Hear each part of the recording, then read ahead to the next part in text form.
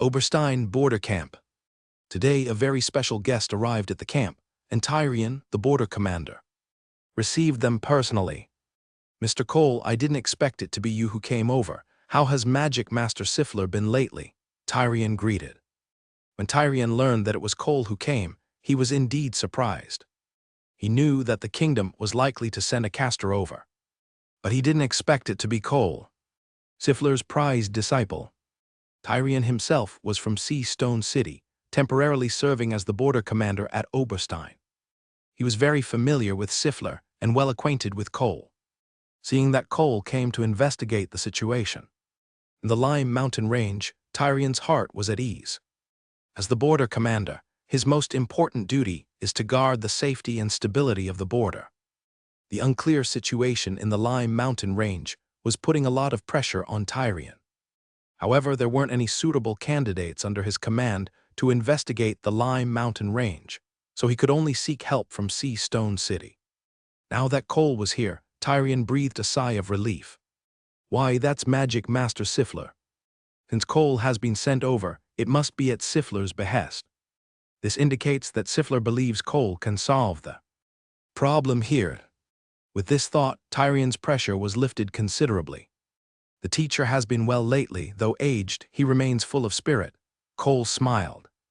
Tyrion nodded and said, "Magic Master Siffler is a venerable elder, having guarded the royal city for many years. When I was a child, he taught me swordsmanship." Tyrion smiled, recalling the story of when he was 7 or 8, holding a wooden sword and encountering Siffler. "Mr. Tyrion, what is the current situation over at the Lime Mountain Range?" Cole asked. Tyrion seriously replied, "I have already designated it as a forbidden zone. Besides some adventurers, no one dares to approach it. Even the adventurers now dare not enter, only observing from the perimeter. During this period, ordinary people certainly dare not go over. Some adventurers still observe from the outskirts, hesitant to venture into the Lime Mountain Range, waiting to identify any anomalies before making any decisions." Cole nodded and said, "I will depart tomorrow to investigate the situation." Tyrion said, "Then I must trouble you, please be extra careful." In Tyrion's perspective, with Cole's intervention, the resolution of this matter would not be far off. The only worry was that Cole might encounter too much trouble. Tyrion never considered that Cole would disappear like others once entering. "Do you need any manpower to assist you?" Tyrion inquired. Cole shook his head and said, "No need. Having ordinary people accompany me is pointless. They won't be of much help. Going alone is sufficient. Should danger arise, it's easier for me to handle by myself." Tyrion nodded, ceasing to insist on sending assistance. Cole's reasoning was straightforward. Should he encounter danger in the Lime Mountain Range, it would be easier for him to flee alone. If there were others with him, he would have additional worries, causing more trouble. Cole rode out of the border on horseback, heading toward the Lime Mountain Range. Along the way, he observed keenly, finding no suspicious traces. Upon reaching the Lime Mountain Range, Cole did not hastily enter. Instead, he dismounted at the mountain entrance, gazing towards the serene Lime Mountain Range. The Lime Mountain Range was now in a quiet stillness, its foliage lush and verdant. Cole took out a transparent crystal ball. He placed the crystal ball in his hand, moving around with it. In this world, there are many free energy particles scattered. They are unevenly distributed and constantly in movement. If there is indeed a relic within the Lime Mountain Range, the area where it is located would certainly gather more energy particles. By observing the flow and concentration of energy particles, the approximate location of the relic can be determined. The crystal ball in Cole's hand served a similar function, able to indicate the direction where energy particles were more densely distributed. After observing the crystal ball for a while, Cole gazed into the depths of the Lime Mountain Range. According to the crystal ball's display, the concentration of energy particles was higher in that direction. Gaining an understanding, Cole began to enter the Lime Mountain Range, advancing toward its depths. As he moved through the forest, Cole remained vigilant in all directions. Initially, Cole anticipated finding some relic entrances. These relic entrances shouldn't be too challenging to locate, otherwise, so many people couldn't have entered the relics. But on his way, Cole found no sign of any relic entrances. This caused him to furrow his brows. Could the entrance already be closed? The possibility concerned Cole, as a closed relic entrance would prove troublesome. Many relic entrances are like this. Their open and close times are unpredictable. Due to long neglected witch arrays, unstable witch arrays, such situations are not uncommon. This is problematic. Once a relic entrance closes, one never knows when it will reopen. It could take days, or decades or centuries before it opens again. Cole pondered for a while before continuing to explore ahead. He planned to locate the vestiges of the relic. Once the location is confirmed, there would always be a way to reopen it. Cole gradually delved deeper into the Lime Mountain range, the concentration of energy particles ahead increasing as indicated by his crystal ball. Hereg noticed Cole entering the Lime Mountain range and said sternly, "Reese, report back immediately. A liquid wizard-level caster has entered the Lime Mountain range. I'll hold him off temporarily, but can't guarantee I'll stop him." Hereg and 2 others were on a patrol mission, with the task of identifying abnormal situations.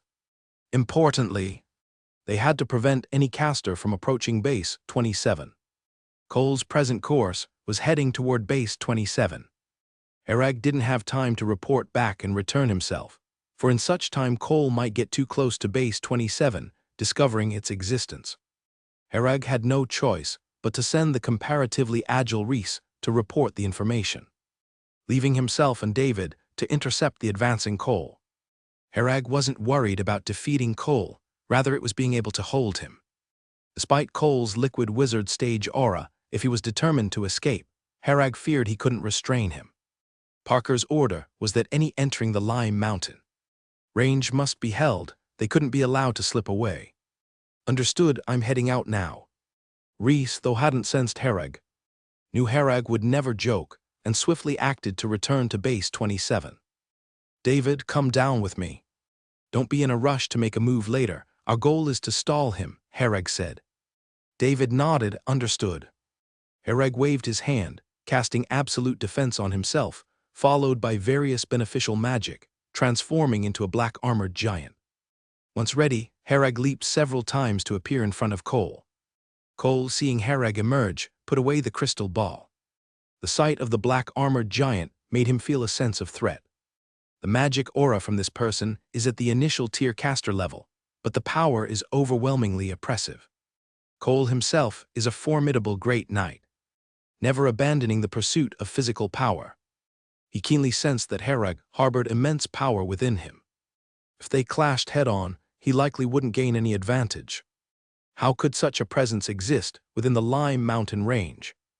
Cole thought about the disappearance incidents in the Lime Mountain range and suddenly realized it might not be that simple. The teacher's assumption might be wrong. There weren't any ruins here, but rather more hidden mysteries. This black-armored giant in front has formidable combat strength, standing where the place with high concentration energy particles was. As he was about to draw closer to that place, the black-armored giant stepped out. The intent was clear, to impede his progress. This indicates that the place with high concentration energy particles ahead holds numerous secrets. For such a strong person to prevent him, there must be even stronger forces behind this. Cole's mind raced, quickly piecing together the situation the moment he saw Hereg. "Who are you?" Cole asked. Although Cole knew that the situation in the Lime Mountain range was more dangerous than he initially thought, he wasn't planning to leave immediately. Without any information now, it would be better to probe for more knowledge. He believed that if he wanted to leave, the other party couldn't stop him. Hereg grumbled, "Leave, this is not a place you can come to." Hereg wasn't in a hurry to make a move, instead pretending to be indifferent, advising Cole to leave. This behavior only made Cole more convinced of the secrets hidden here. Cole pondered, "Since the other party wants me to leave, it also shows they fear my strength and are unsure of capturing me, thus attempting to dissuade me. What are you doing here? Or have those who disappeared after entering the mountains gone?" Cole continued to ask. He realized those who disappeared might have met with misfortune. This black-armored giant before him was too powerful. Those ordinary adventurers could never be his match. At this time, David emerged from the side, looking at Cole. Another initial tear caster. Seeing David, Cole's heart sank. 2 initial tear casters. This indicated that the secrets hidden within the Lime Mountain range far exceeded his imagination.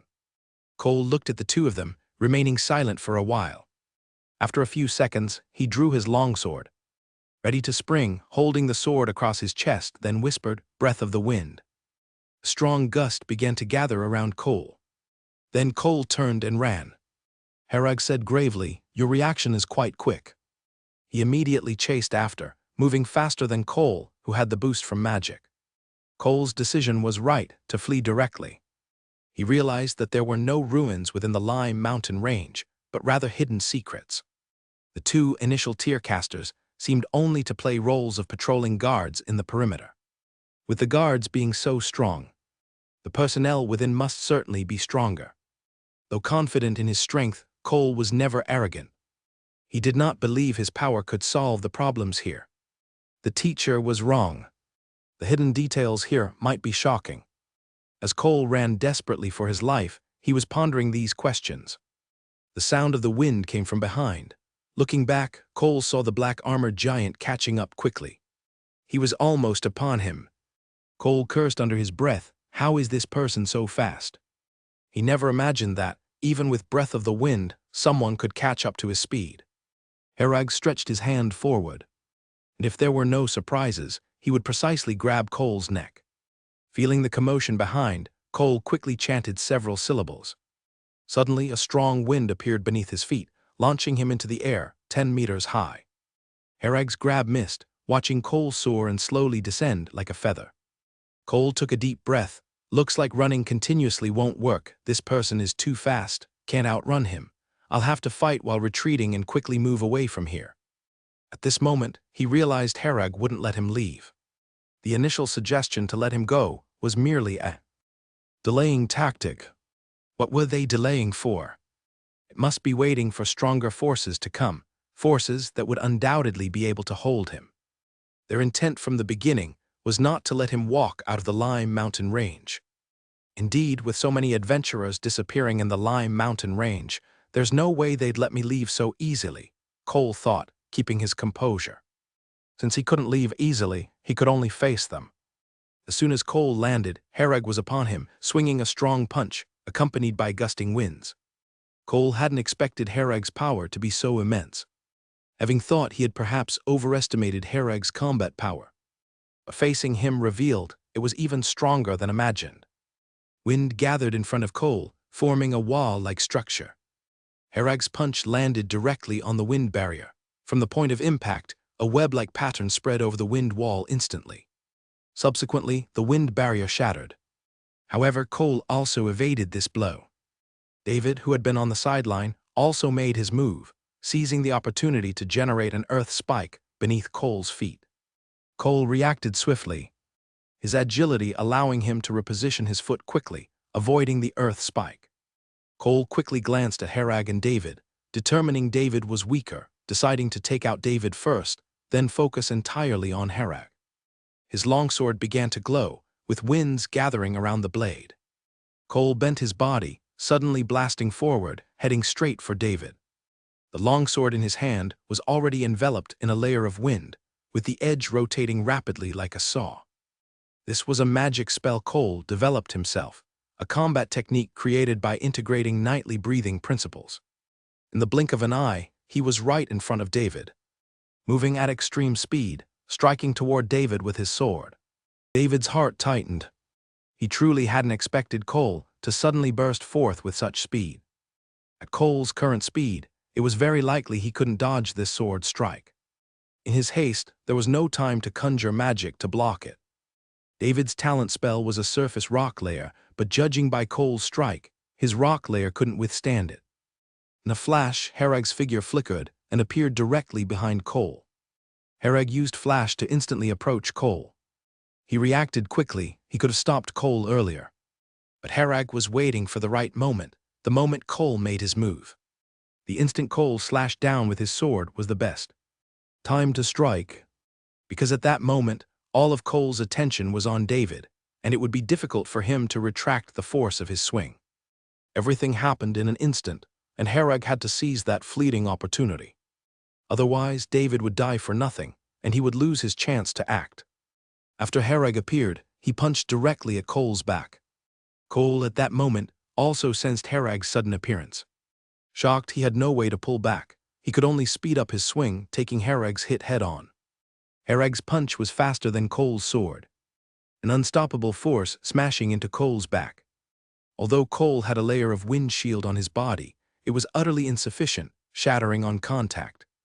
A sound of ribs breaking came from within Cole's body, and he spat out several mouthfuls of blood.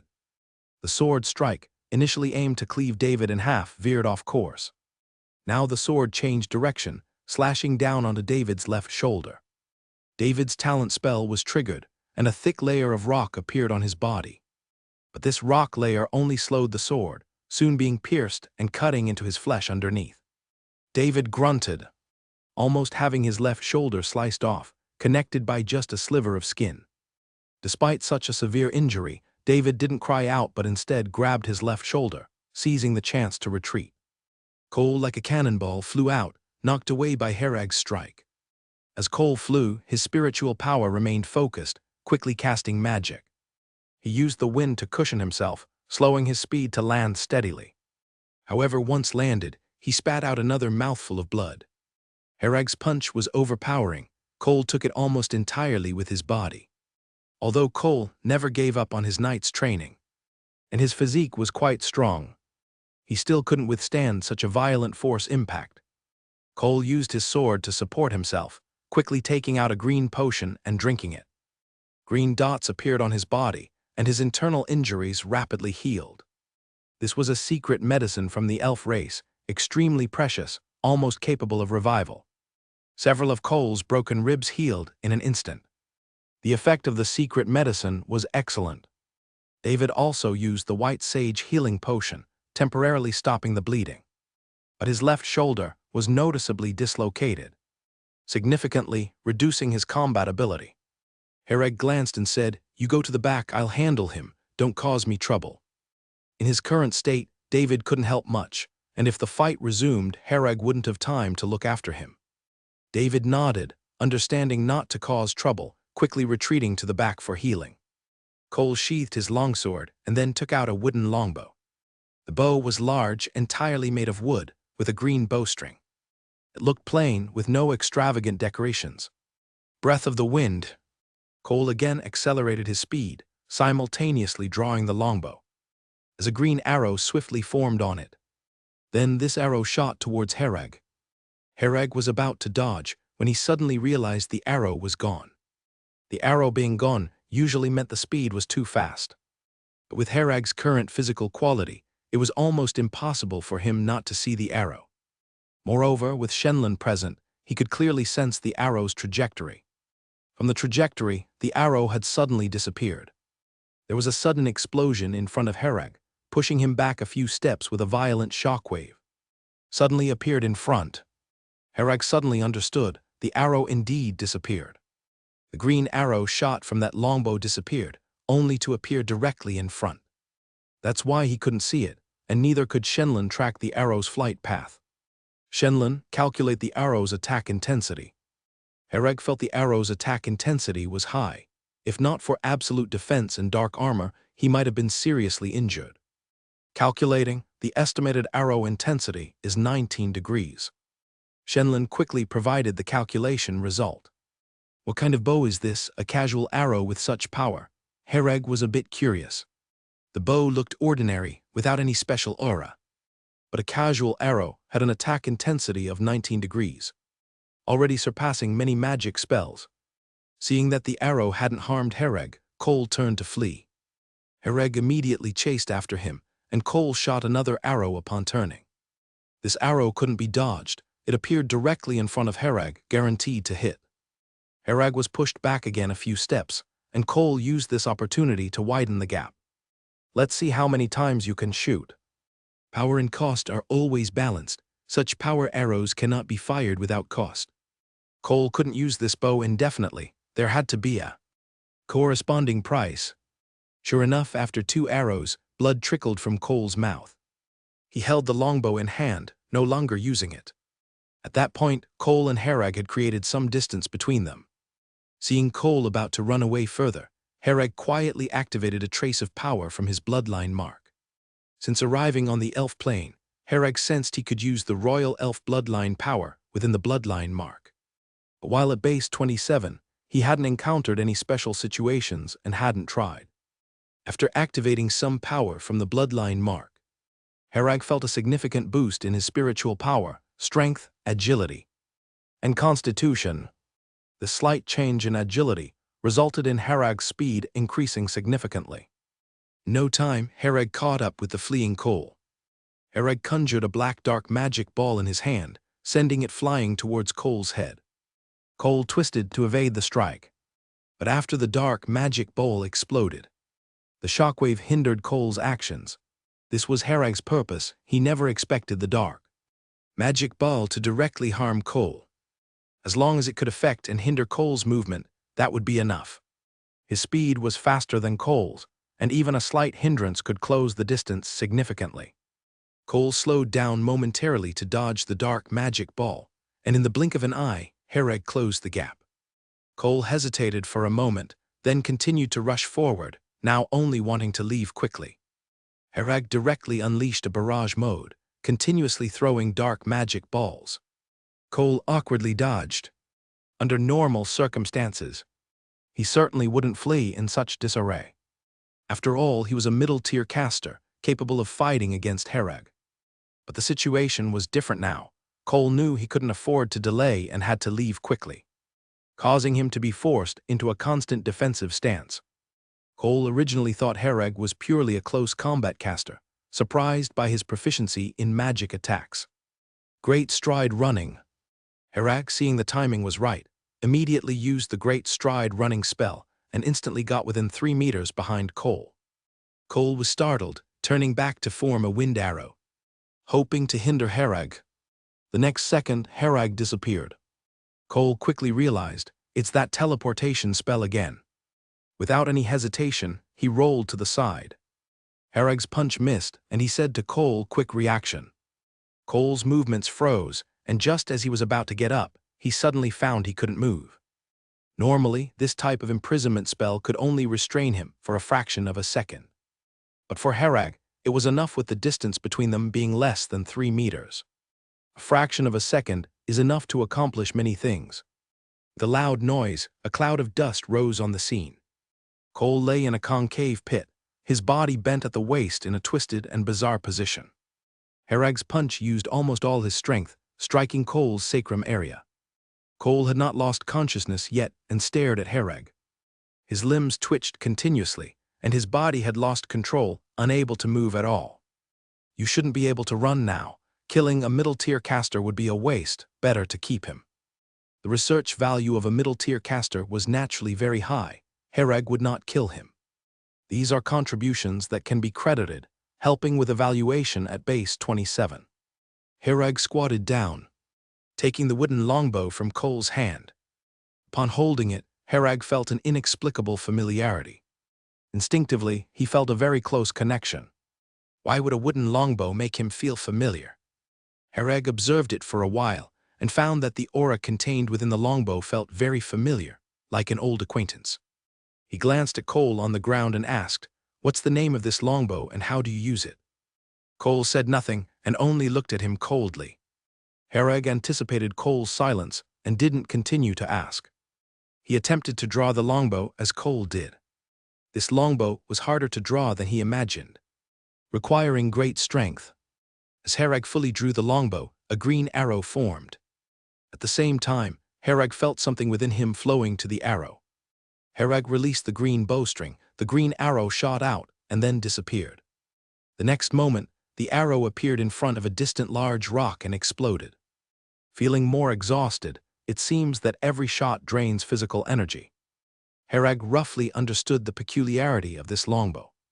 The cost of the longbow is stamina. Each arrow drawn and shot results in significant stamina loss. Even someone like Cole, a great knight and middle-tier caster, couldn't shoot many arrows. Herag thought for a moment, but it was different for him. In his current state, all his physical attributes were already extraordinary. The last arrow he shot barely made Herag feel any stamina loss. But the loss was negligible, as stamina was the least of his concerns. Herag estimated that shooting 10s or 100 times should not be a problem. One should know that even a regular arrow from this longbow had an attack intensity of 19 degrees. Regular spell released by a wizard like Malcolm crystallizes at 21 degrees. Herag now had a high-intensity, sustained attack method. He realized his shortcomings during the fight with Cole. Herag was most skilled at close combat, subduing enemies with overwhelming physical strength. But if the enemy was strong and determined to flee, there wasn't much he could do. His long-range attack methods were too few, relying only on a few spells. However, those spells didn't have enough attack power. Now, with this longbow, he compensated for his lack of ranged attack capabilities. Herag returned the longbow to the space ring, then stood guard by Cole's side, waiting for Reese to bring people from the base. Before long, Reese arrived with a few people, including Kane. "Did you handle him all by yourself?" Kane asked incredulously, looking at Cole, who lay immobile in the crater. Herag shook his head. "David and I worked together, but David got hurt. He didn't take all the credit for himself." Kane nodded. "Very well, this is a middle-tier caster. You've done great. He's your spoil of war. How do you plan to handle him? Keep him or hand him to the base?" Herag looked at David and asked, "I plan to hand him over to the base. What do you think, David?" "I agree," David nodded. From David's view, he didn't actually help much. Herag mentioned him to help, giving David some credit. David felt grateful and naturally had no objections. After all, Cole was subdued by Herag alone, so he should decide. Kane said, "All right, I'll bring him back. This will be recorded in detail, which will help with your subsequent performance evaluations. After inventorying his belongings, you may take what you need. Anything else can be converted to magic stones." Cole surely had valuable items, but Herag didn't have time to search thoroughly and only took the longbow. Herag felt the longbow was probably Cole's most valuable item, quite unique. In the land of Dawn, the bases were internally fair. During war expansion, fairness and equity had to be ensured, letting all wizards see and understand that effort brings rewards, encouraging more to sincerely participate in the war expansion. After returning to Base 27, Cole was taken away by Kane for a private conversation. He was the first middle-tier caster captured at Base 27, and they needed to carefully and patiently extract his value. When Cole entered Base 27, he was completely shocked. Upon seeing Parker, he sensed the powerful magic aura emanating from him, and many thoughts flashed through his mind instantly. Cole had traveled around the world these past few years, and he knew that the known kingdom was considered a very remote kingdom in the elf plane. There weren't many casters here, and those who were strong were even rarer. A magic master like Sifler was already considered the pinnacle of combat power in the known kingdom. Cole had visited many places over the years, gaining a lot of knowledge and a deeper understanding of the world. The more he saw, the humbler he became, realizing that his talent was not that impressive. Cole never imagined that the desolate Lime Mountain range would harbor so many powerful casters. Magic masters and great mages alike, what were they doing here? As Cole pondered this question, the language barrier prevented him from gaining any useful information from their conversations. What language is this? Cole was somewhat puzzled. He had traveled to many places but had never heard such a language. He never considered that Herag and the others might come from other planes. Instead, he guessed that casters from a very distant place might have gathered here for some unknown purpose. Cole couldn't fathom the objective of these people. It seemed impossible that they were planning to seize the known kingdom. With the power to easily conquer a kingdom, yet hiding within the Lime Mountain range, they clearly had other motives. However, Cole's experience had not reached the level of plain warfare, so he never thought in that direction. This made the actions of the people at Base 27 seem very strange to Cole. Why would such powerful individuals hide within a mountain range? The surrounding area did not appear to have any high-value resources. Within Base 27, Cole saw several female adventurers who were also looking at him. He realized then that the adventurers who vanished into the mountains were either dead or captured. Cole also knew that he probably couldn't return. Back in his cabin, Herag quickly welcomed Asuna, who came to change his clothes and brew coffee. Herag was contemplating certain issues. The task faced on this patrol was already at the liquid wizard level. Next time, the enemy might be even stronger. If it's a crystallization wizard next, he might still be able to handle it. But if it's stronger level 2 or level 3 wizards, he might have to consider if he'll have the opportunity to report back. Having safely passed 5 months, the remaining 7 months didn't look as easy. Herag sat down and took a sip from the coffee Asuna poured. The aroma of coffee filled the room. The firelight reflected warmth on Herag's face. Inside the cabin was a row of wooden racks hung with many clothes. Some belonged to Herag, others to Asuna. There were also black and white stockings, originally stored in Herag's space ring. Previously, he bought quite a few for Chadia. These leftovers were perfect for Asuna. Asuna received them with some shyness, yet she carefully washed all the clothes and hung them out to dry. When she had time, she would bring them by the fire to dry. Since going outside was not possible, hanging clothes outside was out of the question. More importantly, many of the clothes were intimate wear, and Asuna was not comfortable putting them outside. Asuna was wearing a pair of black over-the-knee stockings, standing by waiting for Herag's orders. "Sit over here," Herag patted the spot next to him.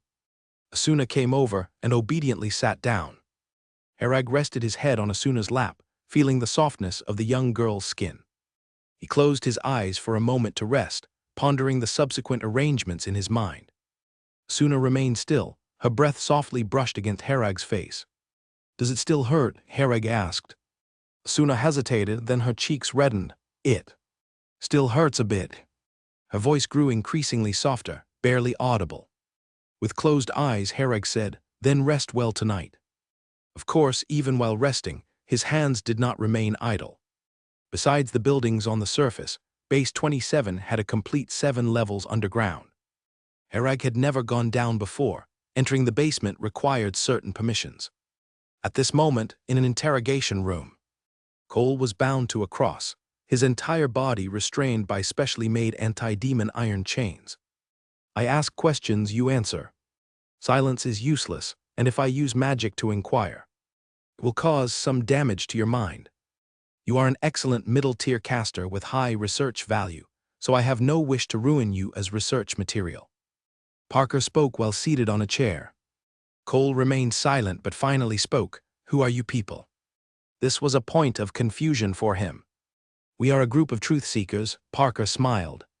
Truth, some church members. Cole thought they might be followers of a church. Based on Parker's actions, it indeed resembled that. Parker shook his head. "No, we wizards do not believe in gods." Wizards? Cole had never heard of this term before. "We are similar to your casters, but with slightly different power systems," Parker explained. "Why have I never heard of it?" Cole asked with skepticism. Parker took out a pair of scissors. "That's nothing you need to know. There are many things you haven't heard of. Next, I'll ask questions and you answer them. If you refuse or I catch you lying, I'll snip off one of your organs or parts." Parker waved the scissors, which made a snipping sound and gleamed with cold light. Cole's mind raced, still unable to grasp the purpose of the opposition. He believed even Teacher Sifler had never heard of this term. Which faction did this belong to? Yet he had no time to think further, as Parker's questions were coming. 2 weeks later, Oberstein border camp. Tyrion paced anxiously, then turned and asked, "Has Mr. Cole not returned yet?" The order officer lowered his head. "We've been keeping an eye outside the Lime Mountain Range during this time, but there's been no activity inside, nor has anyone come out. Could it be that Mr. Cole?" Tyrion shook his head and said, "Impossible. Mr. Cole is a middle-tier caster. He wouldn't fall so easily. I reckon he's trapped inside." "Then should we send someone in to take a look?" the order officer asked. "Take a look? Even Mr. Cole is trapped in there. Who else could go in and look?" Tyrion was somewhat annoyed. The order officer, frightened, did not dare to speak and shrank back with his head lowered. Tyrion exhaled and sighed. "We can't do nothing either. Keep people watching over there and notify me immediately if there is any change. Also, write a letter explaining the situation here to Magic Master Sifler." Tyrion didn't expect Cole would also disappear without a trace. A whole half-month had passed with no word. This made him a bit anxious. If something happened to Cole, how could he explain it to Sifler? Tyrion had no intention of sending people in to find Cole. If even a middle-tier caster like Cole couldn't get out, sending more people would be of no use. Tyrion had already realized the seriousness of the problem. The situation inside the Lime Mountain range might be more severe than he imagined. It was one thing for so many adventurers to have disappeared. Even a middle-tier caster like Cole had vanished inside. This represents an unusual problem. As a high-ranking official of the kingdom, Tyrion knew that some events involving extraordinary power were terribly frightening. They are matters completely beyond the involvement of ordinary people, with many inexplicable and eerie occurrences. Now he could only hope that Cole would come out sooner, or that once Sifler received the letter, he would have a way to resolve the issue here. Tyrion was under enormous pressure as he looked at the distant Lime Mountain range, which seemed to have become a quagmire, trapping everyone who went there. If even Magic Master Sifler is unable to. Considering this possibility, Tyrion quickly shook his head. If even Magic Master Sifler couldn't solve the problems there, no one in the entire known kingdom could. Another half-month passed. Sifler looked at the letter in his hand, his expression turning serious immediately. Half a month without coming out. Sifler knew what this meant. Many ruins indeed trap people inside, but it's impossible to trap someone for so long. Moreover, Cole is a middle-tier caster. There are very few ruins that can keep him confined for such an extended period. Sifler had experienced quite a few ruins in his life, and he was very familiar with them. From Sifler's experience, Cole was likely not trapped by a ruin, but encountering some trouble, possibly life-threatening. Sifler had a sudden urge to rush to Oberstein. But soon he calmed himself down. Sifler began to doubt his earlier speculation. There might not be ruins present there after all. From the series of events in the Lime Mountain range, it no longer matched the signs of existing ruins.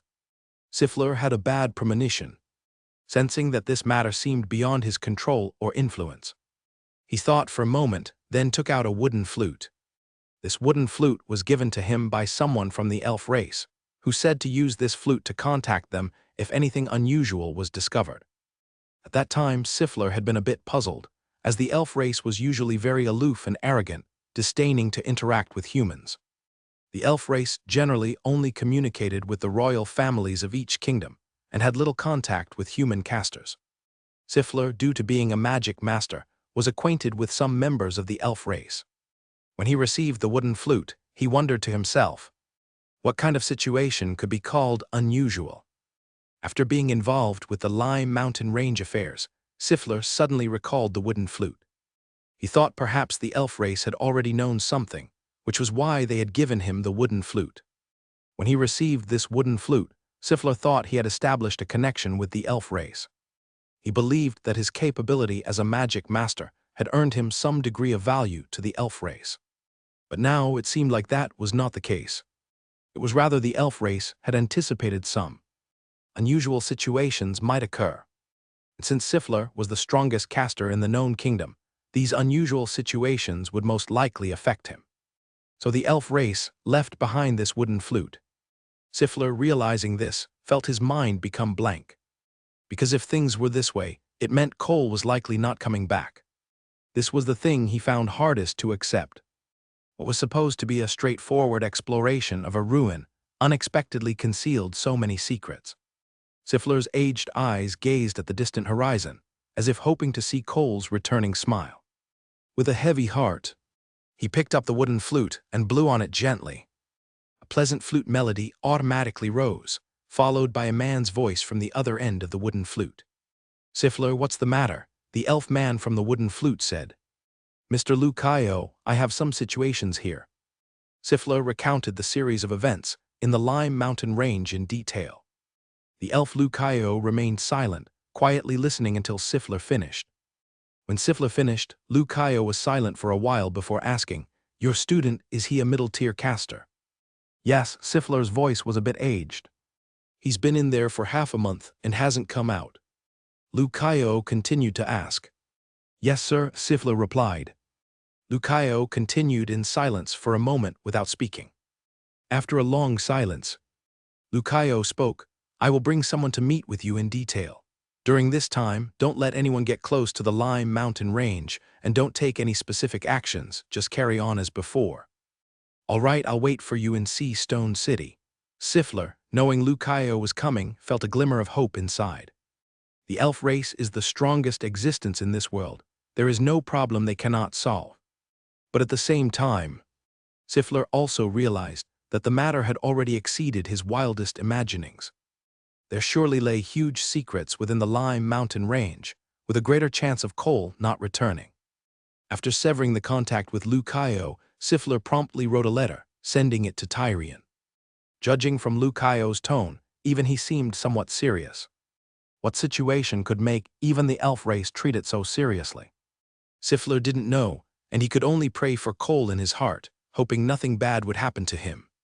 This is a place where the elf race congregates. In Miracle Valley grows a giant tree, towering thousands of meters high, with its crown covering the sky, looking utterly breathtaking. This is a branch of the World Tree. Every branch of the World Tree houses congregations of the elf race. The members of the elf race live, multiply, and flourish around the World Tree, growing stronger. Under every World Tree, there is an elf tribe. These elf tribes simultaneously rule all the surrounding human kingdoms. Backed by the World Tree, they possess powerful magical powers, making almost every elf a natural caster.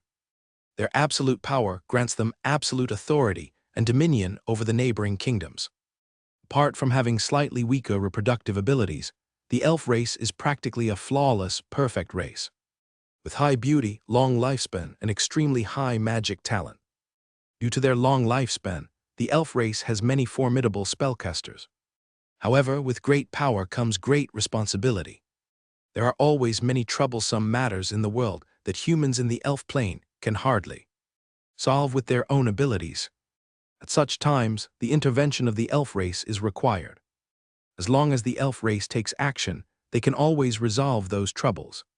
However, in recent years, some issues have arisen that also trouble the elf race. That issue is the invaders from the wizard plane. These invaders from the wizard plane call themselves wizards and possess abilities similar to casters. They are powerful, cruel, and like to plunder everything valuable. The World Tree is a precious treasure to them. After arriving in the elf plane, these wizards try every means to seize the World Tree. Every elf regards the World Tree as a mother, and naturally, it is impossible for them to let these invaders harm it in any way. Incidents of wizard invasions are occurring all over the world, causing the entire elf race to take this matter seriously. Wherever a wizard base is discovered, a large number of forces have been dispatched to defend, resist, or attack. Regions currently not identified to have a wizard base, the elf race has also made preemptive defenses. For example, the wooden flute given to Sifler. The elf race employs these means in various kingdoms, usually entrusted to kingdom guardian roles like Sifler. The wizard bases are initially very hidden and difficult to detect, hoping that the strong in these kingdoms can notice abnormal circumstances and immediately contact the elf race. The elf race has a small population and cannot control every place across the elf plane. These wizards are also exceedingly cunning, remaining hidden during the early stages of invasion, making it difficult for the elf race to detect their presence. However, once signs are spotted, the elf race pays immediate attention. Lucayo, the guard captain of the Miracle Valley elf tribe, has the strength of a magic master. Upon receiving a message from the royal elf by the World Mother Tree, Lucayo visited several surrounding kingdoms. Each kingdom selected one or two people and left them with a way to contact him. Meanwhile, some members of the tribe were sent to tour the surrounding kingdoms, mainly to detect any abnormal situations sooner. On this particular day, Lucayo received a message from Sifler. After ending communication with Sifler, Lucayo's expression was grave. From Sifler's description, he suspected there might be a wizard base in the Lime Mountain Range. Only wizards could silently eliminate so many people, including middle-tier casters, and leave no trace. But Lucayo could not be sure. He had to investigate in person to find out. Lucayo called 3 members from the guard team to accompany him, all of whom were high-tier spellcasters. This time he was merely out to scout, making fewer people more convenient for action.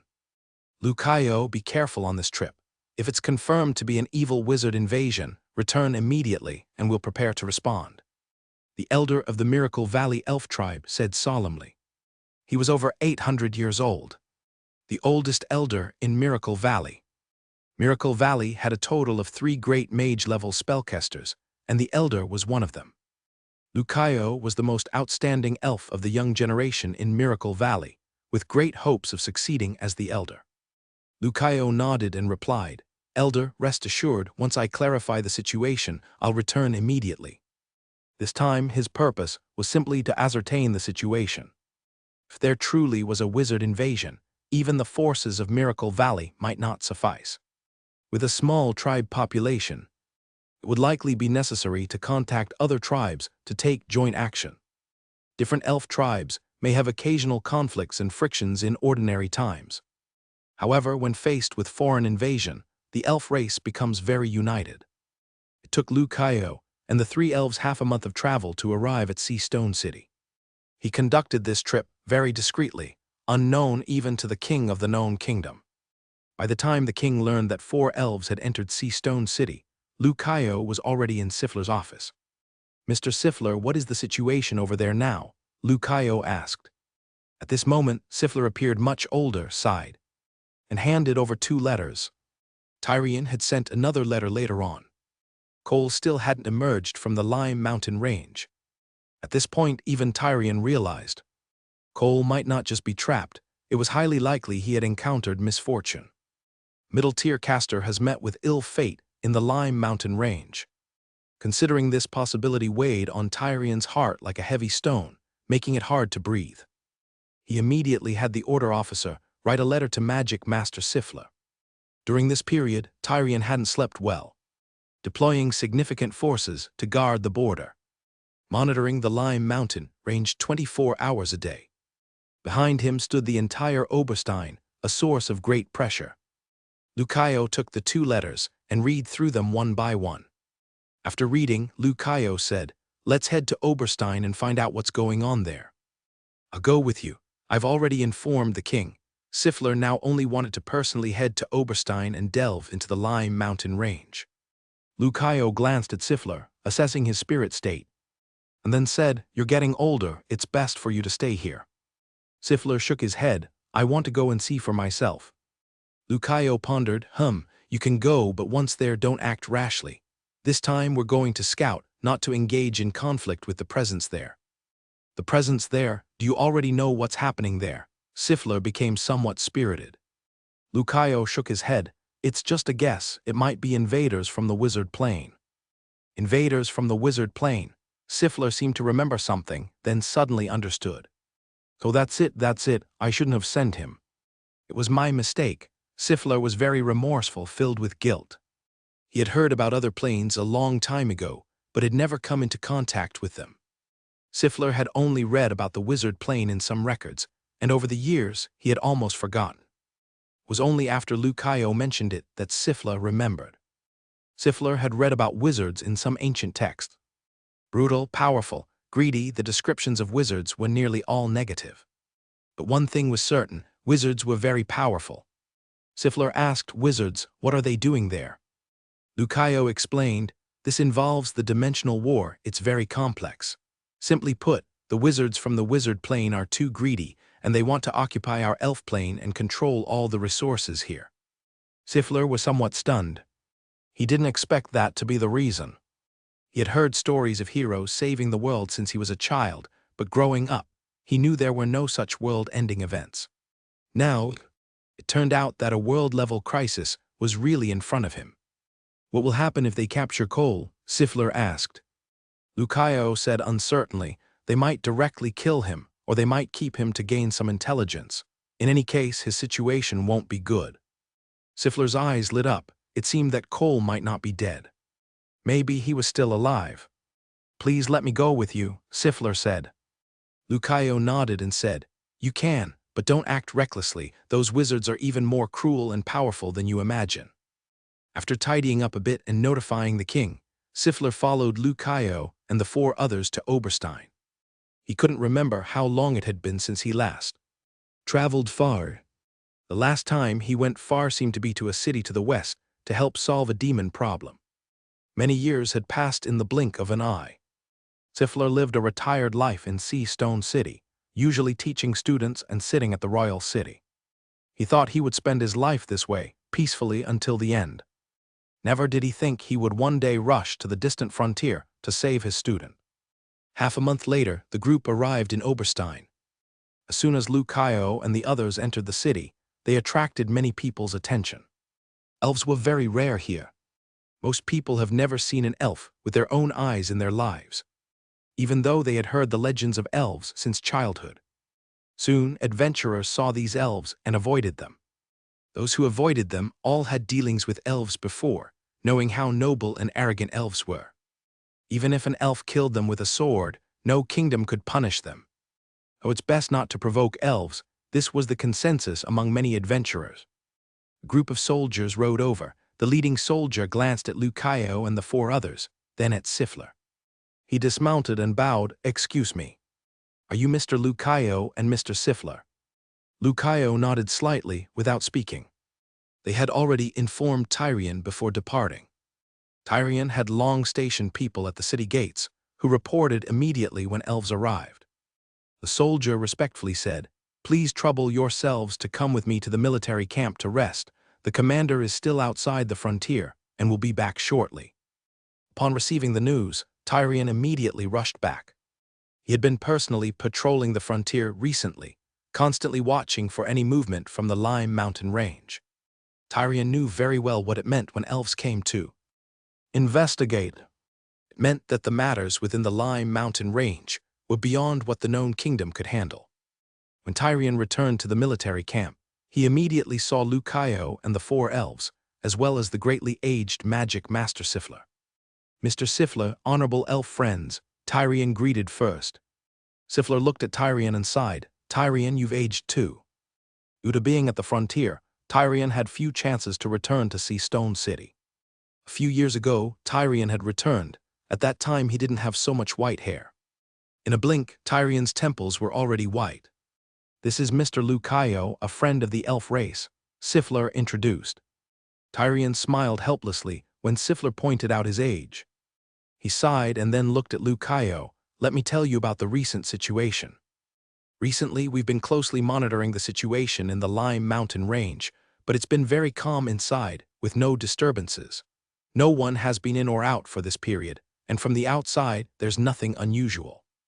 After hearing this, Lucayo silently walked to the edge of the wall and looked at the distant Lime Mountain range. "Let's go have a look," Lucayo said to the people behind him. 3 elf race guard team members followed. Tyrion and Sifler exchanged a glance and also went over. Lucayo and his group rode directly to a location close to the perimeter of the Lime Mountain range. Going further, they would enter the outer perimeter of the Lime Mountain range. Lucayo stopped and walked to a large tree, placed his hand on it and closed his eyes. An invisible wave spread out, and Lucayo seemed to be detecting something. A few minutes later, Lucayo opened his eyes. "It seems the people inside haven't come out." He then placed his hand on the tree again, and his body began to emit a fluctuation of magic power. Soon, a branch protruded from the trunk of the tree. Subsequently, this branch extended, looking somewhat like a human arm upon closer inspection. This wasn't all. After the arm extended, a wooden head and another hand emerged. The tree pushed against the trunk with both hands and pulled itself out. A tree about 6 feet tall and emaciated stood before them. Lucayo placed his hand on the tree's head, quickly chanting some syllables. A wind rose, brushing across everyone's face. The tree's limbs quickly shrank, along with its head and body. The tree soon condensed into a wooden sphere, roughly the size of a basketball. The wooden sphere continued to shrink, becoming the size of an egg.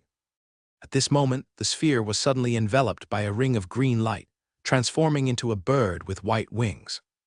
Lucayo closed his eyes, and after the bird circled above their heads, it flew towards the Lime Mountain range. During this process, Lucayo's vision was already switched to the flying bird. Strictly speaking, this bird was actually his magic power avatar. This avatar was much stronger than ordinary spirit communication, possessing certain magic abilities. Spirit communication essentially communicates with small animals or trees, which themselves have no magic abilities and only provide their field of vision. Lucayo controlled the bird, with the Lime mountain range becoming increasingly nearby in view. He flew over the mountain range's entrance, glanced around, and found nothing unusual. He continued forward, trying to find some traces below. With hundreds of people missing, some clues would surely be left behind. But in this area at the entrance, there was nothing. Not even a trace of fighting. It seems I must delve deeper. After contemplating for a moment, Lucayo continued to fly deeper into the Lime mountain range. The bird was just his avatar, and it didn't matter even if it died. Lucayo now only hopes to avoid being discovered. Too soon, he still needs to rely on this bird clone to gather more intelligence. After flying a certain distance forward, Lucayo discovered some traces. There were sunken pits on the ground, and in some places the bushes appeared unnaturally collapsed. These were obvious signs of battle. However, there was not a trace of blood on the ground nearby, likely cleaned up by someone. This further confirmed to Lucayo that there might be wizards present here. From these battle traces, it indicated that the few hundred people who entered the Lime mountain range were likely dead. Even if they were alive, they were probably in the state of slaves or prisoners. To take down hundreds of people without leaving a drop of blood behind. Clearly, this wasn't something one or two people could accomplish. It must have been done by an organized multi-person team. After seeing these traces, Lucayo had a rough idea in his mind. He continued flying forward, observing carefully along the way. Lucayo is an elf, having grown up in the forest. He is very familiar with the growth conditions and forms of various plants. With just a glance, he could tell which areas were frequently traversed by people. Those unnatural walking traces were as apparent to him as the sun in the sky. Lucayo quickly flew over vast areas, clearly remembering all the traces in his mind. These are patrol tracks. When he connected all the traces and recognized them in his mind, he realized they were definitely patrol tracks. Lucayo is the guard captain, very familiar with the intricacies of patrols. He stopped on a tree, observed the collected traces, and quickly calculated the target location. These patrol tracks were all centered around a core location. All patrol routes were designed to provide a security effect for this place. After determining the approximate location, Lucayo thought for a moment and took flight again. At this time, a flock of birds happened to fly by, and Lucayo directly mingled into the flock. The surrounding birds glanced at him, seemingly feeling that this unexpected guest was somewhat different from them. Following the flock, Lucayo flew to the target area. He looked down and didn't find anything unusual. After circling a few times in the sky, he noted that the area below consisted of ordinary woodland.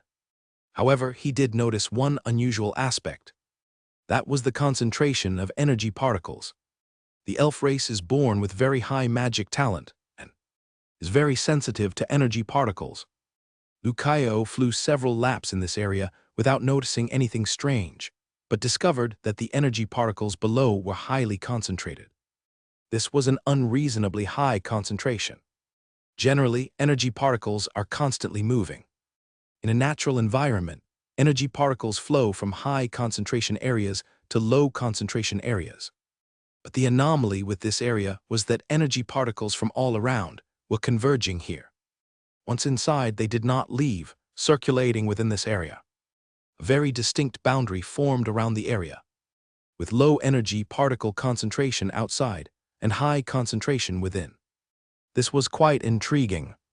It indicated that something here had been artificially altered, causing this phenomenon.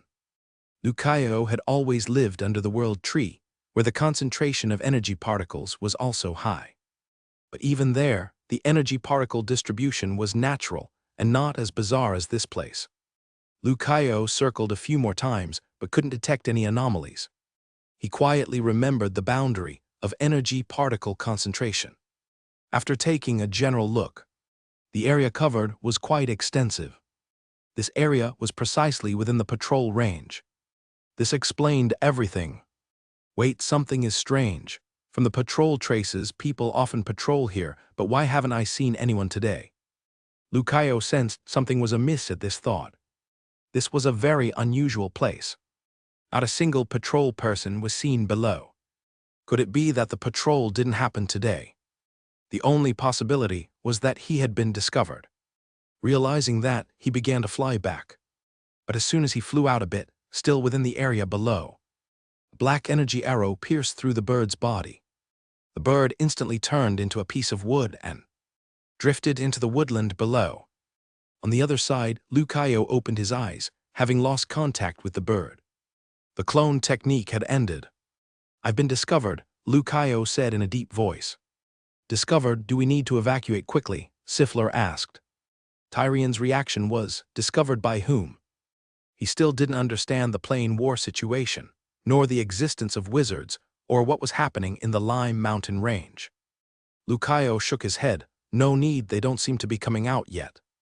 It's fine, I've already obtained the information I wanted. This reconnaissance, Lucayo had gained greatly. Although he had been discovered, he had already determined the location of the wizard base and the patrol routes. Of course, the patrol routes would likely change, but not drastically. The base was right there, it couldn't run away. Let's go, there's no point in staying here. I need to return immediately to inform the chieftain and the other tribes. I can confirm that the wizard base exists inside. The three of you stay here and adapt to any situation. Wait for my return.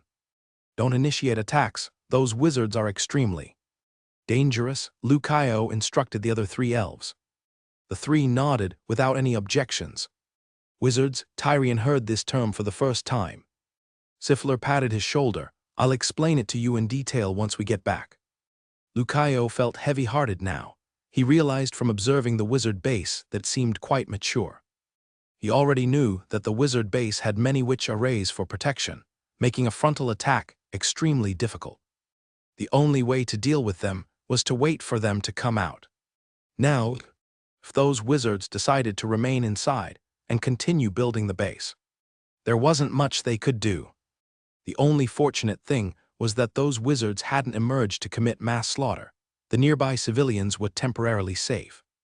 Lucayo thought for a moment and said to Tyrion, "You might need to start planning the dispersal of civilians in Oberstein." Dispersal? Tyrion's eyes widened, not expecting the situation to be so severe. Lucayo nodded. Inside. Well, you could say there are very powerful demons. Once they emerge, they will cause massive harm to the surrounding beings.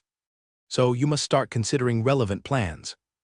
In previous wizard invasion incidents, many such events had occurred. Wizards had blood sacrificed many beings to perform powerful magic, causing massive devastation. In the wizard plane, there are many rules that restrict these wizards from slaughtering ordinary people. But upon arriving in the elf plane, many wizards begin to act without restraint. Various bloody, evil, and cruel magic experiments are conducted with numerous test subjects here. This causes the creatures of the elf plane to loathe and hate wizards intensely. Just one such wizard can affect the impression of all the wizard plane's inhabitants on the creatures of the elf plane. Not to mention, wizards like these are not in the minority. In the eyes of many Dawn Land wizards, the ordinary people of the elf plane are no different from pigs and dogs. Now, the wizards within the Lime Mountain range are still in the dormant phase, so the people of Oberstein have not been affected yet. But once the wizards inside start their plunder in earnest, it's safe to say these ordinary people will be powerless to resist and will be slaughtered at will. After Tyrion returned to the camp, he pondered for a long time and then went to the Oberstein governor. He explained the situation to the governor, requesting that a public announcement be issued promptly. But that will cause panic. The governor's perspective on the issue was different from Tyrion's. His task was to maintain the stability of Oberstein's governance. If such an announcement is sent out, Oberstein will fall into chaos, and he would certainly be punished then. To maintain stability in Oberstein, the governor is unwilling to issue such an announcement.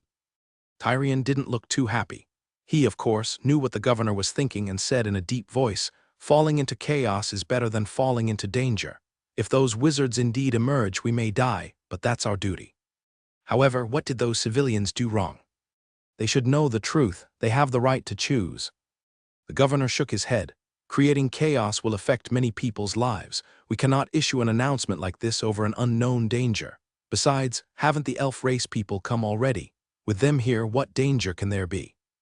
The governor still refused to issue an announcement. In his view, since powerful casters of the elf race have arrived, what problem can remain unsolved? The governor had never heard of wizards and knew very little about them, not realizing the threats Tyrion spoke of.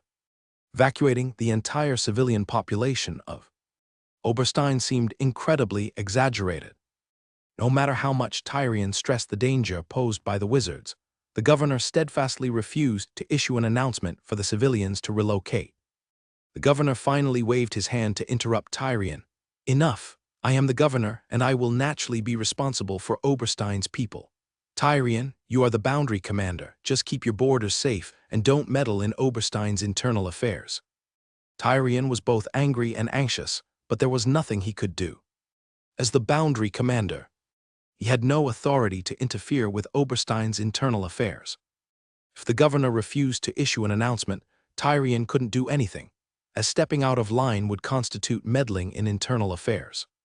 The charge would be severe then, and with his already considerable military power, he couldn't afford to give anyone grounds for criticism. Tyrion left the governor's place, feeling heavy-hearted as he watched the bustling crowds on the streets. The governor only wanted to get through these few years safely to get promoted elsewhere, completely unwilling to take any risks. Parker gathered everyone together. When Lucaio and 4 elves reached the outside of the Lime Mountain Range, the sentries at Base 27 had already detected them. Parker immediately decided to recall all patrols. Parker temporarily didn't want the base exposed to the elf race, so he gathered all the patrol personnel back. Base 27 had a witch array for concealment, so it wasn't easy to discover. Initially, it was expected that Lucaio and Co. would enter the Lime Mountain Range for reconnaissance, planning to act depending on the situation. Unexpectedly, Lucaio sent a bird as a decoy to investigate. Initially, nobody took notice of the birds flying above. Countless birds flew around within the Lime Mountain Range every day. Who would pay attention to a bird flying overhead daily? But Lucaio's bird lingered above the base longer than usual and soon caught Parker's attention. He promptly took it down, resulting in a piece of wood falling. Only then did everyone realize this bird was an elf race reconnaissance tool. Parker said in a deep voice, "It seems we've been exposed. The elf race should soon take action. In the days ahead, things might not be so easy. But thankfully, our base's witch array is fully constructed. For now, security isn't a concern, as those from the elf race will find it hard to breach the witch array and enter the base." Though Base 27 had been discovered, its basic infrastructure was essentially completed. If the elf race wanted to break into Base 27, they'd have to pay a heavy price. In the short term, the elf race couldn't assemble the forces required to forcibly breach the base. Parker glanced around at everyone and continued, "Now it's time to go out and do something. According to the intelligence, 4 elves have come to Oberstein. 1 is a level 2 wizard, and 3 are level 1 crystallization wizards. The elf race population is small, so losing even 1 member is a significant loss.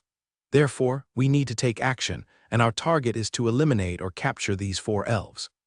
However, before we strike, someone needs to ascertain the situation within Oberstein City to confirm that only those 4 elf race casters are present. On the surface, besides these 4 elves, there's a human level 2 caster. Apart from them, it's mostly ordinary people who pose no threat. But caution is advised, so we must first send someone inside to investigate thoroughly." Parker stopped here and looked at Herag. "Herag, I'm planning to send you to investigate Oberstein. Any issues?" "No issues," Herag replied directly. The task assigned by Parker left Herag with no objections, nor could he afford to have any. A red-haired female which glanced at Herag, discontentedly saying, "Mr. Parker, why give such an opportunity to a wizard from the barren land? He's just a gaseous wizard. Can he accomplish this?" Parker looked at the female witch, chuckling mildly, and then with a wave of his hand. A beating heart appeared in his grasp. the red-haired which stared at the heart with wide eyes, then experiencing a painful expression, crouched on the ground. Parker gripped the heart and smiled. "My orders aren't for you to question. This is just a warning, there won't be a next time. Unless you want me to crush it." The heart in his hand continued to beat, and Parker's broad palm only required a light squeeze to shatter it. Parker moved his hand slightly, and the heart in his hand disappeared. The red-haired witch took a deep breath, clutching her heart as she crouched on the ground, not daring to lift her head, her chest heaving violently. After a slight chastisement from Parker, none of the surrounding wizards dared to speak again.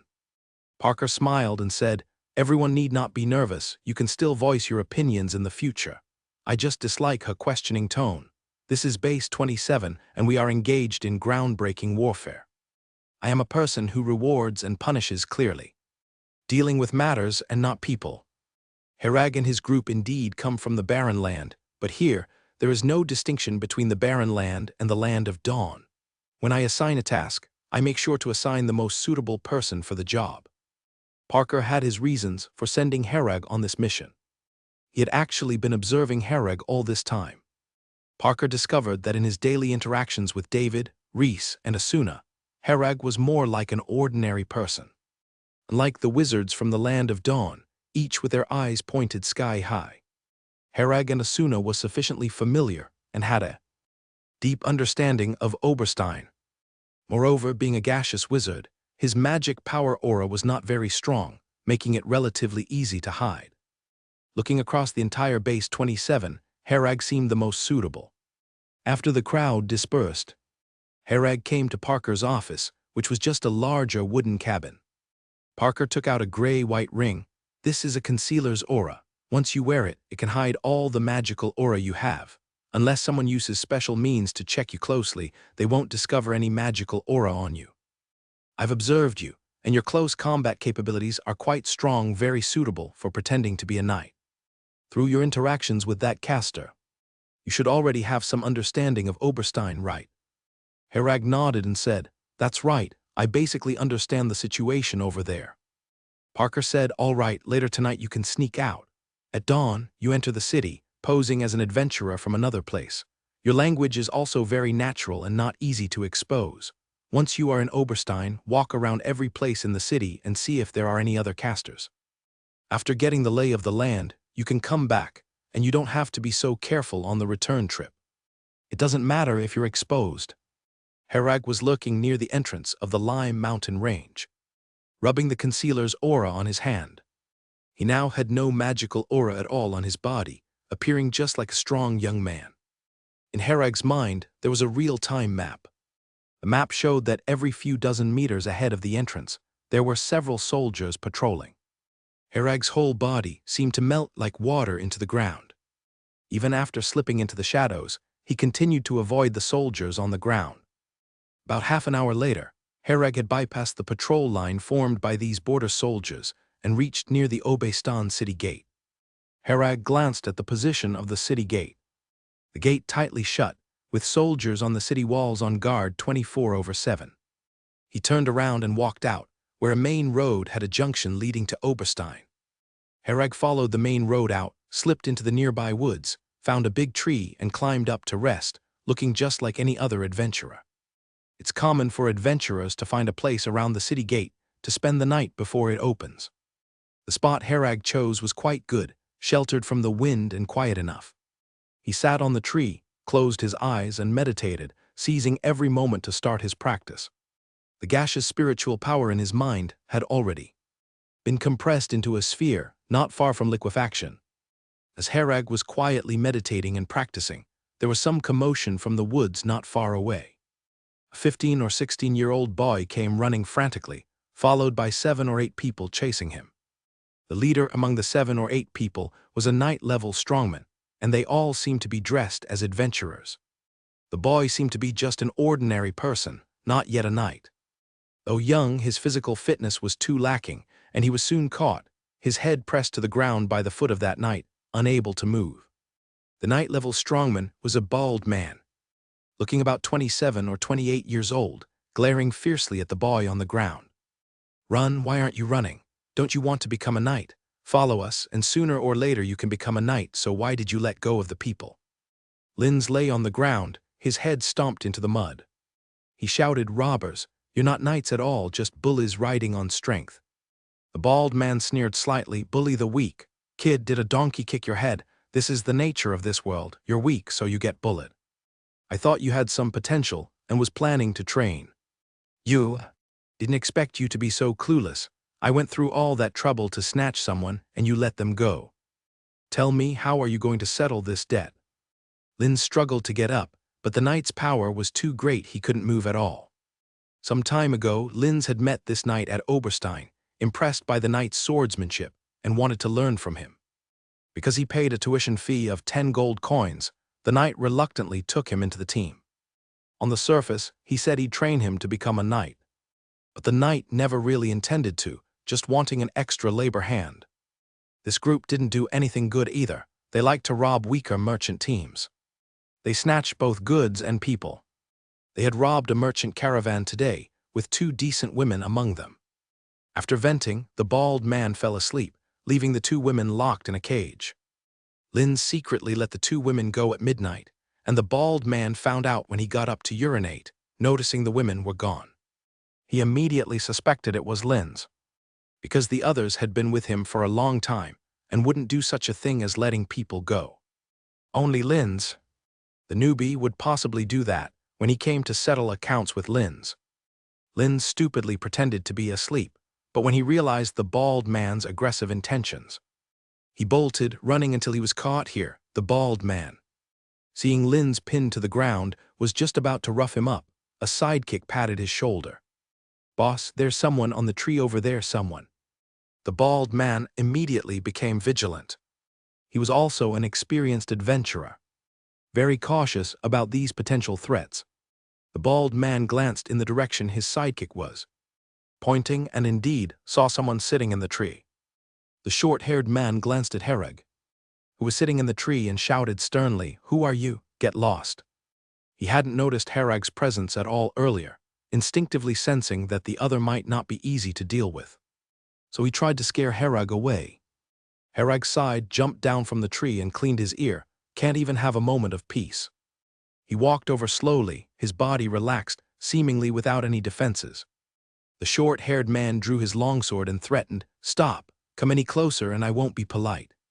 The few followers behind him also drew their weapons, all pointing at Hereg. Hereg looked at their aggressive stance, kept walking, and smiled. "Do you know when animals show their fangs? When they're scared. You're just bluffing." The short-haired man gritted his teeth and swung his sword directly, his speed very fast.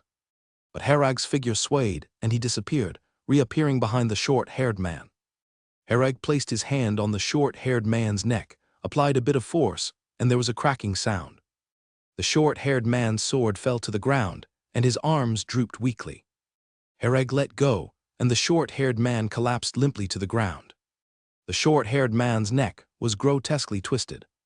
His head hung down, and his neck was connected by only a thin layer of skin, with all the bones crushed. His followers watched in horror at this scene, then turned and ran.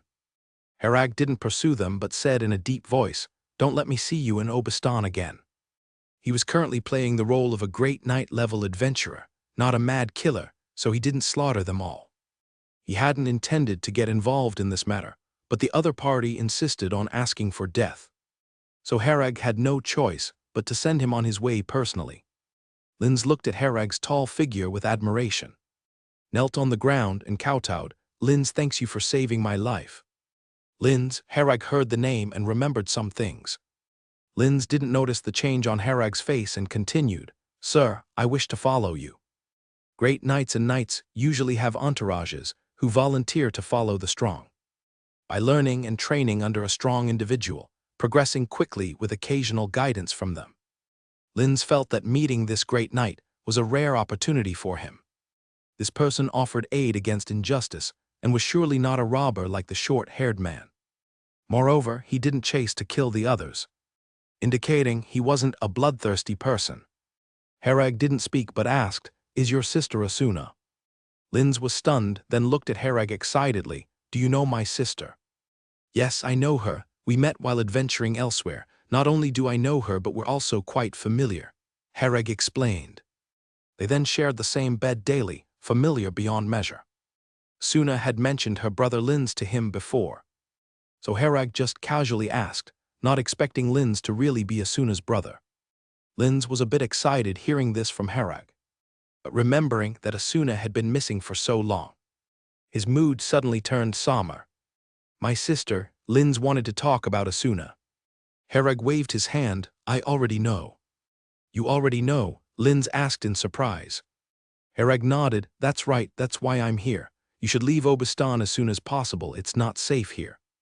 Asuna was considered one of his own, and Linz was alive, so Hereg advised him. Is my sister still alive? Linz inquired. Hereg shook his head. I don't know either. I only know the Lime mountain range is very dangerous, and even Obistan isn't safe. If you want to become stronger and then search for Asuna, you'd better leave here quickly and come back once you're stronger. Linz didn't want to leave Obistan, but he also knew Hereg's words were likely true. Recently, the border army had sealed off the Lime mountain range, prohibiting anyone from approaching.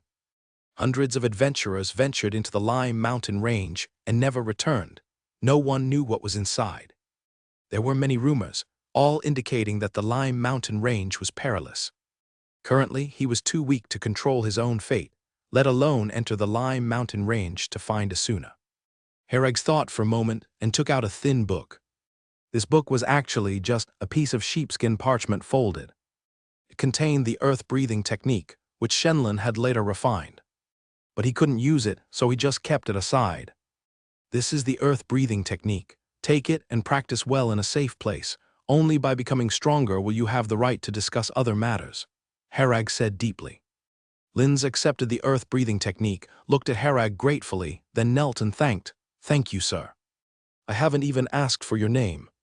Hereg shook his head. If we have a chance to meet again, I'll tell you my name. Linz nodded, knowing he was too weak to even be eligible to know the other's name. Are you waiting for daylight to enter Obistan? Linz asked. Hereg was resting here, so he was likely waiting for daylight. Correct, Hereg replied. If you don't mind, I can guide you at daylight. I grew up in Obistan, am familiar with the city, and can assist with wherever you need to go. Linz volunteered. Hereg thought for a moment, finding it convenient to have someone leading the way. He intended to explore various places in Obistan. Having a local guide would arouse less suspicion and be more convenient. All right, guide me when it's daylight, Hereg agreed. Linz was immediately happy and began flipping through the earth-breathing technique in the dark. He was eager to start practicing, but it was too dark to see the content. The Obistan city gate opened, with many people already coming and going at the entrance. Linz walked in front, guiding Hereg. Shenlin, activate environmental monitoring. If there are high magic power reactions or elf race, alert me immediately. For Hereg, probing was simple. Just walking around the city while Shenlin's environmental scan could cover the entire place. This task itself carried some risks. 3 crystallization level elves and a level 2 wizard caster all were potential dangers. Presently, Hereg was only a level 1 gasification wizard. If he encountered those elves and the magic master, escaping unscathed wasn't guaranteed. Moreover, there is a magic master here with the strength of a level 2 wizard. Facing Hereg would be nearly a life and death situation. Earlier, when he acted, he used pure physical strength without a trace of magic power. When Hereg and Linz entered Obistan, they didn't attract any attention. The two looked like adventurers. There had been quite a few adventurers entering Obistan recently, so people were used to it. Hereg glanced at Shenlin's environment scan feedback. Nearby were only some common folk and a couple of night-level individuals among the soldiers.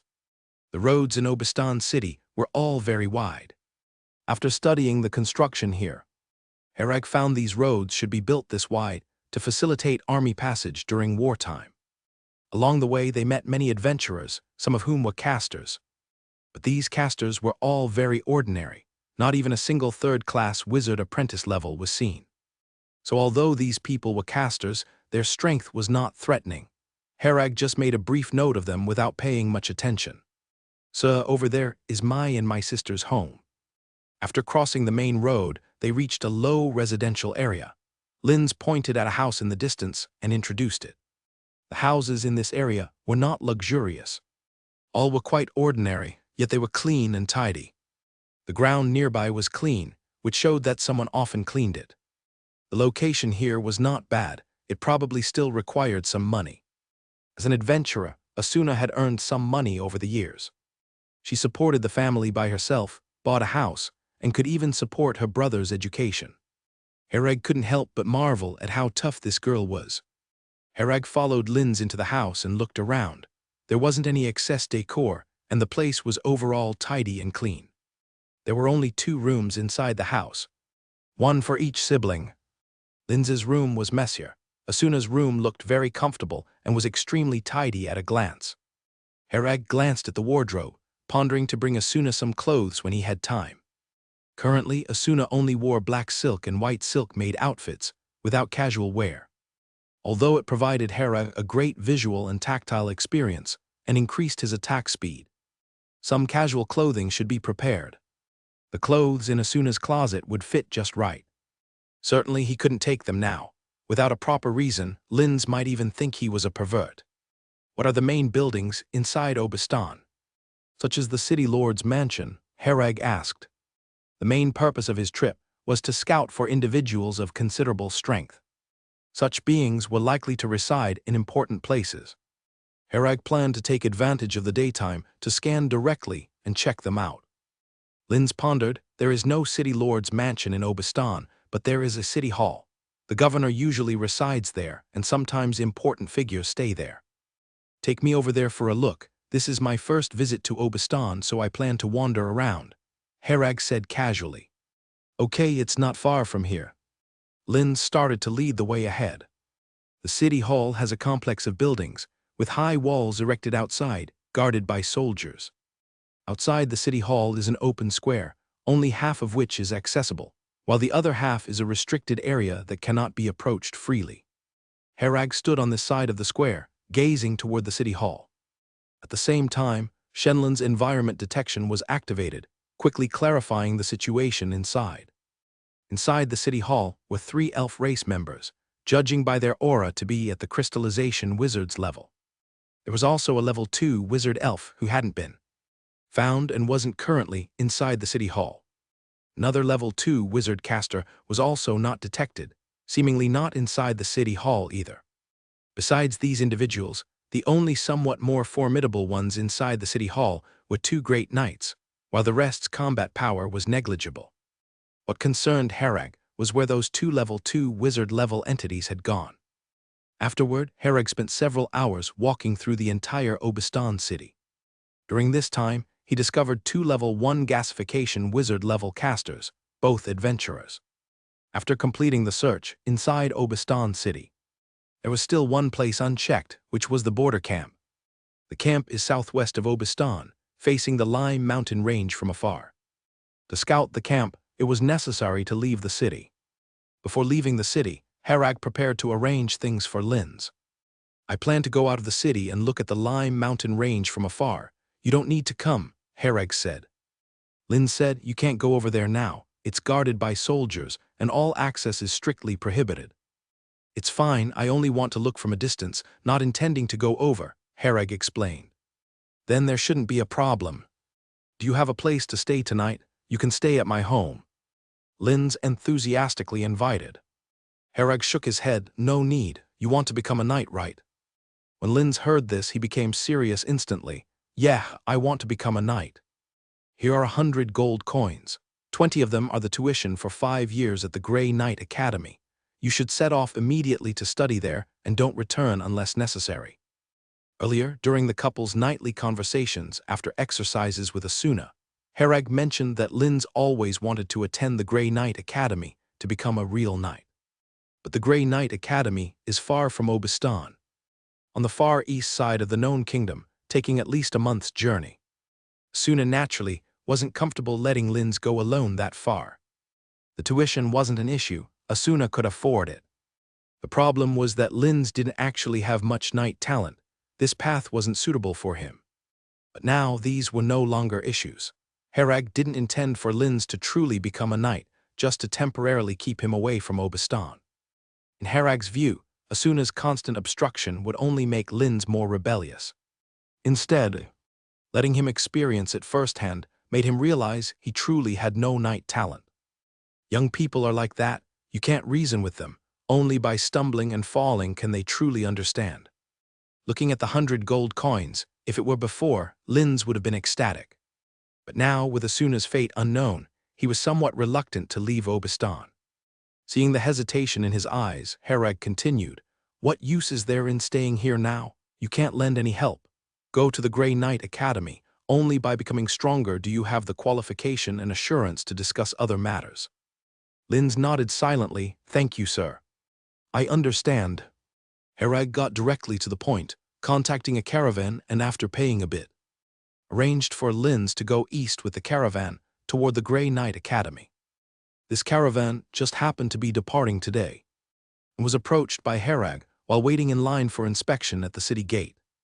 The travel expense is 1 gold coin, and Linz can follow the caravan, with food and drink provided by them.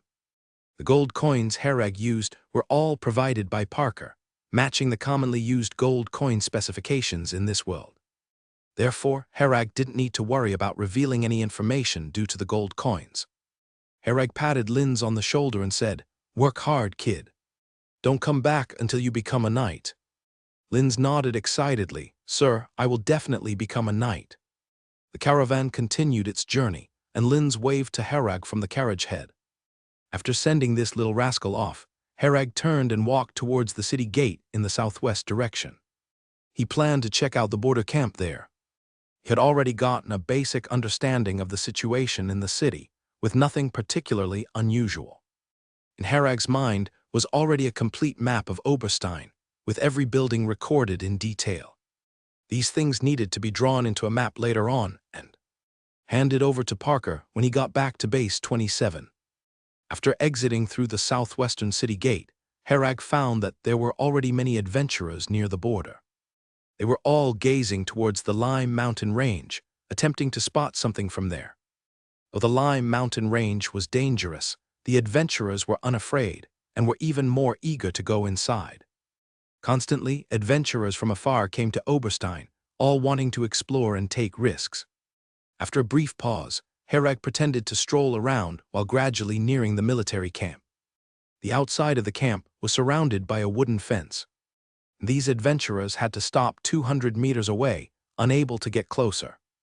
Herag took a look. This distance was sufficient. Shenlan's environment detection could cover most of the tents without any problem. Shenlan's environment detection expanded, and the situation inside the camp instantly came into Herag's view, with scenes of the camp surfacing in his mind. Herag quickly saw Sifler. The magical aura of a level 2 wizard was too obvious. Herag dared not observe for too long, quickly moving on to examine other areas. If he stared for a while longer, it was very likely that Sifler would sense someone watching him. Though there were many people here, there was no need to take that risk. Knowing that a level 2 wizard was inside the camp was enough. Herag switched his vision to other areas. After scanning around, he found only a few scattered wizard apprentices and no one at the official wizard level. Then there were some great knights and knight-level figures. After confirming again, Herag had a rough idea of the strength in Oberstein.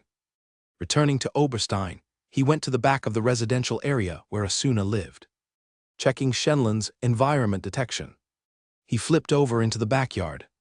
The door was locked, but for Herag, it posed no difficulty. A slight use of magic power easily unlocked the door. He went to Asuna's room, opened the wardrobe, and put a large pile of clothes into the space ring for storage.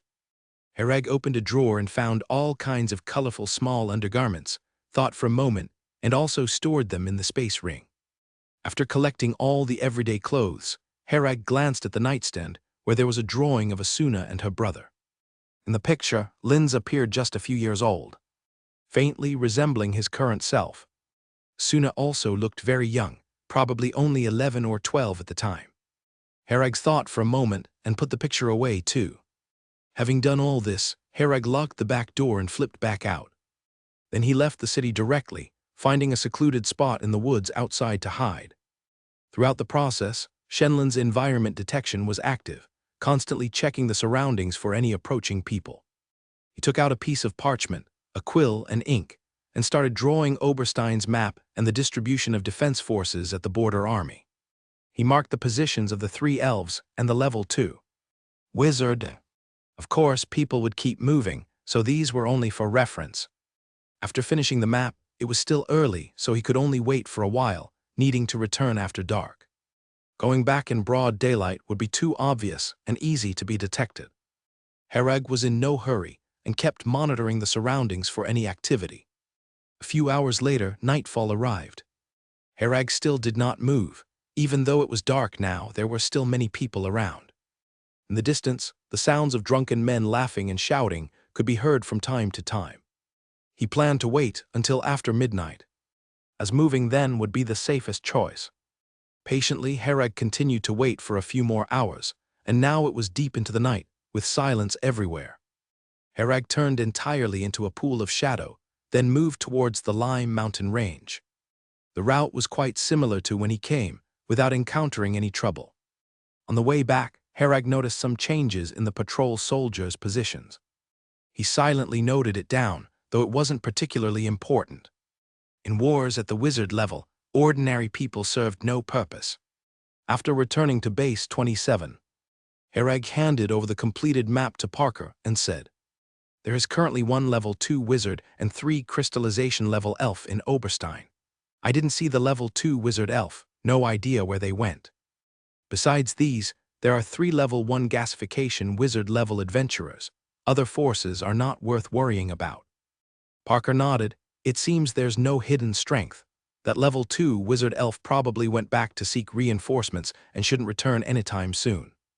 He glanced at Herag. "You did very well." Parker then gathered everyone in the base once again. "This is our first offensive operation. The combat objective is to eliminate or capture the level 2 wizard and the 3 crystallization level elf in Oberstein. Mr. Parker, please allow me to participate in this operation." A level 2 wizard immediately volunteered. Soon after, many others also stood up, all eager to join this action. Even a fool knew this was a great chance to gain merit. Facing 3 crystallization wizards and 1 level 2 wizard, aside from that one troublesome level 2 wizard, the other 3 elves were easy to deal with. There were as many as 11 level 2 wizards in Base 27. Parker raised his hand, signaling for everyone to quiet down. Once the surroundings was silent, Parker said, "I know everyone wants to participate. This is our first operation out, so not only do we have to succeed, but we also have to do it beautifully. All level 2 wizards, come with me this time, and it's best if we can capture all 4 of them alive." As soon as Parker said this, the level 2 wizards around cheered. With Parker also taking action, the success of this operation was almost certain. Parker was the only level 3 wizard at the base. Also the top combat strength. Herag didn't know exactly how strong a level 3 wizard was, because he hadn't even seen a level 2 wizard truly in action. Last time, Kane only killed some ordinary people, making it impossible to estimate his true strength. But Herag could imagine that, since these level 2 wizards dared not show any disrespect to Parker, it indicated that Parker's power had reached an extremely terrifying level. The strongest being Herag had seen was the toad from the Abyss Plane, which claimed to be around level 4 to level 5. The toad gave Herag a strong sense of oppression, and this was even when the toad intentionally restrained itself. In contrast, Parker seemed ordinary, always wearing a silly smile, making people feel no oppression from him. Level 2 wizards stay, the rest can go back to rest. Parker called these level 2 wizards into his wooden cabin, ready to arrange specific matters. The strength of these people could easily sweep Oberstein, but for the sake of caution, they still made specific plans. Herag returned to the cabin, finding Asuna not yet asleep. Asuna was still wearing her maid outfit, with her slender legs dressed in a pair of black garter stockings. "Why aren't you asleep yet?" Herag asked. Seeing Herag return, Asuna breathed a sigh of relief. Quickly stepped forward and jumped into Herag's arms. "You hadn't come back, I was a bit worried about you. Also, I heard their conversation outside just now, and I'm a bit worried about Linz." Having learned the Sivir language, Asuna knew that Herag and his group were planning to go to Oberstein. This group was so powerful that once they went to Oberstein, Asuna didn't know who could stop them. And Linz lived in Oberstein. As an ordinary person, he certainly couldn't protect himself. Herag pouted Asuna's smooth back and said, "I saw Linz today." "You saw Linz?" Asuna looked at Herag incredulously. "Yes, it was a coincidence, saved him once. Don't worry, I've arranged for him to go to Grey Knight Academy. He left with a trade caravan. There's a certain guarantee of safety. He's no longer in Oberstein, so you need not worry too much," Herag reassured. Really? Asuna's emotions fluctuated greatly, not doubting Herag, but instinctively feeling it somewhat surreal. Herag smiled, took out a small pink garment. "Of course it's true, I even brought you some clothes." Asuna took one glance, her face turned red. She grabbed it and put it behind her. "You went to my home." Herag nodded. "Yes, I thought you didn't have appropriate clothes, so I brought your clothes over." After saying this, he waved his hand, and the clothes from the space ring were placed on the bed, thick piles. Asuna looked at these clothes, her expression complex, took two pieces and held them, suddenly started crying. Herag didn't quite know how to handle this situation. He could only walk over and hold Asuna in his arms. Herag then took out the painting from Asuna's bedside. "Cabinet, I also brought this back for you." "Thank you." Asuna stared at the painting, stunned, took it quietly and bowed her head, crying. Asuna quickly composed herself, wiped away her tears, and began tidying up the clothes on the bed. She categorized the clothes neatly and then placed them in the cabinet in the room. "Will there be a lot of people dying in Oberstein?" Asuna asked. Hereg was silent for a while and said, "Possibly, although their target this time is the elf race and the magic master. But ordinary people are too fragile, even a slight impact can be catastrophic." Asuna was silent. Those people she grew up knowing might all die, but she couldn't do anything. She also didn't blame Hereg, for even without him, these events would still unfold. After careful consideration, Asuna realized that meeting Hereg was actually quite fortunate. If she hadn't met Hereg, Asuna would have been killed or captured by other wizards. Other wizards wouldn't be as agreeable as Hereg. Moreover, Hereg had helped Asuna resolve the issue with Linz. Otherwise, who knows what situation Linz might have faced today. "Master, after your long day, let me boil some water for your bath," Asuna said after putting down the painting. All right. Hereg indeed wanted to take a bath. After this bath, another night passed. Oberstein's battle ended faster than Hereg had imagined.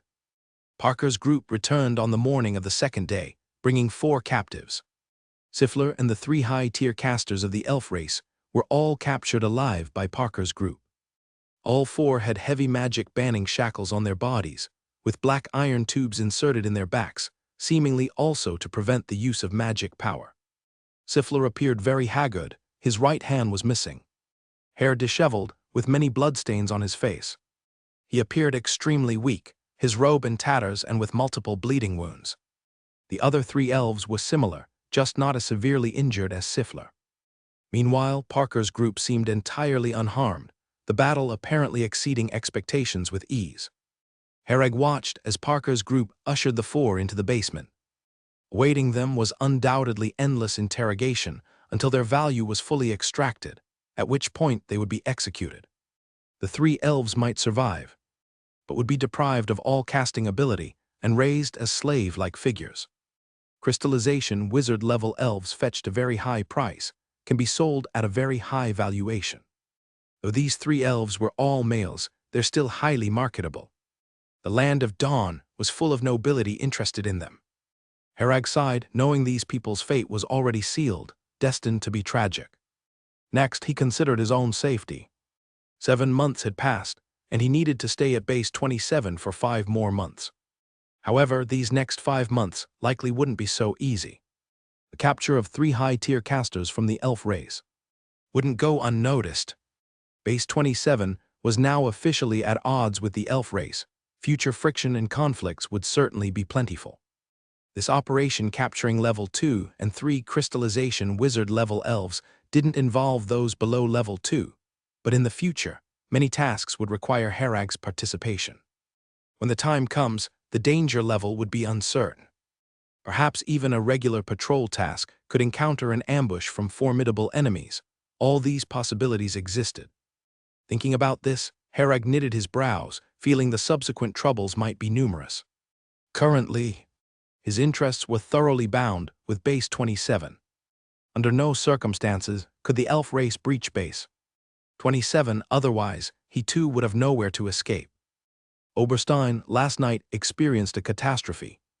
A large section of the city walls collapsed, countless buildings within the city crumbled. The city hall almost turned into ruins, razed to the ground. Countless civilians and adventurers were killed or injured. Cries and wails filled the air. Parker and his group stormed into the city hall last night, and after a furious barrage, leveled it to the ground.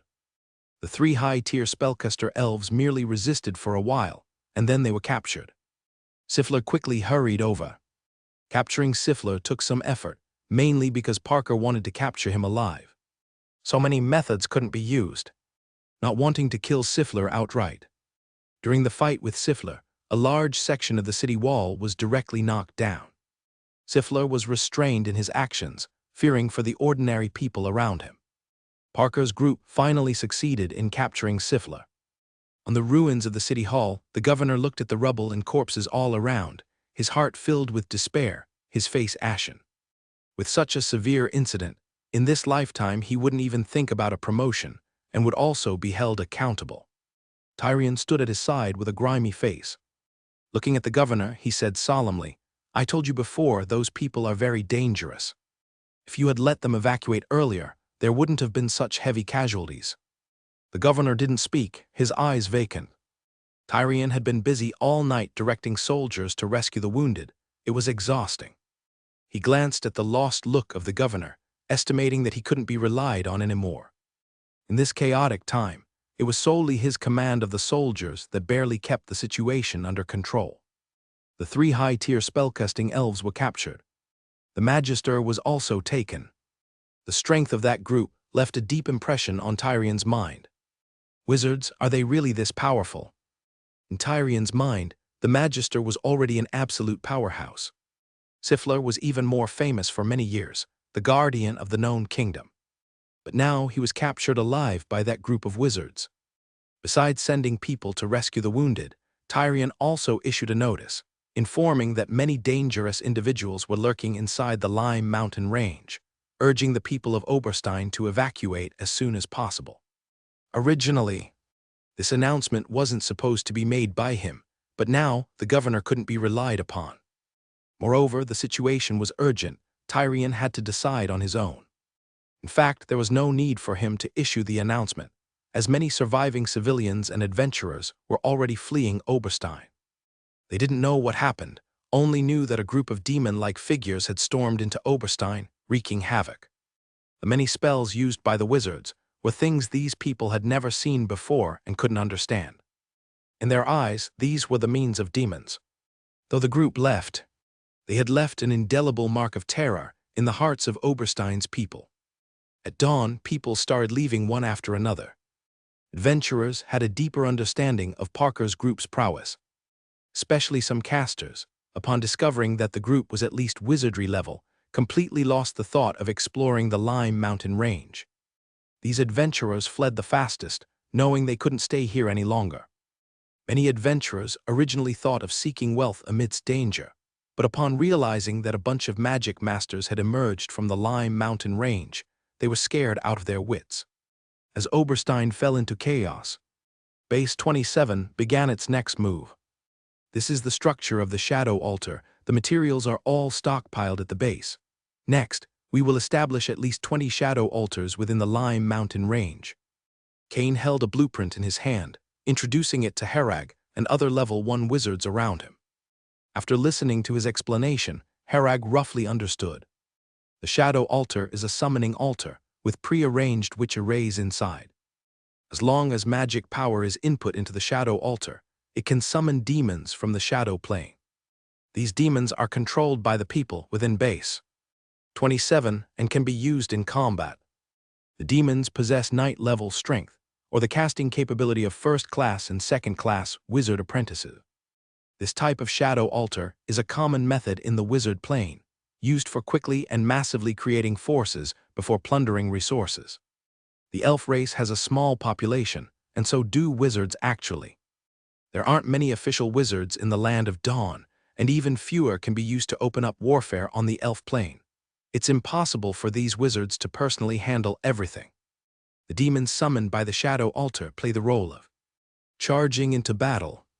Moreover, as summoning only requires magic power, it is almost without cost for the wizards. As long as there is enough magic power, forces can be created infinitely. The people of Oberstein should be grateful that Parker chose to use the Shadow Altar, which is considered the best option. Many base wizards choose to use altars like blood sacrifices. The demons summoned that way are even more powerful. However, Parker isn't researching in that direction, so he used the more conventional Shadow Altar. The task of building the altars was handed over to Hereg and the other level 1 wizards. Hereg and 3 others were assigned with one altar construction task. The construction of the altar is actually quite simple. The materials are already prepared, it just needs to be assembled. What is a little more difficult is that after the altar is built, it needs to create 50 shadow demons every day. This is quite a large consumption for ordinary level 1 wizards and a laborious task. Hereg collected the materials and blueprints needed for altar construction from Cain, then led David and Reese to the designated location to start building the Shadow Altar. Their altar position was near the entrance of the mountain range, which was relatively more dangerous. If someone attacked, they would be the first to encounter the enemy. Let's quickly build the altar first. Hereg looked at this location and indeed felt some pressure. David and Reese also knew this position was not very safe, so they started assembling the Shadow Altar with black, rectangular stones. The entire altar was hexagonal in shape, laid with 3 layers of stones. The assembly process wasn't difficult, and the 3 of them took an hour to complete the altar. Next, it was time to summon the shadow demons. Following the blueprint's guidance, Hereg input magic power into the altar. The altar had many grooves, and when the magic power was input, these grooves started shining with red light. Massive black mist began to appear in the center of the altar, and when Hereg continued to provide magic power, the black mist gradually solidified into a tangible form. After a minute, a black 2-headed wolf appeared atop the altar. The 2-headed wolf sniffed at Hereg and the others, then obediently lowered its head and walked over to crouch beside them. These summoned demons would stay near the altar unless given other orders. Hereg and the others could also command these demons. But Cain's directive was to leave these demons near the altar unless there were special circumstances. Hereg didn't quite understand how these demons recognized identity. For instance, this 2-headed wolf, which was seeing the 3 of them for the first time, could still identify them as allies. Hereg could only guess that the identity information of the 3 of them was recorded in the witch array of base 27. The interior of these shadow altars is likely connected to the witch array of base 27, so the summoned demons could distinguish friend from foe. Hereg estimated that with his magic power, he could probably summon over 100 shadow demons in a day. He turned to David and Reese. You both try on your own and calculate how many you can summon in a day. I'll give it a try. David walked to the altar and, like Hereg, began channeling magic power to summon shadow demons. A few minutes later, an 8-legged spider crawled down from the altar. Reese screamed and instinctively hugged Hereg. Hereg felt a bit restless inside. He said speechlessly, "You're a level 1 wizard and you're scared of this kind of thing." Reese, slightly embarrassed, let go. I'm most afraid of spiders." The 8-legged spider looked at Reese with its compound eyes, puzzled, then crawled over as if awaiting Reese's instructions, scaring her into taking a few steps back. "See, this little guy seems to like you." Hereg chuckled. Reese quickly shook her head, indicating she didn't like spiders at all. Goosebumps rose on her arms, showing that she was indeed quite frightened. "Go stay over there." Hereg pointed to the nearby forest. The 8-legged spider, receiving Hereg's directive, crawled quickly into the forest. "David, how many shadow demons can you summon in a day with your magic power?" Hereg asked. David pondered. "If I use up all my magic power, I can summon 30 in one day." Hereg nodded and then turned to Reese. "You give it a try." Reese walked over to the altar and soon summoned another 8-legged spider, which scared her into running behind Herag. "And you, how many can you summon in a day?" Herag asked. About 35, Rhys estimated. Knowing the two's limits, Herag contemplated. "In that case, our daily task is 50. I'll handle 20 alone and you both tackle 15 each." Summoning 20 shadow demons didn't consume much of his magic power. His primary goal was for David and Rhys to retain some combat power. If the two of them used all their magic power to summon shadow demons, they'd lack combat strength in special situations. "We could take on a bit more, Herag. You're the main force." David, worried that Herag might deplete too much of his magic power, suggested. Herag shook his head. "No worries, don't concern yourself with my magic power." He still had magic power stored in the array map. Even after summoning 20 demons, the remaining magic was more than adequate. Then the three of them began to take turns summoning demons, calling forth 50 shadow demons in just over an hour. All around the altar, shadow demons were actively roaming. Looking across the Lime Mountain range, it was as if it had become a paradise of shadow demons. The summoning of shadow altars is not unlimited. They are capped at 50 summons per day. To continue summoning, one must wait for the altar to stabilize the next day. Forcing more summons could damage the shadow altar. Overusing it would lead to its collapse. 20 altars were scattered throughout the Lime Mountain range, distanced far apart. With these summoned demons, there was no longer a need for human patrols. Base 27 could use these shadow demons to sense the various situations throughout the Lime Mountain range promptly. In a day's time, the Lime Mountain range amassed 1,000 demons. At present, this wasn't many, certainly not enough to execute invasion tasks. But given time, the number of summoned demons would grow, resulting in a formidable force.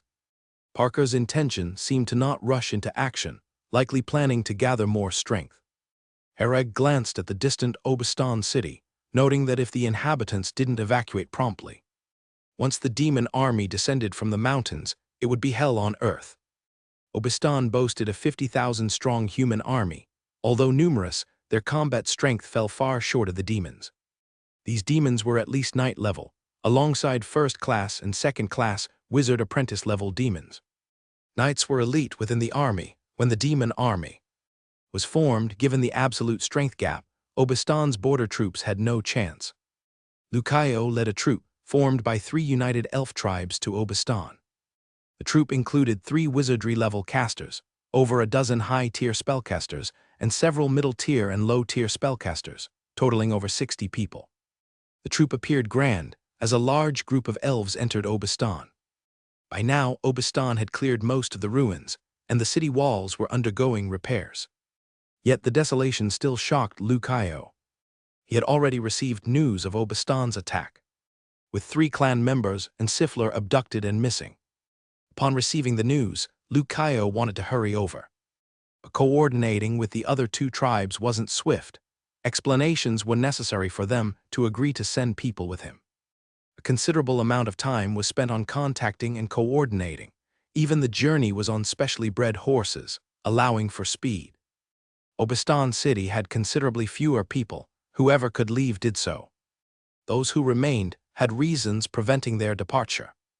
Originally a bustling border city, Obistan now appeared desolate. Seeing this scene, Lucayo felt somewhat relieved. He knew how brutal battles against wizards could become. It was best for ordinary people to leave early, minimizing unnecessary casualties. Tyrion quickly heard news of the elves entering the city and rushed over to meet them. He looked older than before, now with much more white hair, and appeared quite haggard. This period had been exhausting for him, with many matters demanding his attention. The governor was no longer in Obistan. The king had summoned him back to see Stone City to hold him accountable. Now Tyrion had full responsibility in Obistan. Everything was up to him. The only demand from His Majesty was the defense of Obistan. The king had no understanding of wizards, but insisted it be held. "How are things lately?" Lucayo asked. Tyrion sighed. "Let's head to the camp first, and I'll explain everything to you." "The situation isn't looking good." Lucayo nodded, and a group of elves followed Tyrion to the border camp, overlooking the Lime Mountain range. Recently, our scouts have discovered a significant increase in demons within the Lime Mountain range. Their strength is currently unknown, but their numbers are substantial, Tyrion said heavily. Tyrion had always assigned people to keep an eye on the movements within the Lime Mountain range. The night Herag and his group began summoning demons, soldiers detected something unusual. Occasional roars of demons would echo from within the Lime Mountain range, something completely unheard of before. The soldiers stationed long-term in Oberstein were very familiar with the Lime Mountain range and knew there were barely any demons inside. But from that day on, the demonic roars within the Lime Mountain range grew more frequent. Upon learning this, Tyrion immediately had a few soldiers write their wills before cautiously approaching the Lime Mountain range to use binoculars for reconnaissance. What they saw sent chills down their spines. Through the binoculars, they saw demons moving everywhere within the Lime Mountain range. Some demons noticed their presence and roared at them, but for some reason did not emerge, only pacing back and forth at the mountain's entrance. After discovering this, the soldiers quickly retreated and returned to report the situation to the camp.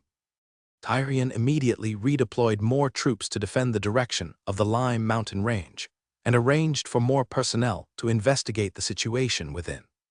As the demons in the Lime Mountain range continued to increase daily, Tyrion's anxiety grew heavier. Though the demons remained inside the Lime Mountain range and did not emerge, it made Tyrion even more uneasy.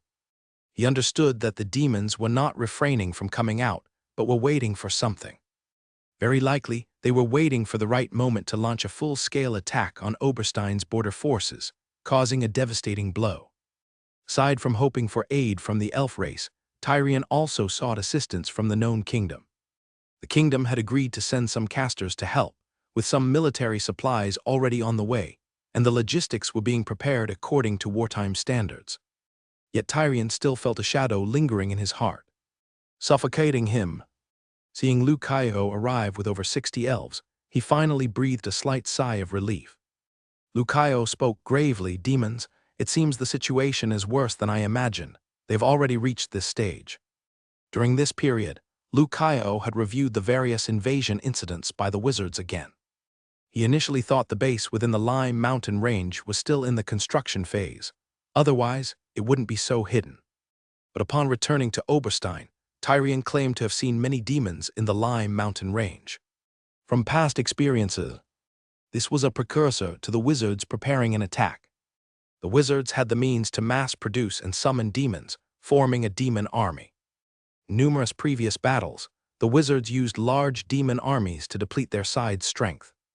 Summoning demons seemingly had little cost for them, but on their side, it meant sacrificing real lives. While demons could be eliminated, the opponent could continue summoning and creating more. But what about the elves and humans? Procreation and nurturing required a long process, unable to match the attrition of war. As strengths on their side dwindled, only then would the wizards take action. The wizards' top combat power was formidable, and when they acted, it almost sealed the victory. Lucaio took a deep breath and said to the representatives of the other two elf tribes, "The situation is problematic. The wizards have already begun summoning demons.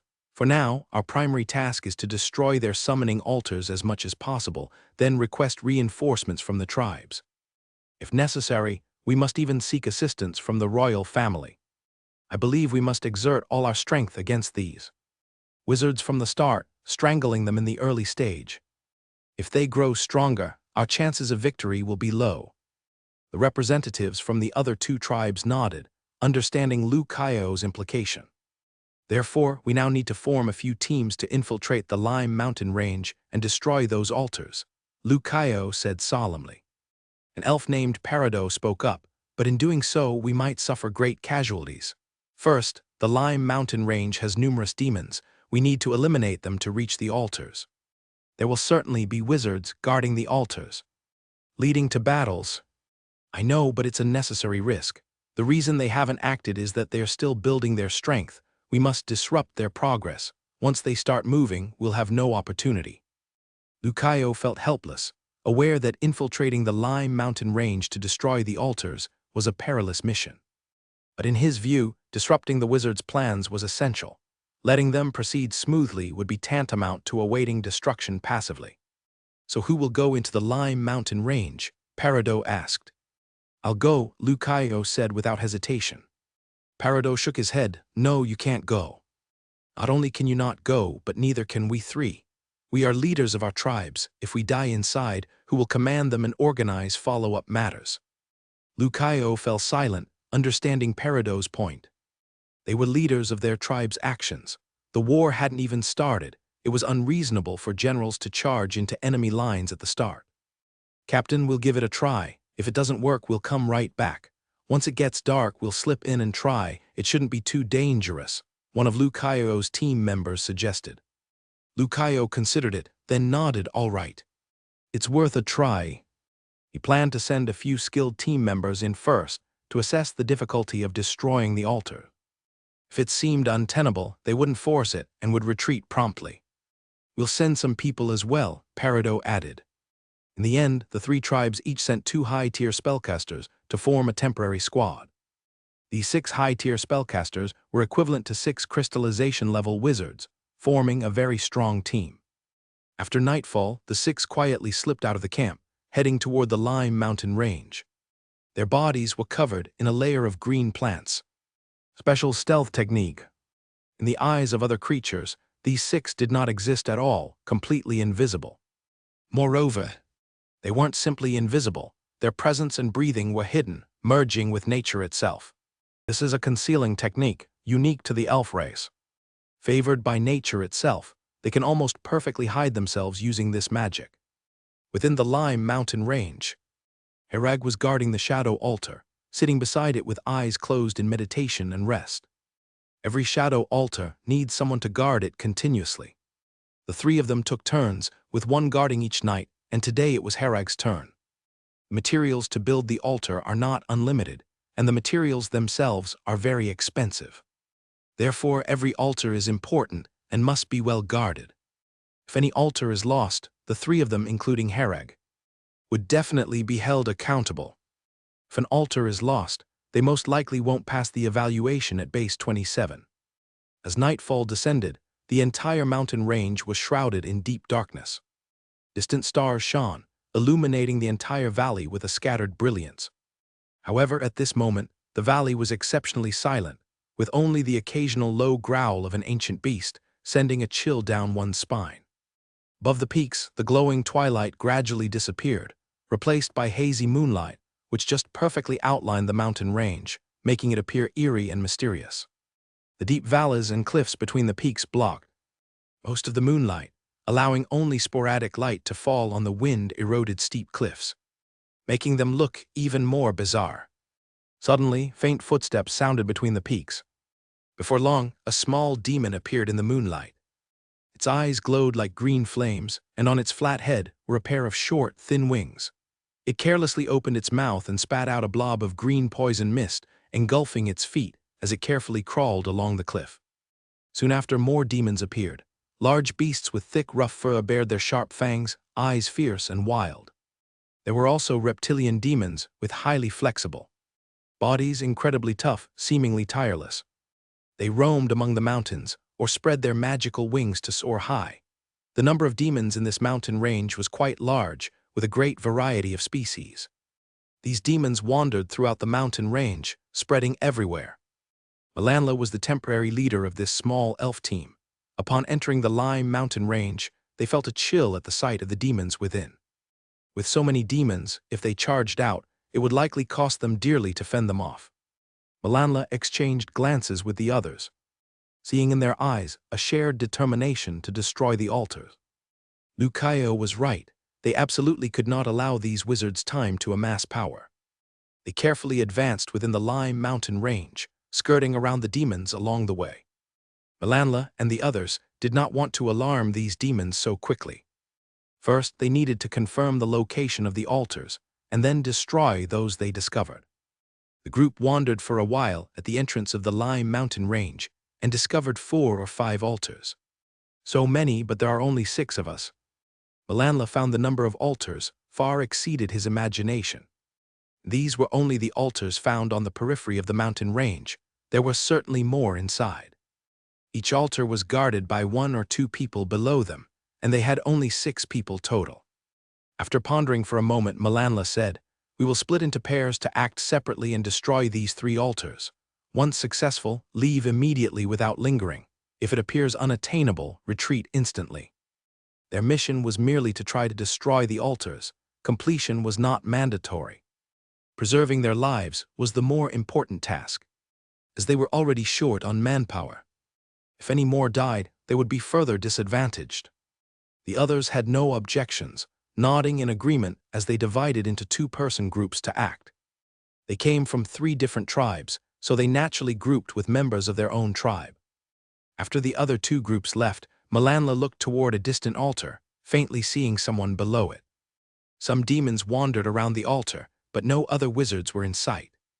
Malanla continued maintaining his concealed state, advancing stealthily. They intended to strike the opponent by surprise. He was confident in his elf race's concealing technique. Herag had been meditating with closed eyes when he suddenly sensed 2 people approaching from afar. Upon inspecting through the Shenlin environment, he found it was 2 members of the elf race, judging by their aura to be at the crystallization wizard's level. Herag didn't shout out, but quietly raised his hand to speak into the bracelet. "Mr. Kane, I've observed 2 crystallization-level elves heading this way, with the shadow altar likely their target. I suspect it's not just these 2, there are probably elves infiltrating from other directions as well." Kane immediately replied, "Hold your ground and try to protect the altar. We're coming to reinforce." After reporting the information, Herag stood and stretched lazily. Blood Python's fury. A moment later, a giant clad in black armor was standing near the altar, slowly patrolling around. Did we get discovered? When Herag cast the spell, Malanla was startled, fearing he had been exposed. But seeing Herag merely patrolling around, appearing unaware of his position, he sighed in relief. Initial stage. Middle tier caster aura, but seems to have very strong physical power. Malanla quickly evaluated Herag's abilities. Feeling assured, he began to mobilize magic power, ready to strike. When they were only 10 meters away from Herag, Malanla and his tribesmen acted, with an array appearing in front of them, launching 2 thick green vines straight at Herag's head and chest. At this time, Herag had his back to them, seemingly completely unaware of the movement behind him as he walked forward. Malanla and his tribesmen fixated on the 2 vines, as if already seeing the scene of Herag's head being smashed. But the vines hit nothing. Herag had disappeared. Malanla was alarmed, sure that he couldn't have fallen into an illusion. Also, a ripple of magic power had just emerged from where Herag was, indicating that he used some sort of magic to evade the attack. A rustle in the wind came from behind. Malanla didn't look back, reciting several syllables as a wall of green vines rose to block Herag's fist. The vine wall collided with Herag's fist, issuing a deep thud.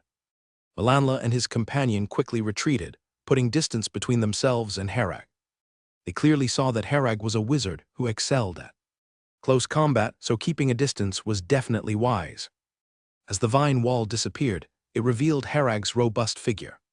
He glanced at the 2 elves distancing themselves, grinning as he took out a wooden longbow from his space ring, then aimed at Malanla and his companion. Malanla and the other person exclaimed simultaneously. They immediately recognized the longbow in Herag's hand. Malanla and the other exchanged a glance and promptly cast a green shield around themselves. They were very familiar with the World Tree Bow and knew that its arrows had no flight trajectory and could teleport directly in front of them.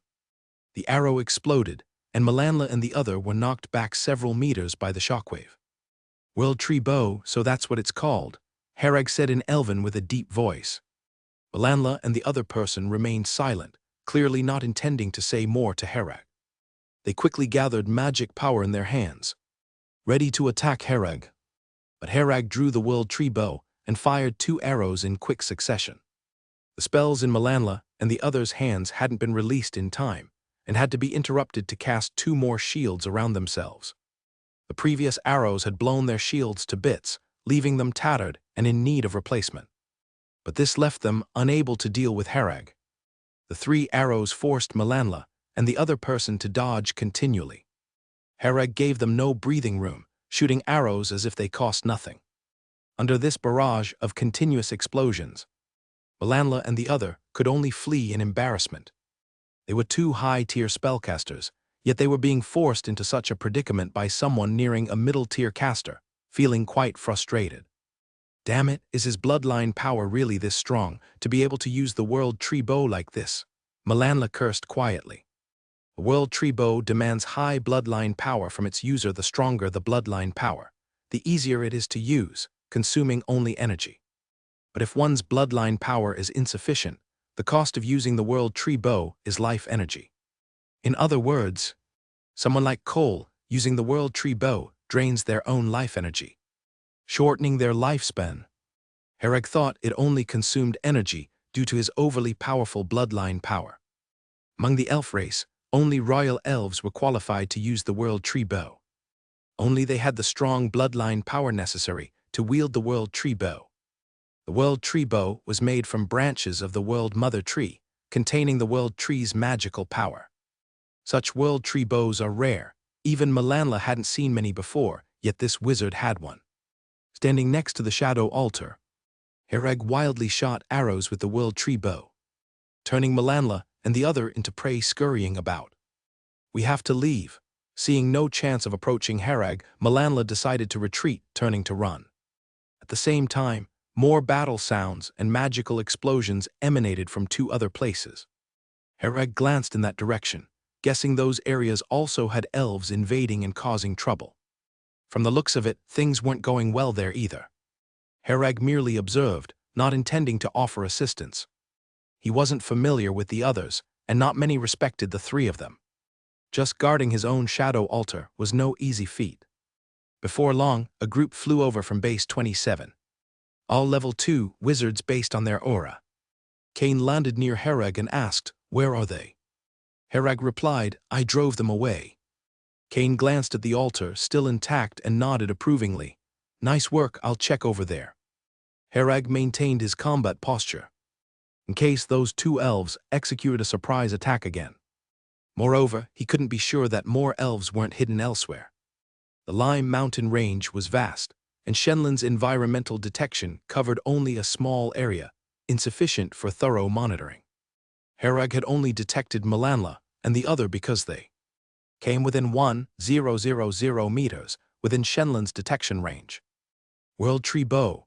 Hereg looked at the longbow in his hand, feeling it was perhaps not as simple as he initially imagined.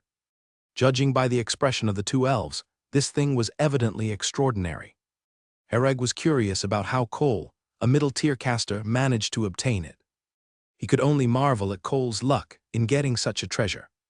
Elsewhere, as Melanla and the other retreated, they noticed someone approaching rapidly from a distance, realizing it was wizard reinforcements. To their left and right, two teams were destroying altars as part of a task. Melanla chose the closer side and shouted, "Retreat." The two elves were still entangled with a wizard, the altar already completely destroyed. They also intended to eliminate the wizard. However, their opponent was of high-tier spellcaster level, not easily slain.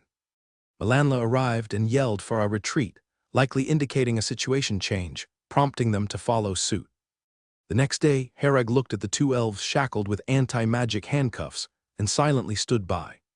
Last night, a total of 6 elves infiltrated to destroy the altar, with 4 escaping and 2 captured. Among the 3 attacked altars, only Hereg's remained completely intact. The other 2 altars were either fully destroyed or had crucial structures damaged. Now, the guardians of those 2 altars were not looking pleased. They were all from various forces in the Land of Dawn, and these occurrences were accounting mishaps. When it came time to divide resources, these incidents would undoubtedly be discussed, leading to fewer resources for their faction. In the future, they'd become scapegoats for this failure. Visiting the elf plane didn't yield benefits instead. They became errant. Of course, Hereg and his group received no rewards either. Guarding it was their duty, failing was their mistake. Parker sternly glanced at those who had failed to guard the altar and then looked at the 2 elves, quickly shifting to a smile. "These elves are really daring. It seems I've been too lenient. Time for them to bleed a little." He clapped his hands. "Today, let those little cuties test the waters so these elves know that we're not so easy to deal with." The elf race dared to infiltrate and destroy the altar, so Parker had intentions of a counter-response. When he clapped, all demons within the Lime Mountain range suddenly paused, then uniformly gazed towards Oberstein's direction. Subsequently, the demons charged, racing towards Oberstein. The demon army surged out of the Lime Mountain range, kicking up vast clouds of dust. Grayish-yellow dust rolled across the earth. The demon army rushed out of the Lime Mountain range, heading straight for the border guards outside Oberstein. The roars of various demons echoed one after another, creating an overwhelming spectacle. After Melanla and the other three returned to the camp, they had been waiting for the other two to return. But by dawn, the other two were still nowhere to be seen. Lucayo sighed, "They probably aren't coming back." Peridot walked to a tree, placed his right hand over his heart, closed his eyes, seemingly mourning for his tribesmen. The two elves who didn't return were from his tribe. Peridot didn't blame Melanla and the others, as he knew the situation inside was completely uncontrollable. It was already quite a feat that 4 of them managed to return. He couldn't ask for more. There are many altars in the Lime Mountain range, and each altar is guarded by a wizard. Various demons are also scattered throughout the mountains in great numbers. Melanla reported the intelligence information she had gathered. Lucayo nodded. You being able to destroy an altar is quite an achievement. With one less altar over time, there will be far fewer demons." They hadn't slept all night, discussing their subsequent plans. At that moment, a soldier rushed into the tent in a panic. "Commander, sir, no, something's not right." Tyrion frowned. What could be so urgent? Recently, with so many issues weighing on him, Tyrion was under immense pressure and extremely agitated. Seeing his soldier so panicked only fueled his anger. The soldier, disregarding this, frantically said, "The demons have mobilized. The demons from inside the Lime Mountain range have emerged." "What?" Tyrion sat up abruptly. Lucayo immediately turned his head, asking, "You said the demons from the Lime Mountain range have come out. How many of them?" "At least 10,000. There's no end in sight," the soldier replied, his voice tinged with a quiver. Having never seen a demon in his life, he was now utterly overwhelmed by the raging tide of a demon army. Lucayo was also somewhat taken aback. In their estimation, these wizards wouldn't strike so soon. They would summon as many demons as they could. If they weren't to disrupt the summoning process, those wizards would undoubtedly just cultivate quietly. No one expected the demon horde from the Lime Mountain range to launch such a massive operation at this time. The situation was entirely unexpected and caught them off guard. Unexpectedly, it was Tyrion who reacted first. He said solemnly, "Order, officer, immediately give the order for the entire army to prepare for battle. Bring over all the military equipment. This battle can only be won, not lost. Behind us is Oberstein, is the known kingdom." The order officer quickly went to deliver the command. The 50,000 border troops sprang into action, arranging the defensive line in an orderly fashion. Lucayo said solemnly, "We must also join the battle. We cannot let too many soldiers die or get injured. Otherwise, we won't be able to hold on just by ourselves." The numbers of their elf race were too few. The main defensive force must rely on these 50,000 border soldiers. Lucayo and the others immediately set out, with over 60 elves spread throughout the defensive line. Their tasks were twofold. One was to kill the approaching demons, the other was to minimize the casualties of these soldiers as much as possible, to save their lives as much as possible. Between the border camp and the Lime Mountain range lay an open plain area, with almost no impediments except for a few small woods. As the demon army charged, countless soldiers were already prepared for battle on this side.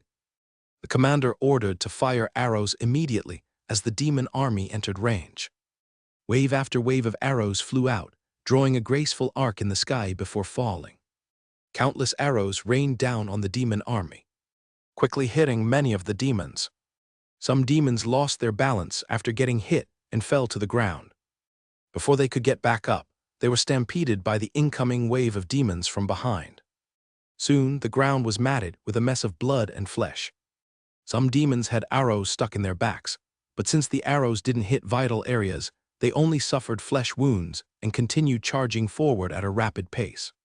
The rain of arrows never ceased, constantly falling down. Continuously, demons were struck by arrows. However, overall, the progress of the demon army wasn't significantly hindered. They were still rapidly closing in on the border troops' defensive line. By this time, some flying demons had already reached the front lines of the border troops. Some bat-like demons flew to a certain distance and then opened their mouths to spit out streams of green slime. When the slime landed on some soldiers, the armor they were wearing was quickly corroded, emitting white smoke. Due to the armor not being entirely seamless, there were always some places uncovered by the armor, and there were also gaps at various connection points. The slime penetrated through these gaps and uncovered areas, making contact with the soldier's skin. The moment of contact, the soldiers fell to the ground, rolling and screaming in agony. They kept clawing at the corroded areas, where an itching and painful sensation emanated. He desperately wanted to peel off the flesh and blood in that area, as if doing so could alleviate his pain. However, the corroded area's flesh and blood were already fragile. With a single scratch, the soldier easily tore through his skin, releasing a green liquid from the bloody wound, intensifying the pain. Some soldiers reacted quickly, promptly using their shields to block the slime. The shields immediately began to emit white smoke, and even the sturdy shields were corroded into large pits. The archers instantly aimed at these flying demons, and a dense barrage of arrows was shot towards them. These flying demons were fast, but the density of arrows was too high, leaving some areas unavoidable. Some flying demons were directly shot into pincushions by the arrows and fell to the ground. The moment they landed, countless swords and blades fell upon them, hacking the flying demons into mush. Upon seeing that demons could indeed be slain, the fear in many soldiers' hearts slightly subsided. Very soon, the demon army was right in front of them. A large number of demons began to engage in direct combat with the border troops, rushing at them relentlessly. In the front lines of the defense, some soldiers held swords and slashed at these demons. These demons were even stronger than they had imagined, with almost every demon possessing knight-level strength. Speed, power, constitution, all vastly superior to most soldiers. Their only advantage was the armor they wore. But these demons had no fear of death, even with a sword in their bellies. They'd try to bite your throat with their last breath. Every demon fought desperately, attacking without a thought for defense, purely aggressively. But most of these soldiers didn't possess such a fighting spirit. After merely a single confrontation, there were already substantial casualties among the soldiers. The demons also suffered heavy casualties, with most of those leading the charge falling soon after. The pungent, sickly smell of blood rose, permeating the entire battlefield with an overpowering stench. Lime Mountain Range entrance. Hereg and a group of wizards stood on the hillside, watching the fierce battle unfolding ahead. They wouldn't take action this time, just observing from the sidelines and adapting to any sudden changes. The demons deployed this time numbered around 10,000, aiming to cause massive casualties to the border troops through a death-defying assault. Even if all 10,000 demons were to perish, Parker would not feel the slightest pain. On the contrary, if all 10,000 demons were obliterated, the troops would undoubtedly pay an even greater price. On the battlefield, the green grass was trampled into a pulp, carrying the stench of blood. The air was filled with the wailing of the wounded and the clashing of weapons, sending chills down one's spine. In the distance, the roar of a rain of arrows could be heard, seemingly engulfing the sky. Horses neighed, demons crushed through the crowds, and the sound of shattering was incessant. Countless corpses lay on the ground, with blood gushing forth. Sunlight shone through the gunpowder, casting a gray hue as if this place was cursed. An hour passed, the battle raged on, frontier soldiers fiercely determined, agile yet battered and bloodied. Some soldiers were heavily injured, yet fought calmly, striving for a last chance. Some soldiers were both injured and exhausted, staggering across the battlefield, looking as if they might collapse at any moment. War is never beautiful, everything here is gruesome and harrowing. As nightfall descended, the demons began to retreat, with most on the battlefield utterly exhausted. Parker never expected 10,000 demons could wipe out these soldiers in a single go. This assault was mainly to show these people a tough hand, demonstrating that wizards are not to be trifled with. Parker called Hereg and the other two over privately. You've been here for 8 months. In 4 more months, it'll be a year and time to head back. I have a task here that, if you accomplish it, I guarantee you entry into the land of Dawn and access to the wizard organization behind me, Parker said. Hereg glanced at David and Reese, their eyes full of eagerness. Parker is a level 3 wizard. The wizard organization behind him must be one of the top wizard organizations. Being able to enter such a level of wizard organization represents an immense rise in status. But Hereg was more rational. Such strong allure meant the task must not be easy. Hereg asked Lord Parker, "May I know what the task is? This matter must be clarified. One should not agree hastily." Seeing David and Reese's expressions, they seemed impatient to take Hereg's place in agreeing to the task. Hereg asked to clear things up, both to be prudent and accountable for the task, for himself and for David and Reese. Parker chuckled. "We have pinpointed the locations of 3 elf tribes. Currently, their attention is on the battlefield of Oberstein. They will definitely dispatch more forces to provide support. I deliberately did not annihilate them at once to draw more of them over. This way, the strength of their tribes becomes relatively vulnerable, allowing us to ostensibly target Oberstein while actually focusing on their tribal settlement areas. Every elf tribe settlement has a world tree, and that is our real target." Hereg nodded. "I see." He had been puzzled earlier during the day upon observing the battle situation. If all 30,000 demons were deployed, combined with the wizards in the base, they could almost effortlessly wipe out the defenses of Oberstein. But Parker did not do that. It turned out his target was elsewhere from the beginning.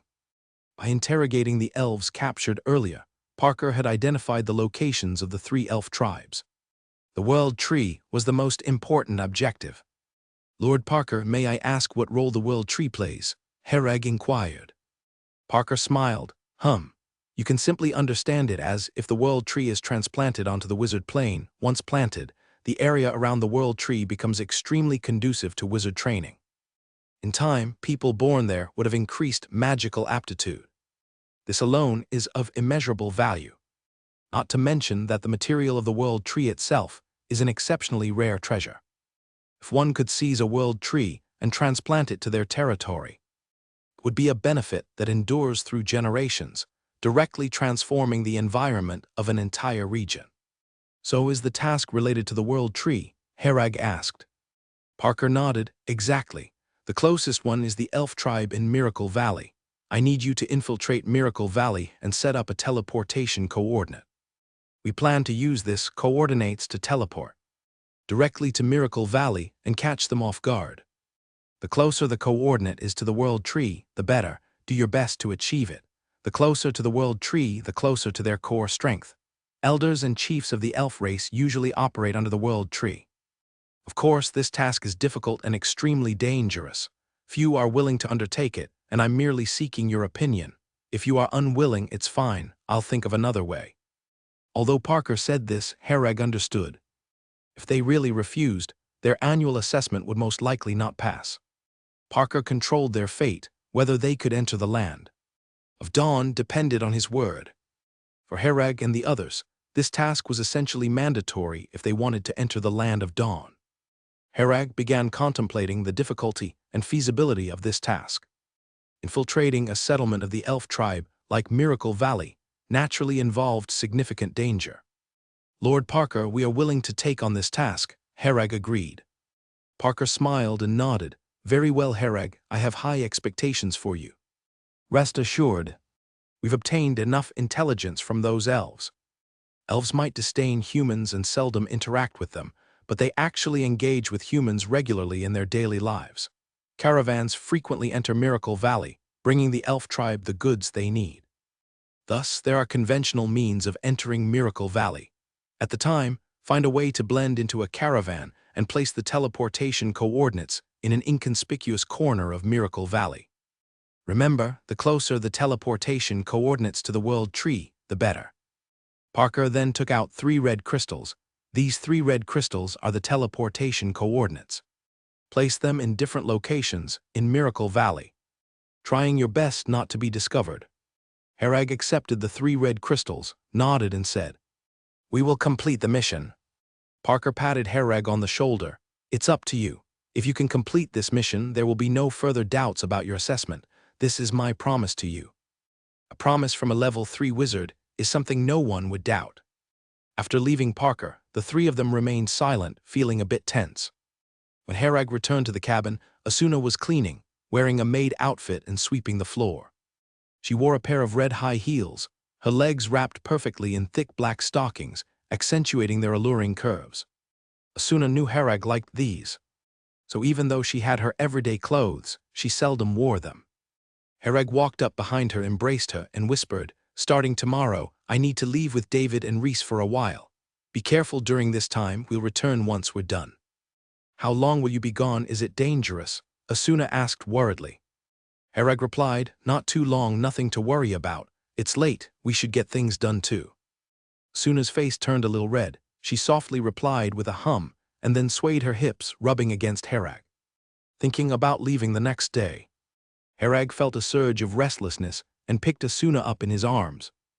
Early the next morning, Hereg, David, and Reese were trekking through the Lime Mountain range. Hereg held a map in his hands, which was found on the captured Siffler. The map covered a large area, including the entire known kingdom and its surrounding regions. This time they didn't plan to go towards Oberstein, but intended to head east through the Lime Mountain range, as Miracle Valley was to the east of the known kingdom. "How do we enter Miracle Valley, sneak into a caravan?" Reese asked. Hereg pondered, "Perhaps there's another way." He felt the bloodline mark on his chest, knowing the royal elf bloodline within it could be utilized.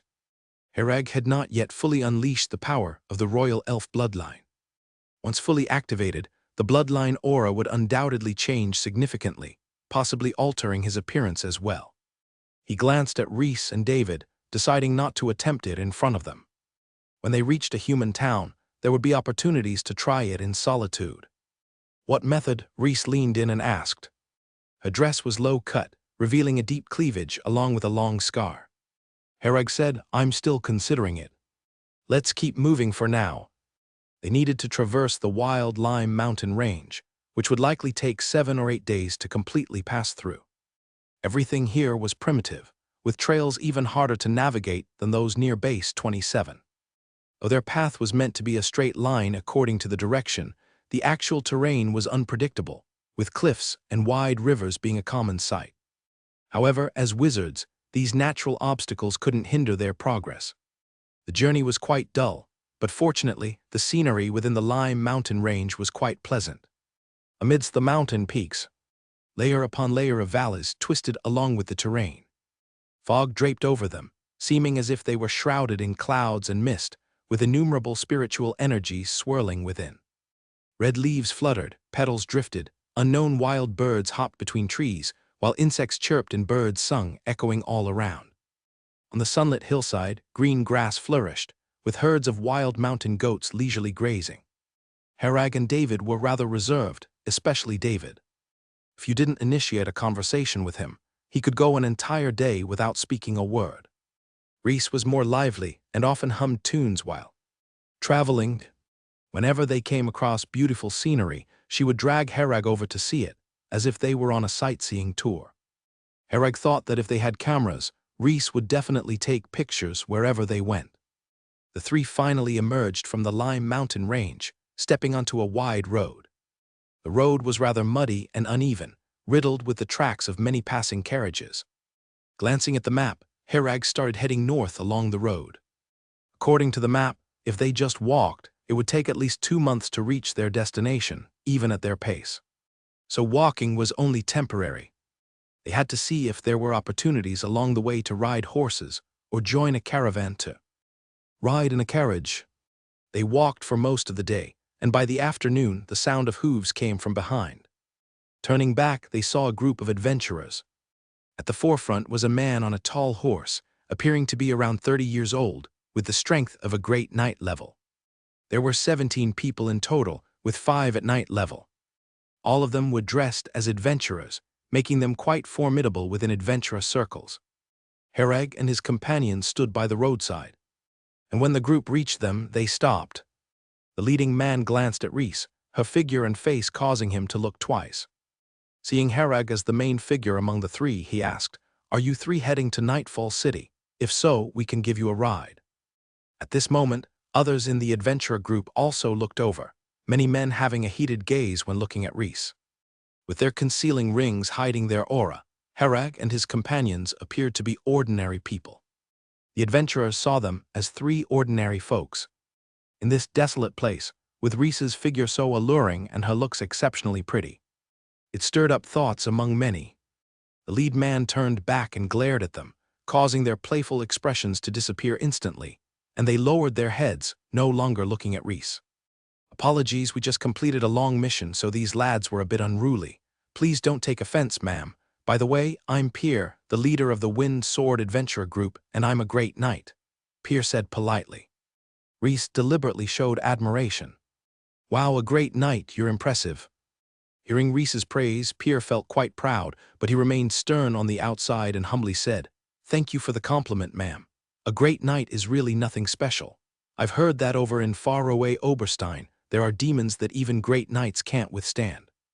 Rhys said, "Really? Are there indeed people more powerful than a great knight? You're too modest." Pierre laughed. "Would you three like to ride in our carriage and travel with us?" "Sure, thank you. I'm Herag, this is Rhys, and that's David. Wanderlust adventurers." Herag introduced. Herag said this, the people of the Wind Sword Adventurer Group showed varying degrees of disdain on their faces. "Are you three ordinary people shamelessly calling yourselves adventurers? With your skills, even a wild beast could wipe out your entire group." Pierre's eyes also held some contempt, but he managed his expression well and said with a hearty laugh, "Oh, so you are also adventurers. You might consider joining my adventurer group. As you can see, we are very strong." "Indeed, very strong," Rhys said seriously, putting special emphasis on the last three words. Pierre turned around and waved, calling over a skinny man driving a carriage. "This is an unused carriage. You can ride in it," Pierre said with a smile. "Thank you," Herag said politely, then stepped onto the carriage first, with David and Rhys following closely behind. When Rhys got on the carriage, her figure was very alluring. Watching her shapely form, Pierre suddenly said, "Miss Rhys, would you like to ride my horse? I'm quite skilled in riding and can show you what speed really means." Pierre wanted to see if he could win Rhys over without resorting to forceful means.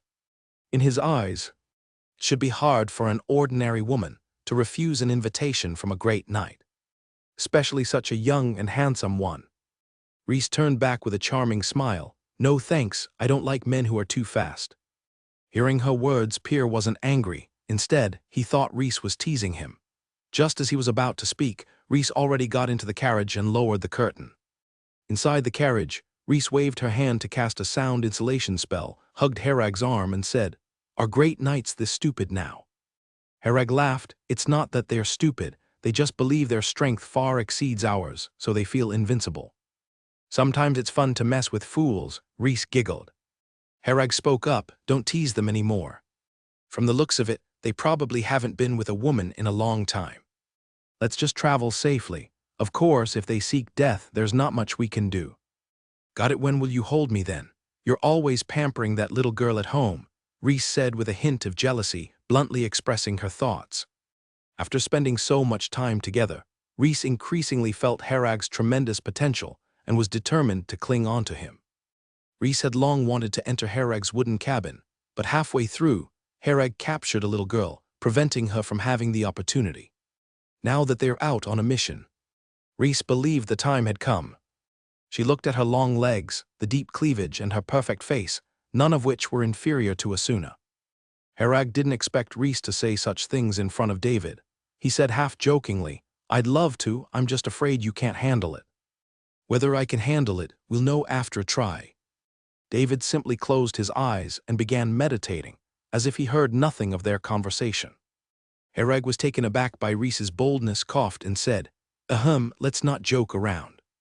We don't even know if we'll survive this mission. Let's get serious." Rhys giggled without saying anything, moved closer to Herag, and leaned her head on his shoulder. Feeling Rhys's warm body, Herag was quite comfortable and didn't bother further. He closed his eyes and began meditating. Outside the carriage, a bearded adventurer rode up to Pierre, glanced at the carriage at the end of the line, and whispered, "Leader, should we take care of this lot?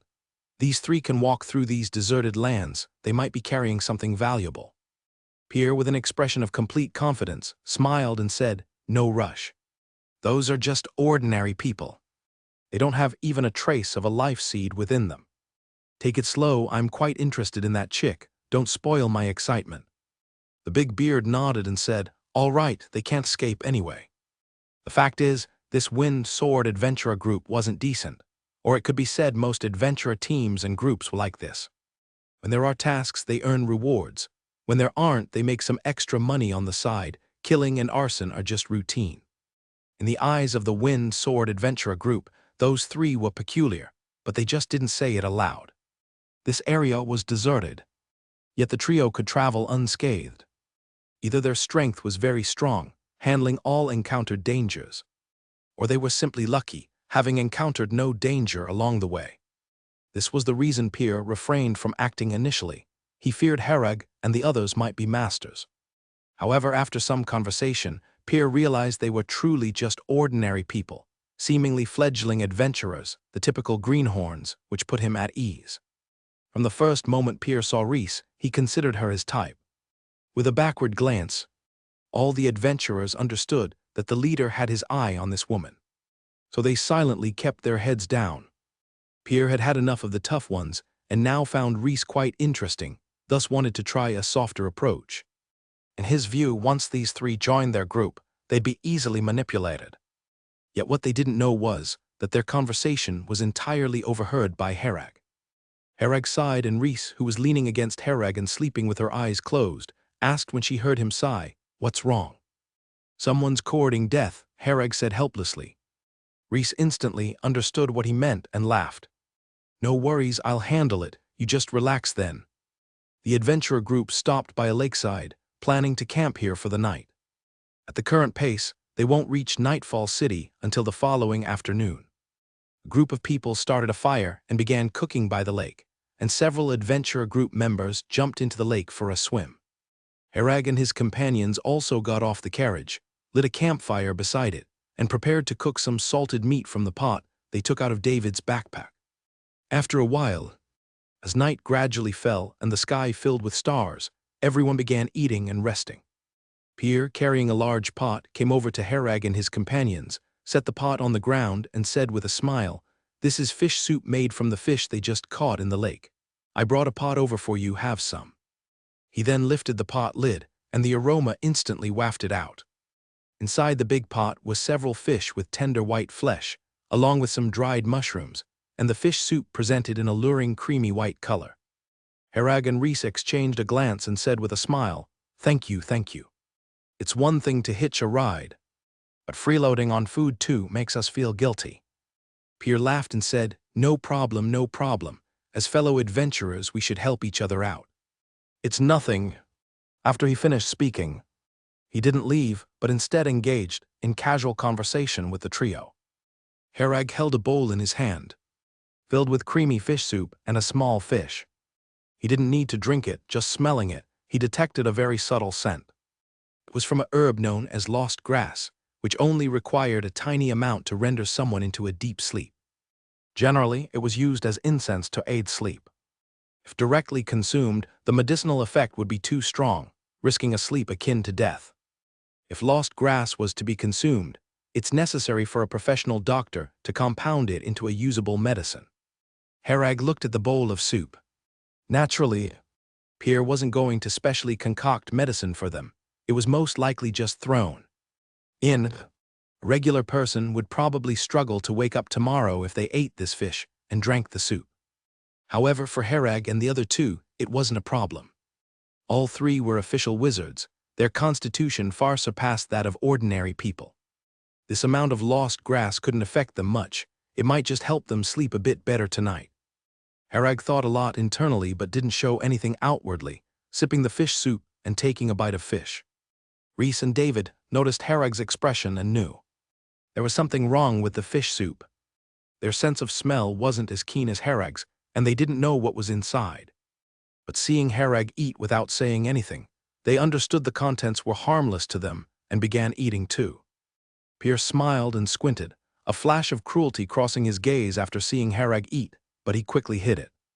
Harag and David, these two men, were useless to Pierre. He planned to deal with them tonight. Only Rhys was intended to be kept. Pierre glanced at Rhys after seeing Harag eat. Upon noticing Rhys sip the fish soup, Pierre's heart bloomed with joy. He just needed to wait for the lost grass to take effect, and then he could manipulate the three of them as he wished. "How's the taste?" Pierre asked with a smile. Harag smiled, "Not bad." "Then eat more, go ahead while I step out for a moment." Pierre feigned needing to attend to something elsewhere. Rhys held her bowl and looked at Harag, asking in a low voice, "What's in this?" "Lost grass," Harag replied, taking another sip. Actually, he thought the fish soup tasted pretty good. Rhys, hearing it was lost grass, nodded thoughtfully. "Then we might sleep comfortably tonight." The three of them ate and chatted by the campfire. Members of the Wind Sword Adventurer group surrounded them, pretending to unconsciously walk around, blocking their escape routes. They were waiting for the lost grass consumed by Harag and the others to take effect. Pierre stood by the lake, leaning against a tree, gazing at the lake, and said to Big Beard beside him, "Later, just chop down those two men and throw them into the lake. I'll let you enjoy the girl once I'm done." Big Beard laughed lewdly. Captain always thinks of his brothers while feasting.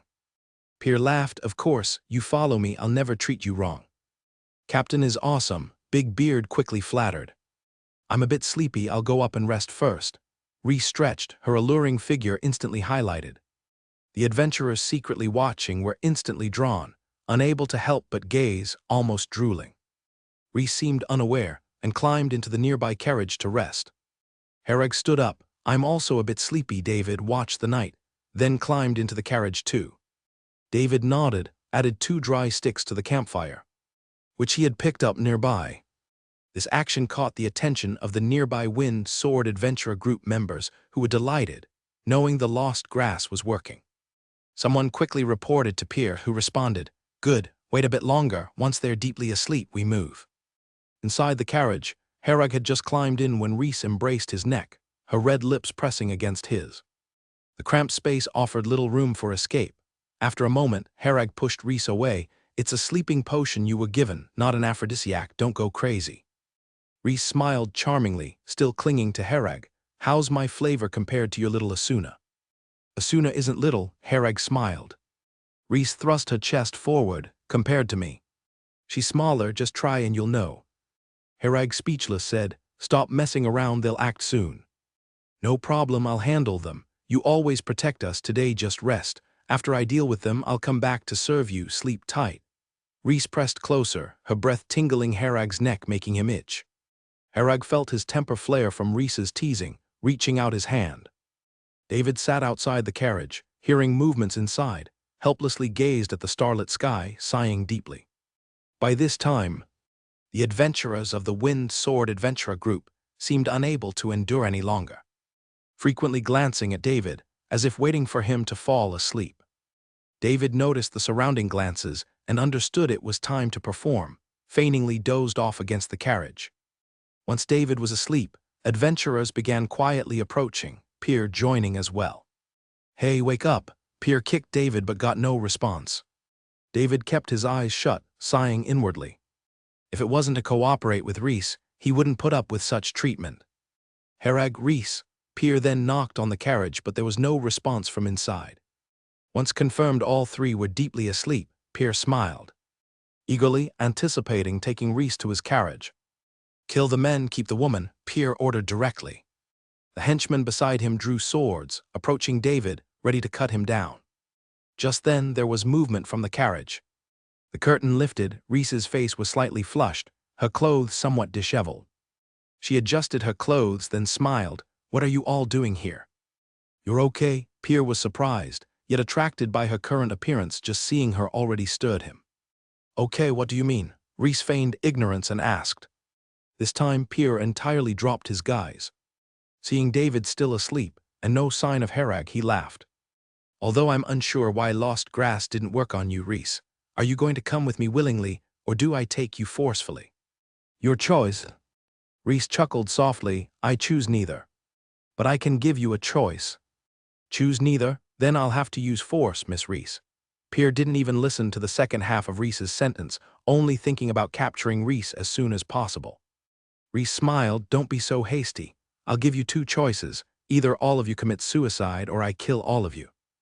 Upon these words, the scene fell silent, and then the adventurers burst into laughter. Mainly because Reese's alluring, flushed face, along with her words, didn't feel threatening at all. The adventurers just thought she was talking nonsense and didn't take Reese's words seriously. Miss Reese, I think you're out of your mind. Come with me. Pierre had completely lost his patience, giving a look towards his underling. The underling beside him immediately swung a long blade, chopping towards David, intending to deal with David first. Reese sighed. Looks like you've made a choice. She quickly muttered a few syllables. Then with a wave of her hand, a mass of water appeared in the air, wrapping around the adventurer swinging the blade. The adventurer's head was soon enveloped by the water mass. With a clanging sound, the long blade fell to the ground. He desperately clawed at the water mass, trying to pull it off his head. But it's water, how could it be pulled away? The water mass on the adventurer's head bubbled, and before long, the adventurer fell powerlessly to the ground, suffocated to death. This scene stunned the surrounding adventurers, rendering the scene silent. A caster, Pierre was shocked, involuntarily stepping back a few steps. He never imagined that the fiery woman in front of him was actually a caster. The number of casters was already rare, and Herag and the others never showed signs of being casters. So Pierre wasn't thinking in that direction. Pierre reacted quickly, immediately having the archers around begin shooting. At this time he couldn't care less about being gentle, he only thought about survival. Pierre was a great knight, and had a deep understanding of the power of casters. He knew if Reese wasn't taken down, all his people might be doomed. Soon several adventurers drew their bows and arrows, aiming at Reese.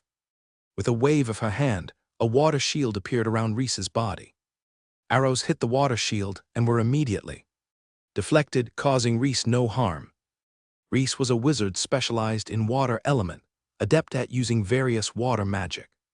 Earlier, Herag also verified this in the carriage, confirming she was a water element specialized wizard. Reese waved her hand again, conjuring several water arrows. The water arrows sped out, piercing the throats of the archers. Immediately after, Reese conjured countless water masses, dropping them on the adventurers' heads. In just an instant, except for Pierre, everyone in the Wind Sword adventurer group was dead. Looking at the surrounding corpses, Pierre felt a chill in his heart, realizing he was alone now. Reese walked over with a smile that was seductive, but appeared demonic in Pierre's eyes. Pierre didn't think of escaping because he knew the methods of a caster. Running away was not an option. In this line of work, pride doesn't matter, survival does. On the spot, Pierre knelt down, begging, Madam Reese, I didn't know you were a caster. Please spare me, I can lick your feet, I'll do whatever you want. Lick my feet, are you worthy? Reese, who was smiling moments ago, instantly got angry after hearing that. What garbage thinks it's worthy of licking her feet? With a wave of Reese's hand, a giant ice cone descended, piercing Pierre through. Blood spread, emanating a strong scent of blood. Reese looked around to ensure nothing was overlooked. Then with a wave of her hand, a water tornado from the nearby lake swept away all the corpses and blood. After dealing with all that, Reese happily ran back to the carriage. Herag was already sitting up, meditating with his eyes closed, all settled. Of course, Reese, embracing Herag, couldn't wait to lean in for a kiss. Herag pushed her head away. We need to leave here first to avoid any unnecessary trouble.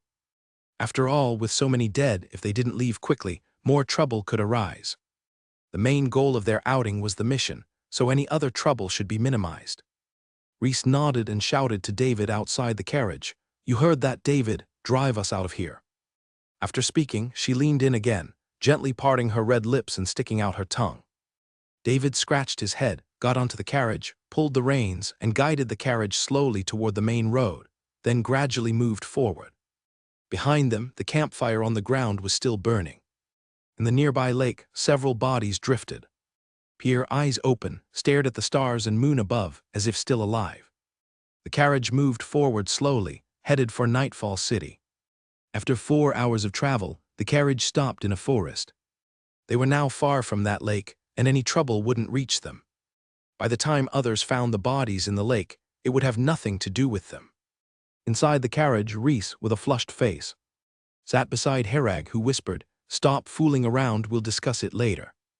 Rhys gave a seductive smile, whispered into Herag's ear, "If you feel awkward with David here, I can put a sound insulation spell, or just let David go on ahead alone." "That's not happening. Remember, our top priority is completing the mission. Let's not delay it." Herag refused decisively, not one to be dominated by desire. The mission was inherently dangerous and not easy to complete. Naturally, he couldn't allow David to leave alone. Seeing Herag speak so seriously, Rhys understood the urgency and didn't insist, saying softly, "Okay. You'll likely rest in Nightfall City tomorrow night." Herag then resumed meditating, waiting for dawn before setting off again.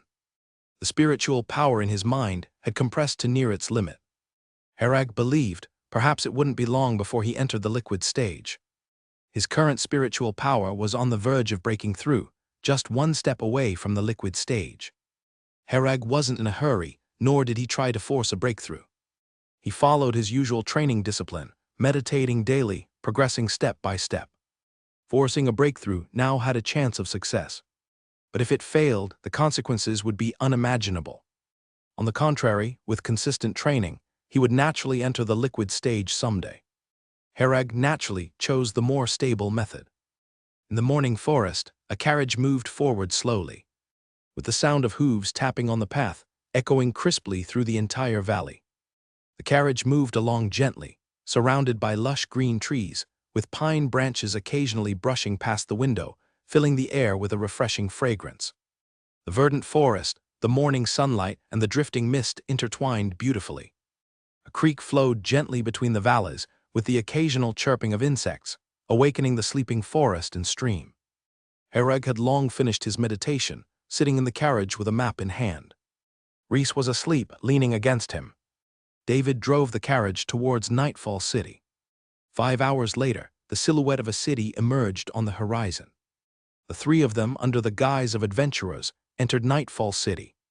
Upon arriving in Nightfall City, Herag first sought out an inn. Despite Rhys's strong insistence on booking only 2 rooms, Herag booked 3 rooms anyway. Herag also needed to test the state of the bloodline mark, which was crucial to their subsequent plans and couldn't yield to Rhys's whims. After some persistence, Rhys gave up, thinking, "Just because it's booked doesn't mean it has to be slept in. Next, we'll go register at the Adventurers Association and then find a way to enter Miracle Valley." Herag explained his plan. They planned to disguise themselves as adventurers and then join a caravan heading to Miracle Valley. Subsequently, they would join the caravan, pretending to be adventurers escorting it. Once they reached Miracle Valley, they would find an opportunity to set up a transitory passage. This was the most secure choice. After arranging matters at the inn, the three went to the Adventurers Association in Nightfall City. Nightfall City is an independent city that doesn't belong to any country, already outside the borders of the known kingdom. Nightfall City has stood alone for so long, backed by formidable strength. Some say the city lord of Nightfall City is actually from the known kingdom's royalty, planted here as a force.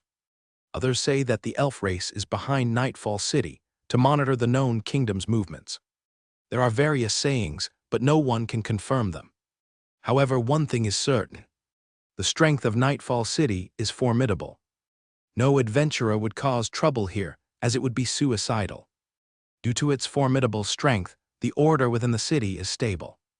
Many people who have committed offenses in other kingdoms come here to settle. It's easy to reside here long-term. One just needs to pay to become a resident of Nightfall City. As long as you don't cause trouble, no one will bother you. Those who settle here behave properly, abiding by the rules and not causing trouble. Upon arriving at the Adventurers Association, Herag found that the hall in Nightfall City was even larger than that in Oberstein. The flow of people here was also clearly much higher than in Oberstein. Oberstein has always been a border city, with fewer tasks, so naturally there were fewer adventurers. Nightfall City, due to its unique geographic location and status, attracted especially many adventurers. Many tasks that were inconvenient to publish in other kingdoms were sent here. The bounty for tasks here is generally higher, attracting many adventurers to take tasks. With more people involved, the overall strength increased. Pierre's Wind Sword Adventurer group wasn't even among the strongest, only slightly known. "Hello, sir, what business do you need?" a lady at the counter inquired. "Register as an adventurer," Herag replied concisely. "All right, just fill out this form." Registering as an adventurer had no threshold requirements and wouldn't verify your identity, as adventurers were mixed with a wide variety of people, and the association had no time for thorough checks.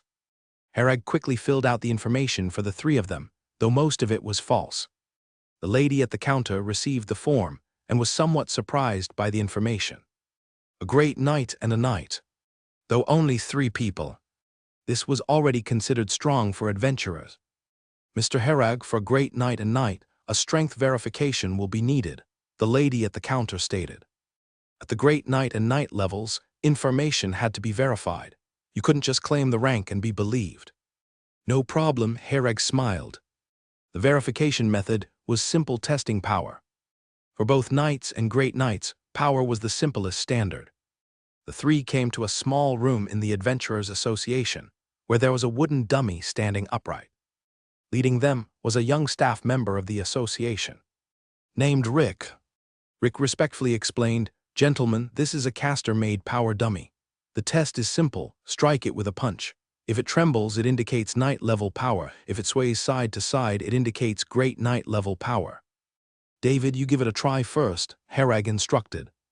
David nodded, approached the dummy, and delivered a punch, causing it to tremble slightly. Rick immediately noted it in his book and nodded. Indeed, knight-level power. After David stepped back, Herag approached the dummy, looking a bit troubled. "I need to control my power, or I'll break it with a punch." Herag controlled his strength, estimating what great knight-level power should feel like, and then punched.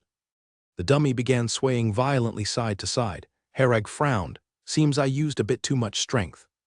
He had been trying to control his power, to use less force. But it seemed like he still used too much strength. Rick was stunned. "Amazing strength, Mr. Herag, you're truly remarkable. Even among great knights, you're considered very strong." Herag nodded without speaking, satisfied as long as it didn't break. After verifying their strength, the 3 of them began wandering around the hall. The Adventurers Association Hall had a row of task panels, displaying various tasks. After looking around, Herag and the others didn't find any tasks that matched their expectations. He inquired discreetly with Rick, and learned that tasks heading to the elf race's territory were rare, only appearing occasionally. Unable to do much about it, the 3 of them decided to wait and stay in Nightfall City for a few days. They planned to look around for a few days, and if there were still no suitable tasks, they would have to consider alternative methods.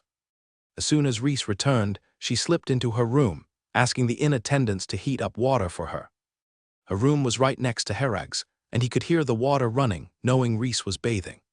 He wasn't planning to peek. His focus was on verifying the most crucial matter: the complete activation of the royal elf bloodline in the bloodline mark. Herag unfolded Shenlon's environment detection, paying attention to the surroundings. At that moment, he accidentally saw Reese bathing next door. Herag took a deep breath and averted his gaze, preventing himself from thinking too much. With a wave of his hand, he set up a sound insulation spell and an anti-surveillance spell to prevent any presence that Shenlon couldn't detect from observing him in secret. After preparing, Herag focused his attention on the bloodline mark on his chest, attempting to activate it. The bloodline mark now absorbed and fused with 2 bloodlines, the Thunder God ancestral bloodline and the Royal Elf bloodline. Even dragon blood did not qualify to be absorbed. Within, only very high-level bloodlines would form a bloodline mark, allowing fusion. Herag then activated the bloodline mark, sensing that the Thunder God's bloodline mark was greatly restricted, unable to unleash its power. In contrast, the part of the bloodline mark belonging to the Royal Elf was activated. Herag felt a magical power emanate from the bloodline mark, spreading throughout his body. Herag monitored Shenlon's data panel, observing that most of his body data remained unchanged. The only change was in his spiritual power, which increased by 12 points after the bloodline mark was fully activated. Besides the significant growth in spiritual power, the most important changes were in appearance and aura. Herag glanced at the mirror in the room. At this moment, his appearance had become much more handsome, his attractiveness slightly enhanced. Herag estimated that he had limited potential for improvement in appearance, so the change wasn't very pronounced. There was nothing he could do. He was born with good looks, limiting the room for enhancement. Apart from that, his ears had turned into sharp elf ears. His entire being exuded an indescribable aura, making anyone believe he was a pure-blooded elf. After verifying the effects of the bloodline mark, Herag had a general idea. At this moment, Herag suddenly retracted his elf state, returning to his original human form. Before long, there was a knock at the door. Herag walked over and opened it. Rhys stood there wrapped in a towel, her long hair draped over her shoulders, smiling at him. "What's up so late?" Herag asked. Rhys didn't respond, stepped into the room, and closed the door with the back of her heel. She locked the door, grabbed the towel, and tossed it onto the floor. Herag glanced over, feeling a bit restless. Rhys was wearing a small set of black lingerie. At this point, no more words were needed. Early the next morning, Herag was awakened by some noise. He glanced over and chuckled. "What? Recovered so fast, no more pain." Rhys giggled softly. "I'm a water element specialized wizard. I naturally have healing methods." Herag thought about it.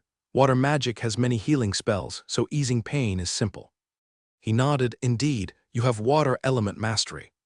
Otherwise, we wouldn't have switched to your room to sleep." After their activities last night, Herag's bed was unusable, so they had to move to Rhys's room. Herag checked Shenlon's time. It wasn't early anymore, and he still needed to visit the Adventurers Association to see if there were any suitable missions.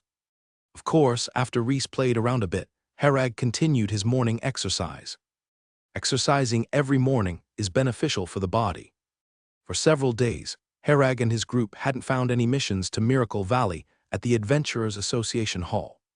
Besides familiarizing themselves with Nightfall City and gathering information, Herag mostly engaged in daily exercises. Rhys, being an official wizard, had a good physique and could manage a lot of activity. On the 5th day in Nightfall City, Herag and his party returned to the Adventurers Association Hall. Herag planned to head to Miracle Valley if they couldn't find a suitable mission today. The hall was bustling as usual, and Herag began browsing the rows of mission boards as usual.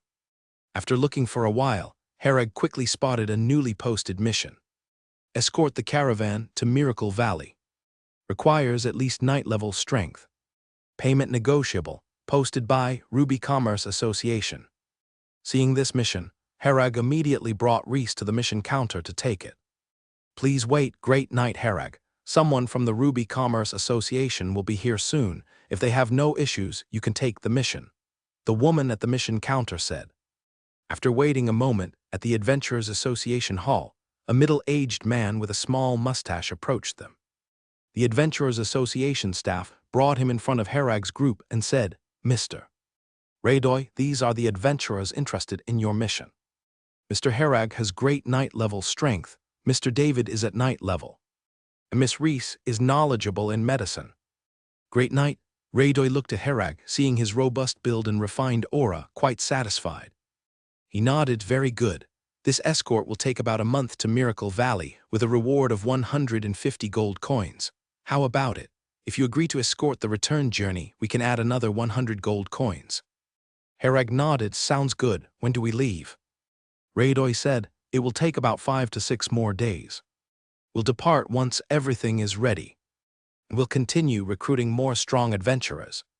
If you know anyone suitable, feel free to recommend them to me. Could you give me your current address? I'll send someone to notify you when it's time to depart." Herag wrote down the address of their current inn on a piece of paper and handed it to Raydoy. After confirming that both parties reached an agreement, the Adventurers Association registered it, and they would be collecting some fees from the Ruby Commerce Association. After finishing the arrangements, Herag instructed David to return to the inn while he and Rhys went to purchase some provisions. They weren't short on money, they had plenty of gold coins. The reward offered by Raydoy was of little importance.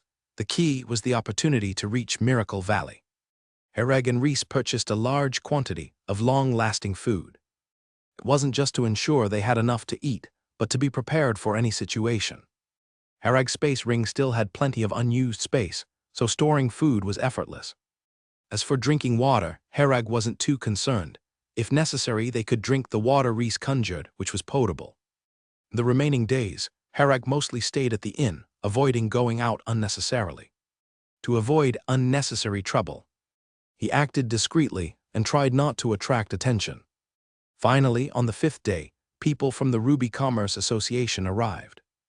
A young woman, after asking the innkeeper, came to find Harag. "Mr. Harag, there's a lady downstairs claiming to be from the Ruby Commerce Association looking for you," the innkeeper said after knocking on the door. "All right, understood, thank you." Harag and Rhys got up, dressed, and went downstairs. David was already waiting on the first floor. The lady from the Ruby Commerce Association appeared to be around 20 years old, wearing a sun hat. "Mr. Harag, I am Tinian, one of the officials of the Ruby Commerce Association in Nightfall City. The caravan will be setting off this afternoon. If you're ready, you can come with me," Tinian said. Harag estimated they would set off within a couple of days, so he was already prepared. They went back to their room, packed up casually, and prepared to leave. Rhys lingered, taking a nostalgic look at the room before following Harag downstairs. "I didn't expect a great night to take on our mission. Honestly speaking, the reward for this task isn't very high, and it takes a long time, usually. Someone of a great night level would choose other, easier missions." After a few people got onto the Ruby Commerce Association's carriage, Tinian said. Harag laughed and said, "We're all budding adventurers. The rewards aren't very important. The main thing is to gain some experience and insight. I've heard that you just registered to become adventurers. We're pretty lucky to have met you," said Tinian. Harag laughed and said, "Although this is our first time as adventurers, we will definitely do our best to ensure the safety of the caravan's personnel and goods." The carriage headed north, arriving at the northern gate of Nightfall City, where a caravan was already gathered. The team had many personnel, and there were many carriages carrying various goods. These goods were mostly prepared for the elf race of Miracle Valley, who are important customers of the Ruby Commerce Association. The goods they sold were catered to the preferences of the elf race, just to sell as much as possible to them. Even though most elves are relatively arrogant and don't particularly like humans, elves do make purchases generously and are not picky, rarely bargaining. As long as your items are good, they wouldn't mind a higher price and would buy directly. Therefore, doing business with the elf race is highly profitable, and many caravans are eager for the opportunity to conduct business with them. But the elf race has very high standards for commerce. Not everyone is qualified to do business with them, and without a certain level of trust, they won't accept your merchandise at all. Due to the Ruby Commerce Association's long-established reputation and branches everywhere in the world, it has achieved a relatively high level of trust, thus gaining the trust of the elf race. At this time, Raydoy was busy directing the caravan's people in handling the goods. He was personally directing what goods to load onto which carriage, and which needed to be handled with care. He turned around and saw Harag and his companions, then temporarily set aside his tasks and walked over. "Mr. Harag, you're here, that's your carriage. Normally, there's not much to do. The main thing is to lend a hand if the caravan encounters danger." "All right," Harag nodded, bringing David and Rhys to the side of the carriage. They were pretending not to know magic to conceal their wizard identities. So they carried big bags and placed them inside the carriage. The inside of the carriage was spacious enough for the three of them to use. Rhys knelt on the carriage, spreading blankets on the seat. She glanced sidelong at David. Sigh, no world for two with Harag. The caravan only allotted them one carriage, which meant all three had to stay on it. David seemed to grasp the situation and said, I'll drive the carriage. I won't sleep inside. I'll sleep outside, so I won't bother you." Rhys chuckled at this. "Well, at least you have some sense." Hearing their conversation, Harag smiled wryly. Rhys was now being somewhat possessive, eager to spend every moment with Harag, naturally not wanting an additional David in the carriage. Just seeing him would annoy her. Poor David went to the front of the carriage and earnestly took on the role of coachman. The caravan had originally assigned them a coachman, but now that David volunteered, there was no need for someone else. After 3 hours, the caravan was organized, ready to orderly leave the city. The entire team consisted of over 70 people, including the caravan's own guards, as well as a dozen adventurers. Herag and his group were among them, and he was the only great knight in the team. The other adventurers consisted only of 3 knight-level individuals, whose abilities were not significant. However, having a few knight levels was enough since it was just escorting a caravan. A caravan of this size wouldn't generally attract bandits unless one had a death wish. Besides, it was the Ruby Commerce Association's caravan. Even if they succeeded in robbing it, the matter wouldn't end there, as Ruby Commerce Association would surely seek vengeance. This kind of incident had indeed happened before.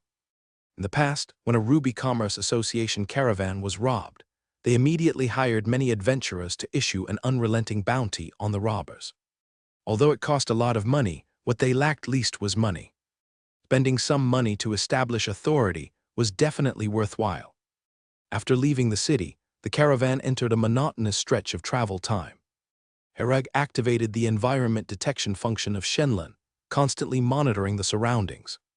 He needed to ensure the caravan reached Miracle Valley safely without any additional trouble. After several days of travel, the journey had been very peaceful. The Ruby caravan had traveled this route many times before and was familiar with the conditions along the way. Usually, nothing unusual would occur. At night, Hereg and the team were having dinner and chatting by the campfire. In the distance, a few of the caravan personnel were talking about Oberstein. "Have you heard about what's happening over at Oberstein?" "Do you mean the news that Magic Master Siffler was captured?" "A Magic Master being captured? Unbelievable, right? Even more unbelievable is that there are hundreds of thousands of demon army outside Oberstein, continuously attacking it. It probably won't hold much longer. Hundreds of thousands, how could there be that many? Who knows, it's just like Siffler, the guardian of the known kingdom being captured. Who would believe it unless it actually happened? Luckily, we are far from there. Those demons shouldn't be able to reach us here." "I hope not. I'm keeping an eye on the news. If demons do come, I'll be ready to flee." "They shouldn't reach here. The border army of the known kingdom is formidable. Matching those demons and constantly defending Oberstein. Relying solely on human armies won't work. The elf race must intervene. If they do, no demon would be a problem." Herag and his group silently listened to their conversation. What those people mentioned mostly happened 1 or 2 months ago, and the situation was likely different now. The rumor of the hundreds of thousands of demons was exaggerated, as Herag was fully aware it was only thousands. More than 20 days later, the caravan continued to move through the mountain forest, surrounded by towering, lush trees. Herag lifted the curtain of the carriage and glanced outside, where towering trees filled his view. The trees here were obviously many times larger than those in other places, having grown for countless years. Herag checked the map, realizing that they were already within the range of Miracle Valley and would reach their destination shortly. He could feel that the concentration of energy particles here was many times higher than the outside world. Herag took a deep breath, feeling completely refreshed. The air here was exceptionally fresh and pleasant, as if one breath could sweep away much of the fatigue from his body. From a livability standpoint, this place was utterly suited for living, with great environmental conditions. Reese and David also noticed the anomaly here, with energy particle concentrations significantly higher, and the energy particles were more active. Using magic in such an environment would considerably speed up casting. No wonder the elf race is so adept at using magic. With such a good environment, even a pig would be able to use magic, Reese remarked. Hereg nodded, understanding why the wizards from the wizard plane were so eager to seize the world tree. To wizards and casters, the world tree was simply the most precious treasure. After the caravan crossed a hill, a shocking scene unfolded before Herag and his companions. In the distant sky, a massive tree shot straight into the clouds. The height of the tree could no longer be estimated by sight, because its trunk soared endlessly into the sky, with no end in sight. The canopy was equally vast, blocking out a large portion of the sky as if it covered the heavens. Sunlight streamed through the gaps in the canopy, forming beams of light. This was the world tree of the elf race. The world tree of Miracle Valley stood in the deepest part of Miracle Valley. Though Harag and his companions could see the world tree from where they were, it was still a far distance away. Miracle Valley itself was enormous, and the caravan only conducted trade in the outer regions, unable to venture deeper. Seeing the terrain, Harag quickly understood the difficulty Parker had mentioned about this mission. Miracle Valley was too large, and the true elf race resided beneath the world tree in its deepest part. If Harag randomly placed teleportation coordinates in 3 locations outside Miracle Valley, Parker and his team wouldn't be able to directly threaten the elves here. Rather, they might end up encircled by the elves. To truly make use of the teleportation coordinates, they needed to be inserted deep within Miracle Valley, directly into the everyday living area of the elves. But not even Harag, as an adventurer, let alone members of the caravan, could approach that area. That area was completely off-limits to outsiders, making entry through normal means impossible. If Harag and his companions wanted to complete the mission, they would have to risk infiltrating Miracle Valley and then plant the teleportation coordinates. But the elves deep in Miracle Valley were protected by elders and chiefs, powerful beings who might not be weaker than Parker. Inserting the teleportation coordinates right under the nose of such level casters, and then escaping unscathed, was, for all intents and purposes, an impossibility. Rhys and David quickly realized that the difficulty of this mission far exceeded their imagination. The chance of the 3 of them completing this mission unscathed was almost zero. Casualties were almost certain. They might not succeed even if the entire team was wiped out, because they not only had to plant the teleportation coordinates, but also ensure that they wouldn't be discovered. Otherwise, even if planted, they would be removed in no time, rendering them useless. Rhys felt a bit uneasy at heart. Having just started being with Harag, encountering such a situation was upsetting.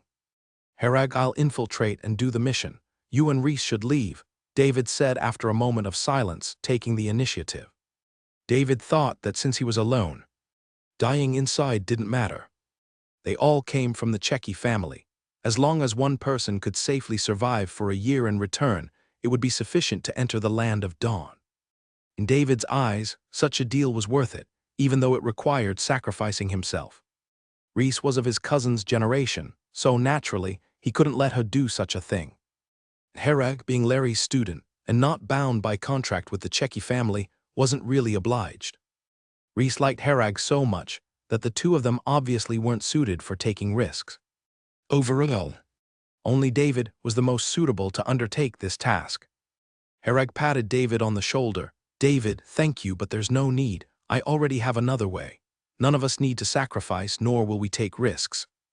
Harag appeared to have a well-thought-out plan, calm and unflustered. His composure reassured David and Rhys. Since Harag spoke with such confidence, he must have a degree of certainty and wouldn't speak recklessly. Rhys curiously asked, "What method is it?" Harag shook his head and said, "You don't need to know what method it is. Just leave it to me, I'll take care of it." Activating the bloodline mark and becoming a royal elf was something he certainly couldn't. These 2, and it had to be kept secret. Unless there were special circumstances, Harag did not plan on telling anyone about his bloodline mark. Even when being intimate with Rhys, he had hidden his bloodline mark, ensuring she didn't see it. "You're not planning to." Rhys was somewhat worried Harag intended to go on the adventure alone. Harag patted her head. "Don't worry, I treasure my life more than you do. I won't act recklessly. Trust me, I wouldn't say so without confidence." After he said this, David and Rhys didn't say more. Since arriving in the elf plane, David and Rhys had come to recognize Harag's exceptional combat skills, keen judgment, and enormous potential. Even Parker, a level 3 wizard, showed interest in Harag. David and Rhys had nearly unconditional trust in Harag. If Harag said he had confidence, then he had confidence. The caravan slowly descended, entering the plain area within Miracle Valley. The caravan slowly made its way along the main road into a town. This was the only town within Miracle Valley where humans were allowed to live and operate. The caravan's goods were primarily sold here. The town's management was taken care of by the elves because they needed many goods from the outside world, so elves were stationed here to manage the town for an extended period. Ruby Commerce Association had a large shop here, also offering in services. After arriving in front of the Ruby Commerce Association shop, Radoy got off the carriage and began directing the caravan to unload goods while organizing accommodation and other arrangements for the purse. Arnold, boxes of goods piled up on the ground, forming small hills. These goods were prepared for the elf race, while other goods had already been moved into the shop. Radoy waited at the shop entrance for the elf race to come and collect this batch of goods. Herag and his 2 companions did not leave, remaining to guard these goods. Their task wasn't completed yet. It included an escort for the return trip with the caravan. If they didn't escort the caravan back, they'd lose the return trip and the 100 gold coins. Of course, Herag and the others didn't stay just for the gold coins, but to find a suitable opportunity. With so many goods laid out, it's not likely anyone would attempt a theft, but still, someone had to watch over them. Herag also took this time to observe the surrounding terrain. The north of the entire town was a forest, with a fence wall standing at its perimeter. The fence wall was covered in vine-like climbing plants, appearing ordinary, but Herag sensed a magical power emanating from it. Outside the fence, no one approached, and the ground nearby was overgrown with lush weeds, indicating that few people tread there. In the middle of the fence was a tall wooden gate and a road leading deep into the forest. The wooden gate was tightly shut, with no one seen entering or leaving for a good half-day. Herag guessed that inside was likely the elf races district in Miracle Valley, generally prohibitive to humans. Many people even skirted the area, not daring to get too close. Though unguarded, the elves' authority left an indelible impression on these people. After waiting 2 hours, at the far end of the street, a male elf on horseback approached, followed by a caravan made up of a few elves.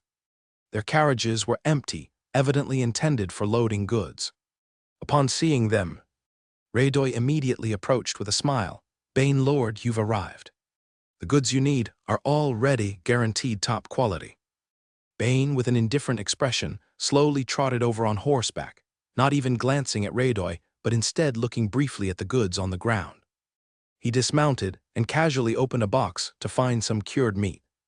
Bane sniffed with his nose, then frowned and said, "You're 3 days late. This cured meat has spoiled, so the price for this batch must be halved." Halved, bah. "Bane Lord, this cured meat can't spoil. And it's only been 3 days.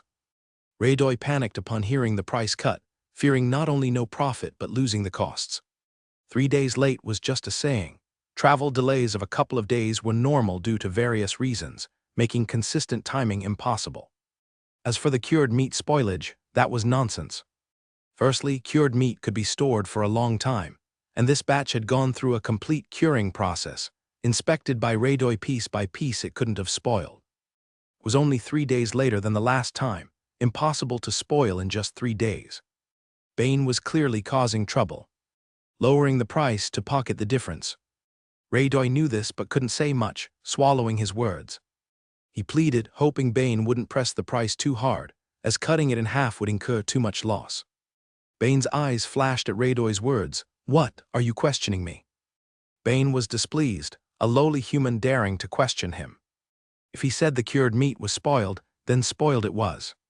With perspiration on his forehead, Radoy whispered, No, wouldn't dare question Lord Bane. This cured meat indeed spoiled a bit. How about I offer it for free to you? Free. Who would eat your spoiled stuff? I'm helping you dispose of it with an extra 1,000 gold coins disposal fee, Bane said coldly. This, Radoy was stunned, looking troubled.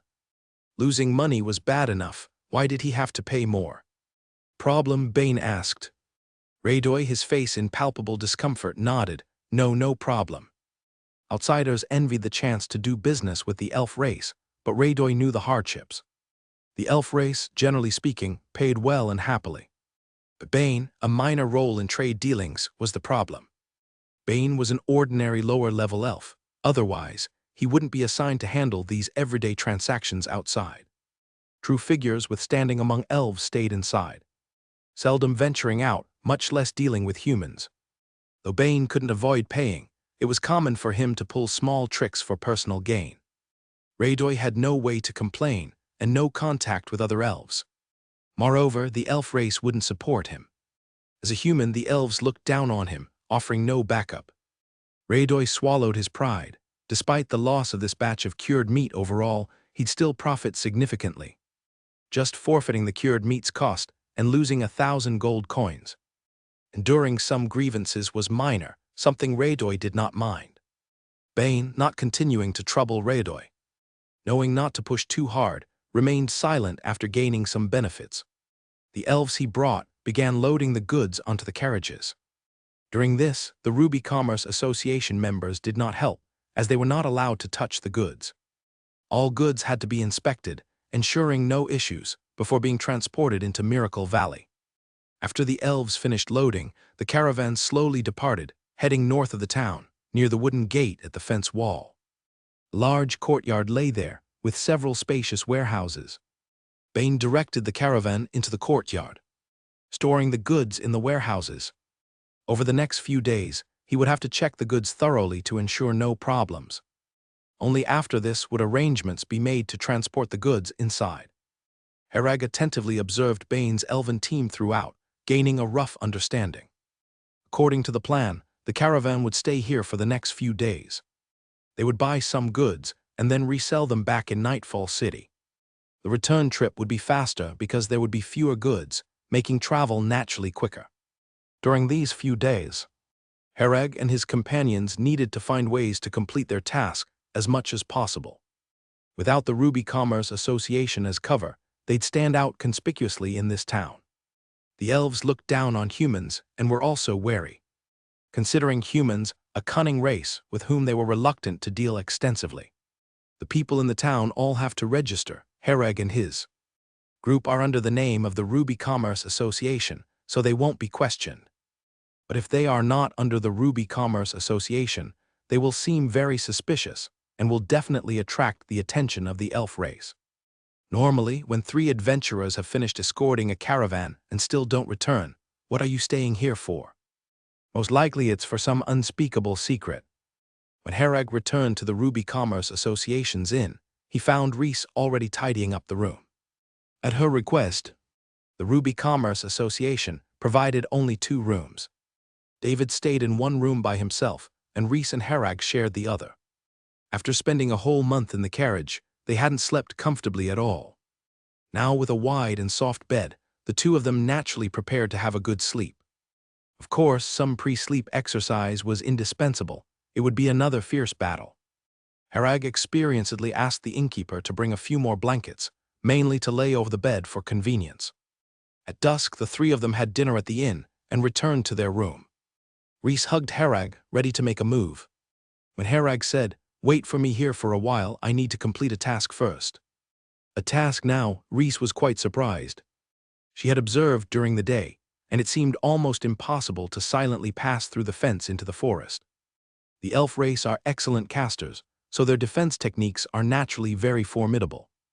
Reese had thought this matter would need long-term planning and a carefully discussed strategy to complete the task.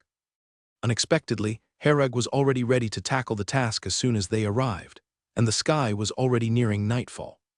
At this time, sneaking in to insert teleportation coordinates was extremely dangerous. From the current perspective, the defense work of the elves in Miracle Valley was done very well. The fence itself was enchanted with countless unknown spells. Even for level 1 wizards like them, it would not be easy to pass through. It had to be done without alerting the elves inside, which was virtually impossible. "Yes, I'll leave now, I might return late," Herag said, patting Reese on the back of her head. Reese instinctively clutched Herag's coat, feeling a little nervous. "It's all right, I know what I'm doing. I won't do anything I'm not sure of," Herag revealed a confident smile. Reese remained silent and raised her toes to offer a kiss. After leaving the inn, Herag went straight to a courtyard on the north side of the town. The courtyard was surrounded by high walls, with heavy iron gates tightly closed. Herag walked over and directly knocked on the iron gate. "Who are you? What do you want?" A male elf looking about 30 answered. "I'm looking for Bane," Herag replied. "Do you have any business with Bane?" The elf looked at Herag with some vigilance. Herag handed over 10 gold coins, smiling. "Please tell Bane I have something very important to discuss with him in person." The elf took the gold coins, hesitated a bit, and then said, "Wait a moment." After speaking, he closed the iron gate and went back to deliver the message. After a short while, the iron gate reopened, and Bane, flipping the 10 gold coins in his hand, looked at Herag with some suspicion. "Who are you?" Herag smiled but didn't speak, only slightly activated the bloodline mark, emitting a strange aura. This aura might be hard to notice for ordinary people, who wouldn't find anything unusual about it. But for the elf race, it was different. They were incredibly sensitive to such bloodline auras. Bane immediately looked at Herag, and his expression froze. He was just about to say something when Herag waved his hand. "Let's talk inside." All right. Bane couldn't confirm yet, but as long as there was even a slight possibility, he dared not show any disrespect to Herag. At the deepest part of the courtyard, there was a 3-story wooden house, which was Bane's personal residence. Bane personally took Herag inside, and even brewed a pot of the local specialty fruit tea for Herag. Once inside, Herag fully activated the bloodline mark, and his appearance instantly changed. This, Bane pays respect to the esteemed one. As Herag turned around, Bane was already on his knees paying homage. The aura of a royal elf. There was no mistake, it was a feeling from the very bones. This was the fundamental difference in bloodlines, something Bane felt very clearly. The elf race are the rulers of the elf plane, and among them, the royal elves are the rulers. Only those elves under the World Mother Tree have the royal elf bloodline. The elves in these places like Miracle Valley are just some remote tribes, and there are many such tribes throughout the elf plane. At this moment, Bane felt like a small commoner at the Empire's border meeting the royal family of the Empire. The difference in status and position between the two sides was too great. Not to mention Bane, even the chief of the elf race in Miracle Valley couldn't compare to Herag in terms of status. So Bane kneeled so quickly and smoothly, as if he had rehearsed it many times. Although Bane didn't know how Herag managed to disguise himself as a human, or why he was hiding his identity. But these were not questions he was qualified to consider. Bane knelt on the ground, feeling somewhat anxious. He didn't know why Herag had come here. "I'm just a small steward, usually just greedy for some money. It's not worth alarming the esteemed royal family, right?" Bane was quite terrified now, feeling as if his hands and feet weren't responding to his commands. Here. Bane's body shivered with fear, quickly responding. "Take me to see your chieftain," Herag commanded. He didn't just come to complete a task, he also had some personal affairs to attend to. "Of course, my lord, I'll take you there right away." Bane quickly led the way, secretly relieved. Since it was about seeing the chieftain, it had nothing to do with him, as long as it wasn't to trouble him. According to the rules, a report should be made, and permission granted before bringing Herag inside. But this was a visit from a royal elf, and Bane dared not keep Herag waiting. He led Herag through the back door of the courtyard to the outside of the fence. Bane placed his hand on the wooden gate of the fence, and after a while, the wooden gate opened automatically. "Please follow me, my lord," Bane said, bowing and scraping. As the wooden gate opened, a vast, endless forest unfolded before them. A narrow path meandered forward, stretching deep into the forest. Every few meters, a plant resembling a street lamp stood by the roadside, with 2 leaves and a white crystalline part. It emitted a gentle light, illuminating a path forward in the dim forest. Herag looked at the forest and sensed many indiscernible magical auras hidden throughout. The magical aura in this forest indicates that it is far from being as ordinary and peaceful as it appears on the surface. This forest is actually a defensive structure. If an enemy invades, it will certainly undergo astonishing changes. The current tranquility is more like a slumber, silent and still. Herag and Bane followed the path, traversing through the dark, silent forest. About half an hour later, they finally emerged from the forest. As they exited the forest, a row of wooden houses came into view in the distance. This place looked like a village, and at the very heart of it stood the sky-obscuring world tree. When Herag saw the world tree, he felt a strange sensation, as if he were connected to it in some way. At this moment, a member of the elf race's guard team noticed Herag and appeared swiftly before the two. Level 1 Crystallization Wizard. Herag sensed the aura of the guard before him, recognizing their significant strength. Entering here was a great risk for Herag, even leaving aside figures like the chief or elders. Just the members of the guard team were not something he could handle alone. But he had to come, both to complete a mission and for some personal gains. Seeing Bane's reaction, Herag was essentially convinced that his idea was correct. After activating the bloodline mark, he indeed became a pure royal elf. The bloodline doesn't lie. He truly had the royal elf bloodline, leaving Bane no room for disbelief. Who might you be? The guard hesitated a bit as he could sense the royal elf bloodline aura on Herag. However, since he hadn't received any prior notification, he was uncertain about how to proceed. "My name is Sebastian Older, take me to see your chief," Herag said softly. Bane and the guard both felt a jolt in their hearts. They knew all too well what the surname Older represented. In Miracle Valley, most elves live their entire lives without seeing a royal elf. Just hearing the name, now seeing him with their own eyes, they both felt a bit nervous inside. The guard led Herag and Bane toward a small wooden house, situated directly beneath the world tree, the immense canopy looming overhead. Occasionally, stars were visible through the gaps in the canopy. Along the way, many elves cast curious glances. Strangers were rare here. The aura Herag exuded was not concealed at all, and upon sensing it, these elves instinctively lowered their heads and diverted their gaze, not daring to stare too long. This naturally noble bloodline aura made them too awed to speak loudly. As Herag walked, he quickly scanned the terrain, noting suitable places to plant teleport coordinates. The placement of these coordinates was crucial. They couldn't be too close to the world tree. If too close, it would seem suspicious. Herag, as a level 1 gaseous wizard, it was inconceivable he could plant teleport coordinates near the world tree and leave unscathed. Setting the teleport coordinates in the forest area was the most logical choice. This way he could complete the task without Herag's performance drawing too much attention. After all, just infiltrating the outskirts theoretically allowed for many methods. To penetrate deeply, or even directly plant teleport coordinates beneath the world tree would be too outrageous and unreasonable. Getting closer to the world tree, occasionally some drooping branches surrounded the area. These branches stretched from the world tree's limbs, hanging down close to the ground. The elves never trimmed these branches, always walking around them without damaging a single one. To them, the world tree is like a mother, a presence they must protect. In the distance, the wooden house where the chief lived, situated beneath the world tree. The wooden door opened, and an elderly elf walked out, gazing deeply at Herag. As Herag approached, the chief asked, somewhat puzzled, "And you are?" "Sebastian Older," Herag introduced himself concisely. "Ah, Prince Sebastian," the chief slightly bowed in respect.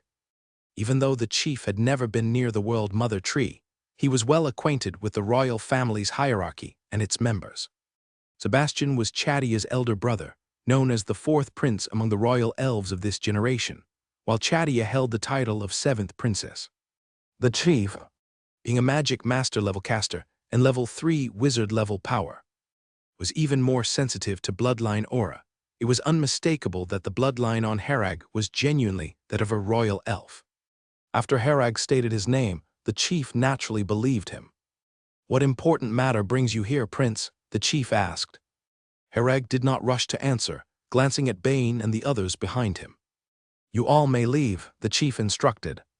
Bane and the others quickly departed. On the way back, Bane felt incredibly excited inside.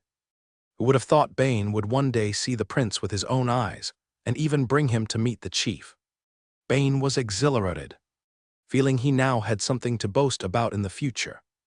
"After all, I know Prince Sebastian personally." Herag daring to pose as Sebastian was due to possessing sufficient information. Chadia, being his servant, had told him many things about the elf race. Royal elves held an absolutely supreme status.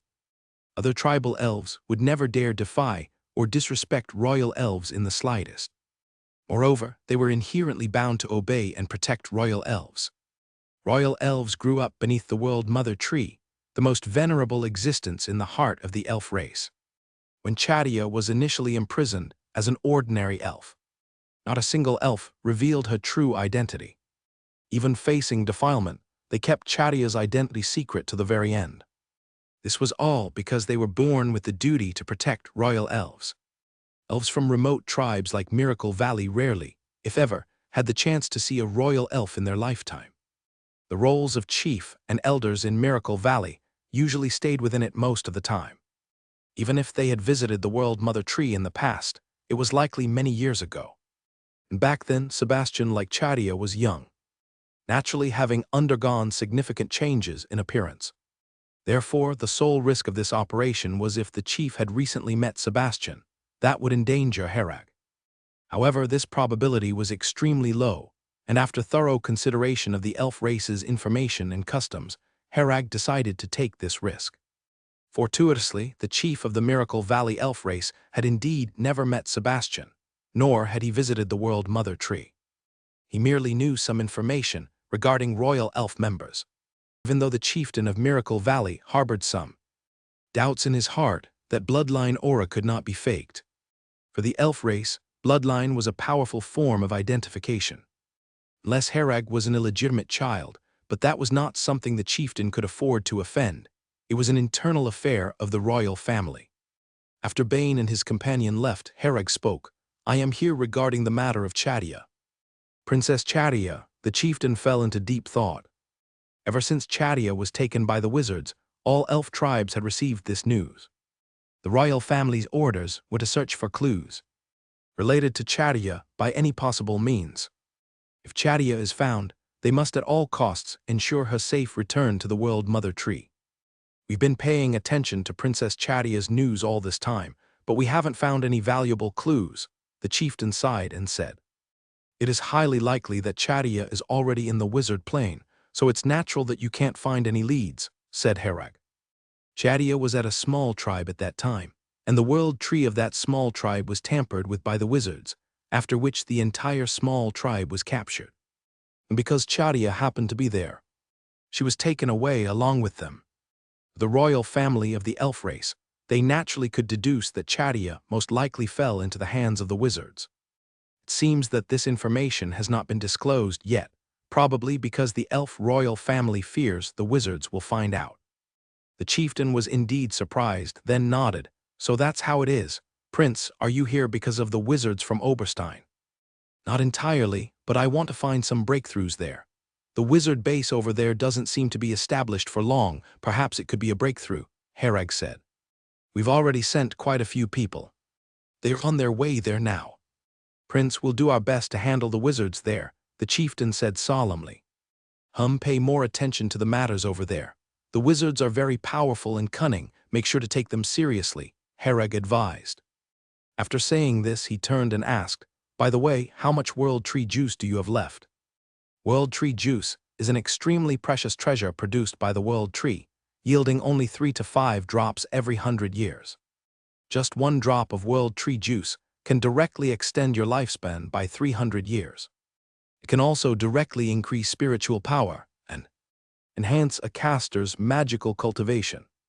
However, each person can consume only 1 drop in a lifetime. Consuming more has no effect. But it's still a treasure sought after by countless beings. After all, consuming it means 300 years of extended life. Due to its scarce production, most of it is consumed internally within the elf race, with very little leaking outside. Such a precious thing, the elf race would never allow non-elves to use it. When Herag heard Chadia mention this before, he already wanted to obtain a drop to consume. The spiritual power aside, 300 years of lifespan is real. The chieftain replied, "We have 50 drops stored. Does the prince need any?" Prepare 10 drops for me. They'll be of some use," Herag said calmly. The chieftain didn't suspect anything else. In his view, Prince Sebastian himself certainly didn't need these. Now that the prince is hiding his identity outside for an adventure, he must have his use for it, and if he can help, he would. The 50 drops of World Tree juice were accumulated little by little over the long years. As long as someone makes a contribution within the elf race, or if a descendant is extremely talented, they would generally take out a drop from the stored World Tree juice as a reward. "Prince, please wait a moment. I'll get them right away." The chieftain turned and walked toward the World Tree. Beneath the World Tree, there was a hole leading to below the World Tree. He disappeared from sight after heading into the hole, and after a while emerged holding an ancient-looking wooden box. The box was small and seemed ordinary, yet it contained an incredibly ancient aura. After opening the wooden box, 10 green leaves lay inside. These leaves were as translucent as jade. Herag glanced at them but said nothing, pretending to be indifferent as he casually placed the wooden box into his space ring. After securing the world tree juice, he immediately said, "If you can capture wizards alive, try to do so, gather more intelligence from them. We currently know too little about them." The chieftain nodded. "Rest assured, Prince. Regarding the wizards in Oberstein, we have prepared considerable strength to deal with them. When we annihilate them, we will leave some alive to extract information." The chieftain appeared quite confident, yet he hadn't actually confronted the wizards and therefore had no direct sense of their power. Herag nodded. In any case, be careful. I must leave first. My identity outside is still that of a human adventurer, and being gone too long would arouse people's notice." "Prince, you're leaving. Very well, would you like me to send some people to secretly protect you?" The chieftain genuinely wanted Herag to stay a few more days to build a closer rapport. The opportunity to interact with royal elves doesn't come often, but given the special circumstances, the prince also has his own matters to attend to, so the chieftain couldn't keep him. The chieftain couldn't do nothing either, so he wanted to send someone to secretly protect Herag. The prince's safety was paramount, especially within his jurisdiction. Otherwise, the entire Miracle Valley couldn't escape the royal family's inquiry. But Herag could not allow him to arrange people to secretly guard him, as that would only create trouble for himself. He shook his head. "No need. Don't add unnecessary trouble for me." Seeing Herag resolute in his stance, the chieftain couldn't say more and had to yield. "Then allow me to see you off, Prince." Since Herag was leaving, the chieftain naturally intended to escort him out personally. Herag waved his hand impatiently. "No need for such trouble. I know the way." "Fine, I'm leaving now. Don't let anyone follow me." All right, take care, Prince." The chieftain saw Herag displeased and dared not say more, only watching him depart into the distance. As Herag slowly made his way out, others only dared to bow from afar, not daring to approach. As he gradually left behind the rows of wooden houses, he moved closer to the forest's domain. By this time, no one could be seen around. Herag still had the environment detection of Shenlin activated, ensuring no one was secretly observing him. After feeling it out, he also sensed no one watching him. The chieftain definitely wouldn't dare to secretly observe him. That would be a great disrespect to the royal family.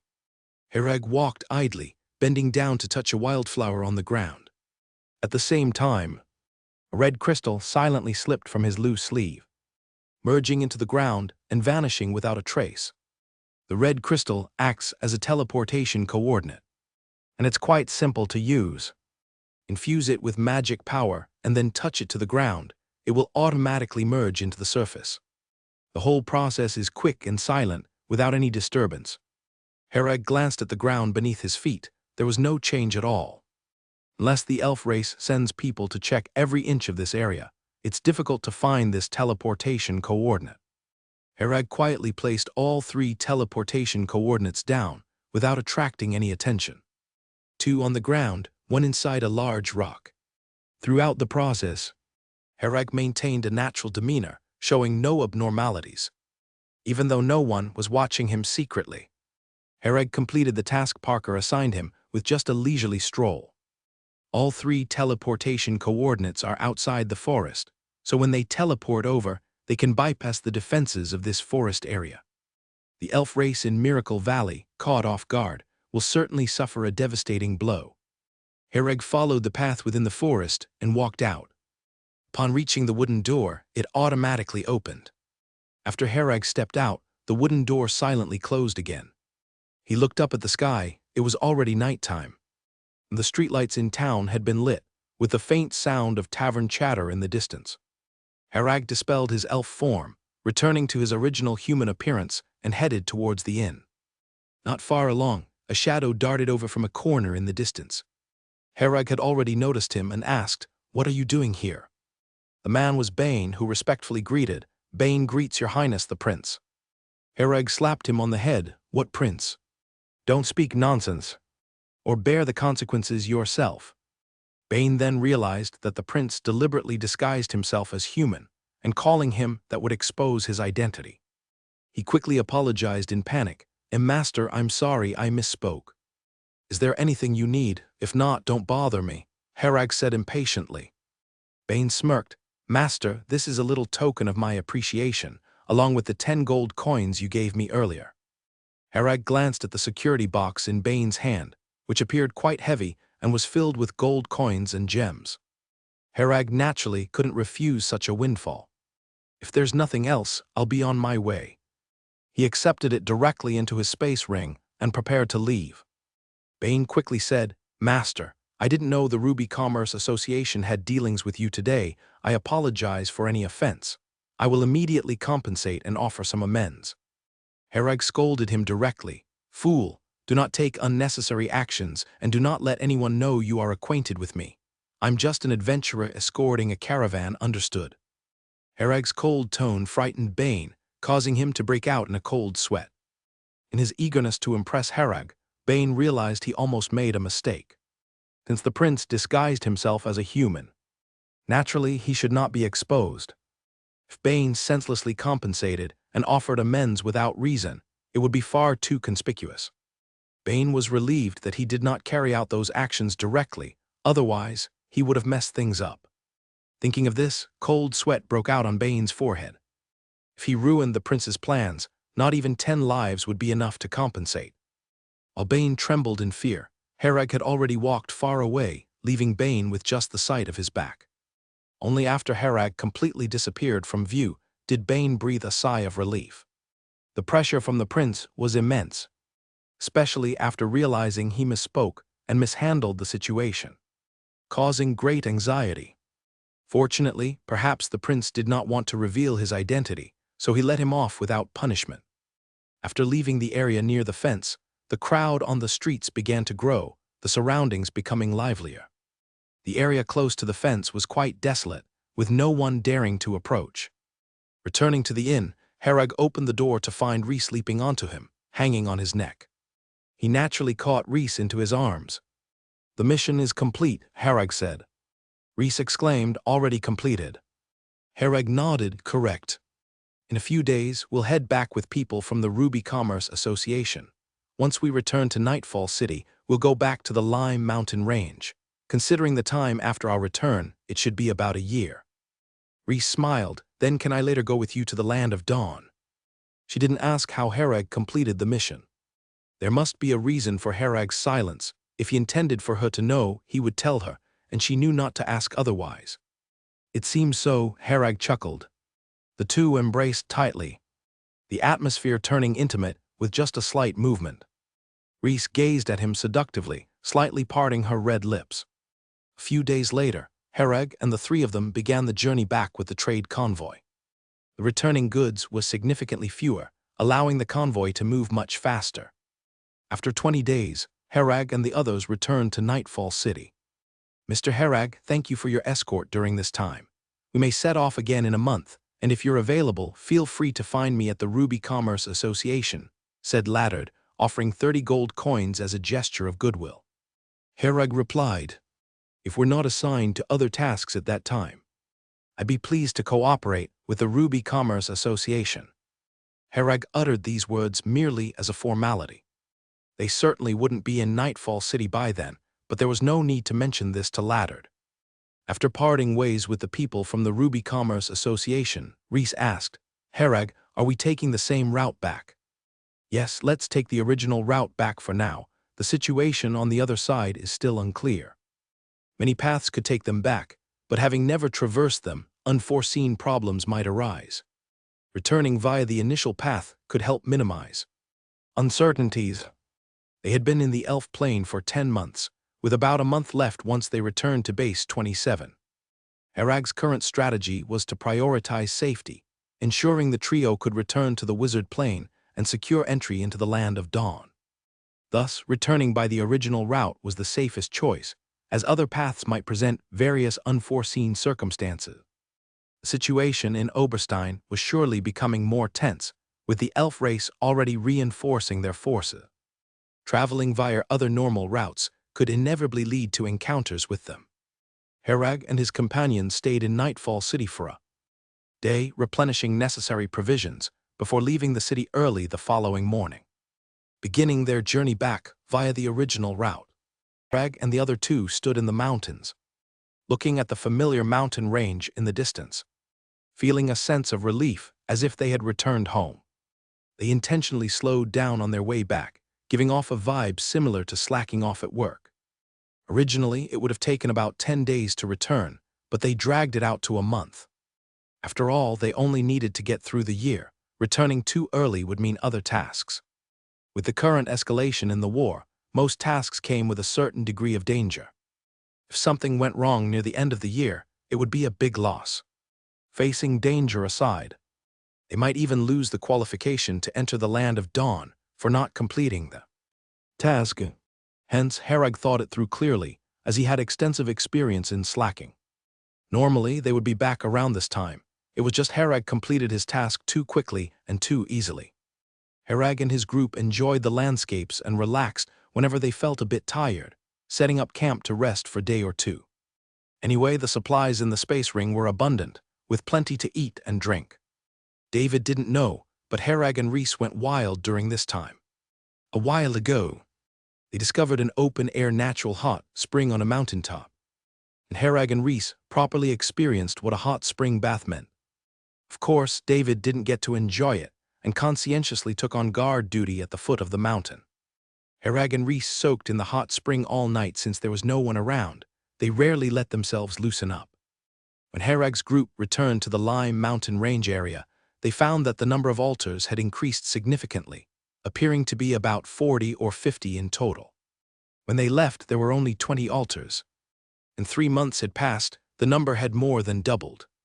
The number of demons within the Lime Mountain Range had also increased tremendously, becoming uncountable, filling the mountains. After returning to Base 27, Parker immediately called Herag over. "Lord Parker, I've inserted the 3 teleportation coordinates into place. Here's the map of those locations." Herag produced a map he had drawn himself. The map included the conditions of the areas before and after the fence and wooden gate, and the surrounding forest, but nothing further within. As it was reasoned, he couldn't have gone that deep inside. The map marked the location of the 3 teleportation coordinates. Parker took the map, glanced at it, and nodded. "Very good. Herag, you've done an excellent job. I didn't expect you to insert the teleportation coordinates so deeply without alerting those elves, not an easy task." The depth at which Herag inserted the teleportation coordinates exceeded Parker's expectations. Parker originally thought it would be great just to get them on the outskirts, not expecting Herag to bypass 2 layers of defense directly and enter the interior. For a gaseous wizard, this was indeed quite remarkable. Parker didn't ask how Herag managed to infiltrate. It wasn't his concern.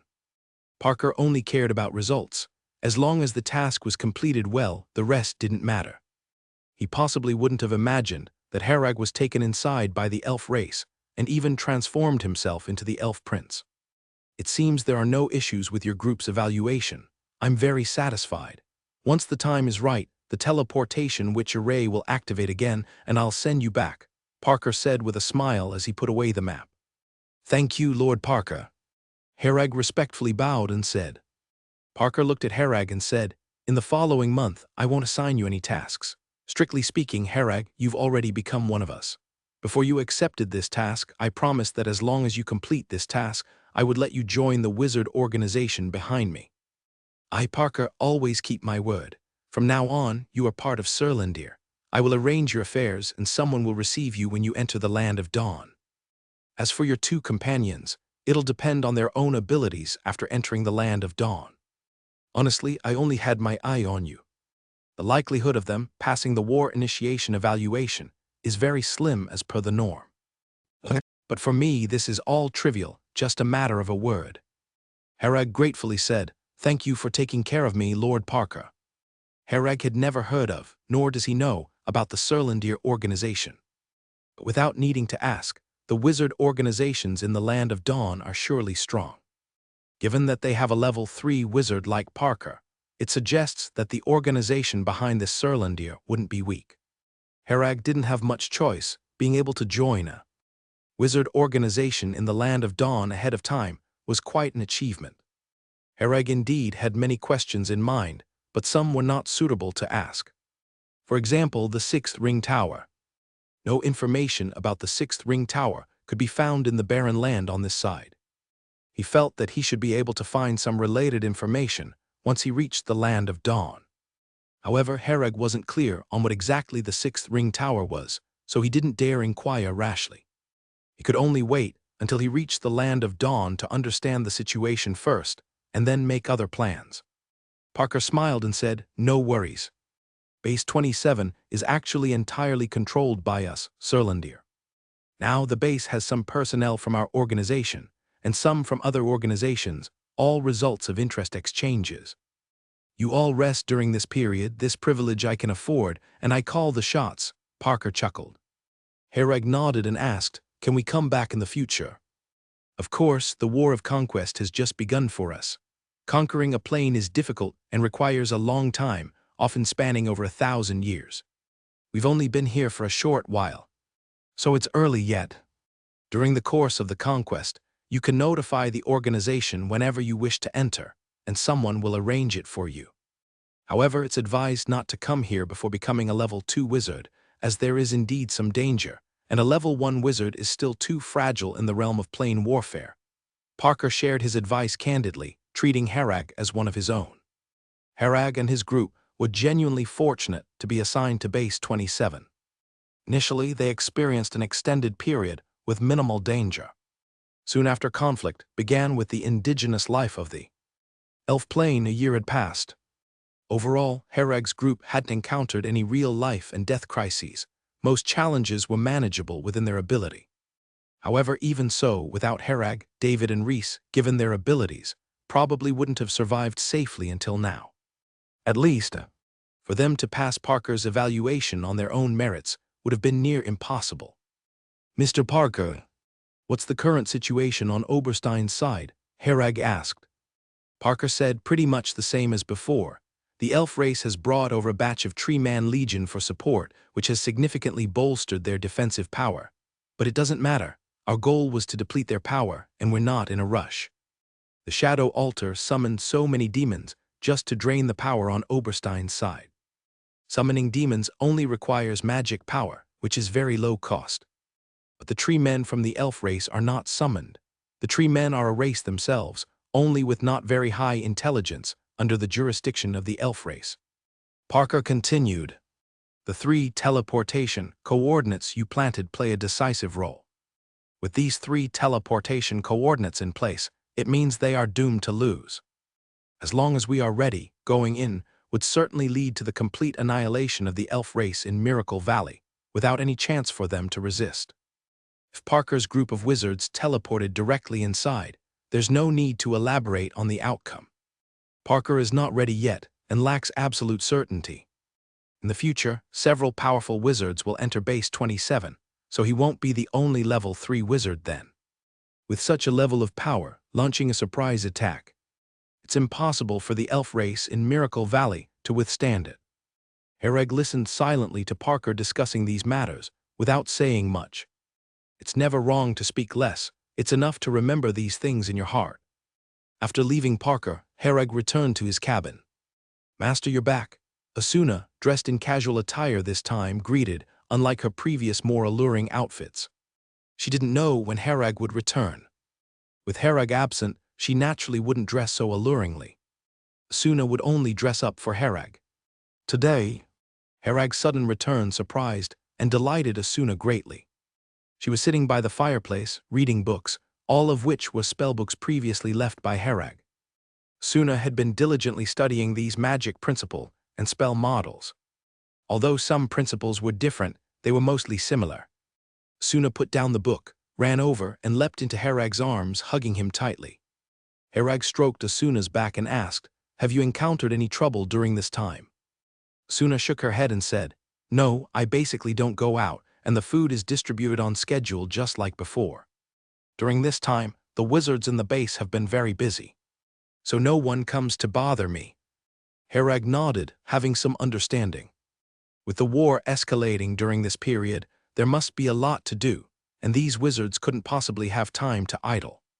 Being just a servant, no one would trouble themselves to bother Asuna without reason. Moreover, Asuna is Herag's servant. Troubling Asuna is akin to troubling Herag. When Herag is away on missions, Parker wouldn't allow anyone to trouble Herag. Otherwise, who could confidently venture out on missions in the future? Herag's hand moved across Asuna's back and eventually touched her smooth skin. The texture was quite nice. The two hadn't seen each other for 3 months, and they missed each other greatly. After a long separation, their reunion felt like newlyweds, and it was a sleepless night. Early the next morning, the room was in disarray, with clothes casually strewn on the floor, hinting at the previous night's frenzy. Just then, there was a knock on the door. "Herag, are you awake?" Rhys asked from outside. Herag sensed that Rhys was alone outside and said, "Come in." Rhys immediately opened the door, and as she entered, Herag was taken aback. Rhys had clearly dressed up. With an exquisitely applied makeup, her mere appearance causing one's heart to flutter. Dressed in a tight-fitting pencil skirt, the dress clung to her body, highlighting her S-shaped figure to the fullest. When Rhys entered and saw the two on the bed, Asuna covered herself with a blanket, appearing a bit embarrassed. Seeing the scene, Rhys said, "Am I here at the wrong time?" Herag chuckled, "No, you're here just in time." This day was no ordinary day. Herag lit a fire by the fireplace and started cooking cured meat and some vegetables. Rhys and Asuna were already exhausted, too tired to cook. Initially, Herag thought about how to handle their relationship upon returning. But when Rhys entered, Herag realized he was overthinking. This isn't the past life. Rhys and Asuna don't have any rivalry or jealousy going on. Both women are smart and know that Herag doesn't like trouble, so they have cooperatively avoided conflict or sarcasm. Rhys and Asuna have noticeably different personalities. Asuna was consistently shy and embarrassed. She was shy when with Herag before, and with an additional person now, she's even shyer. To this moment, Asuna's face was still flushed. Hiding in the blanket. Rhys teased her from time to time, "Little Asuna is so cute." Asuna blushed and constantly avoided Rhys's hand, almost falling off the bed's edge. "Stop bullying her," Herag said after glancing at them. Rhys giggled, not teasing Asuna any further. A few days later, Herag, David, Rhys, and Asuna were all in Herag's cabin, discussing future plans. "According to Mr. Parker, the 3 of us can enter the Land of Dawn. I can go directly into Surlandir, but you 2 cannot enter the wizard organization for now. Our subsequent plans need to be made after reaching the Land of Dawn," Herag stated. David nodded. "I'm already content. Before coming here, I had no confidence and was ready for the possibility of never returning. The fact that we have achieved this is thanks to you." David genuinely appreciated Herag, who not only saved his life, but also helped him enter the Land of Dawn. For a wizard from the Barren Land, this is a huge favor. "No problem. I feel that after reaching the Land of Dawn, things may not be as easy, and there will be many problems. At that time, we can solve some problems together," Herag said. "Wizards in the Land of Dawn are more powerful, so the problems encountered will certainly be more troublesome. It's best if the 3 of them can continue facing problems together, as there's a scarcity of trustworthy people." During this period, they stayed honestly in Base 27, not going anywhere, preparing until the time came to teleport back to the wizard plane.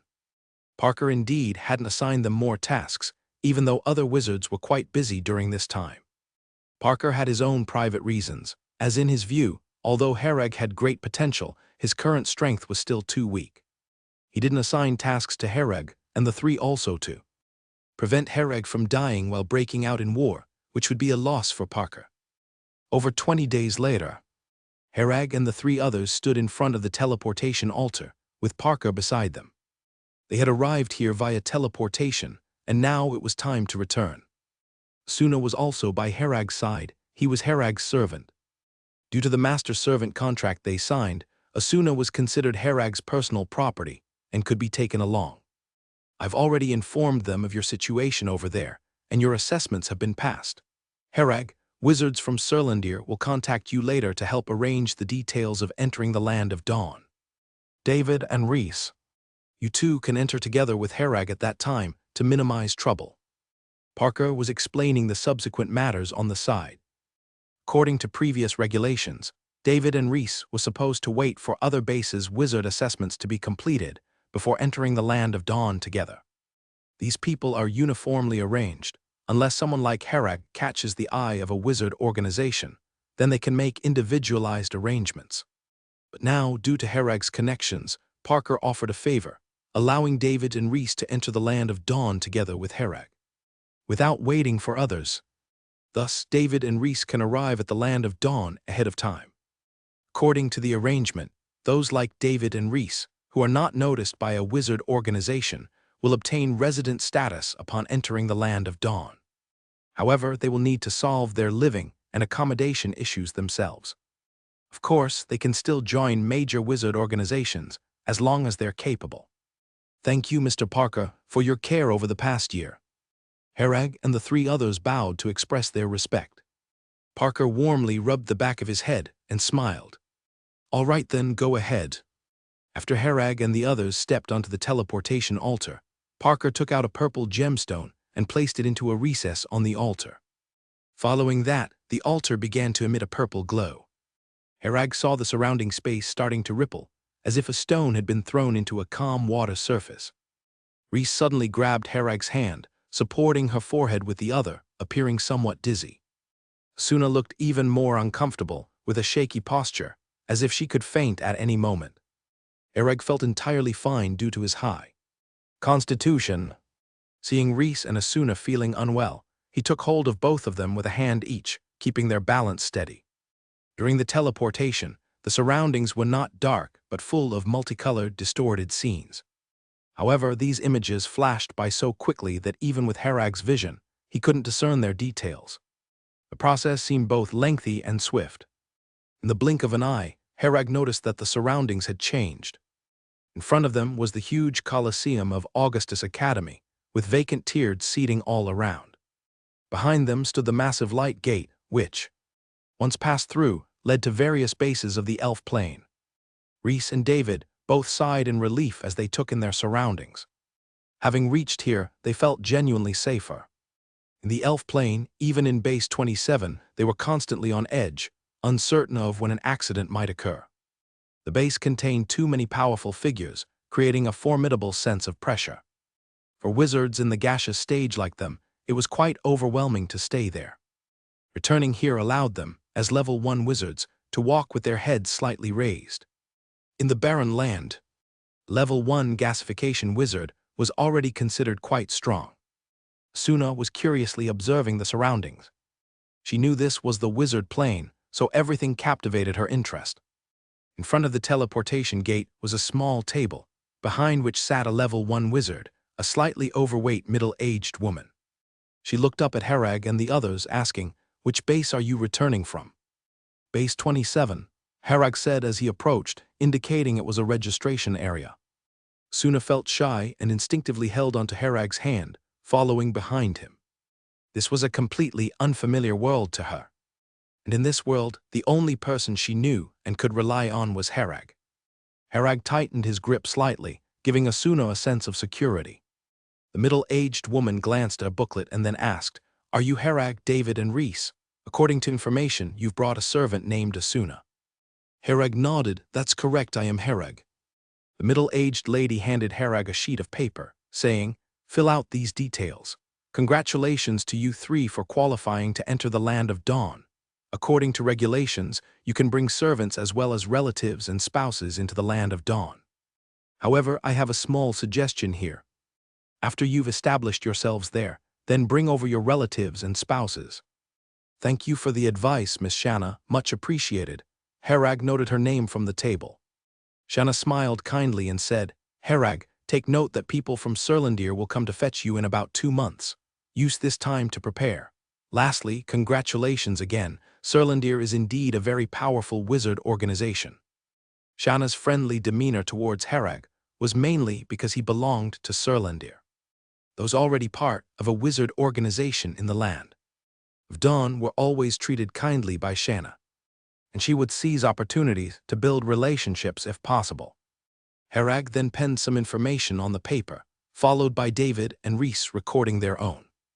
"All right, nothing more. Soon, people from Surlandir will come to the Black Rock Valley to look for you. Also, I've received word from Lord Parker that David and Reese need not wait and can accompany the Surlandir people to the Land of Dawn. Shanna said. Yes, thank you, Miss Shanna, Hereg replied with a smile. After finishing the registration, the four walked out of the Colosseum and entered Augustus Academy. Suna curiously observed everything in the academy, finding everything novel. Students of Augustus Academy were buzzing around, exuding youthful energy with a relaxed atmosphere.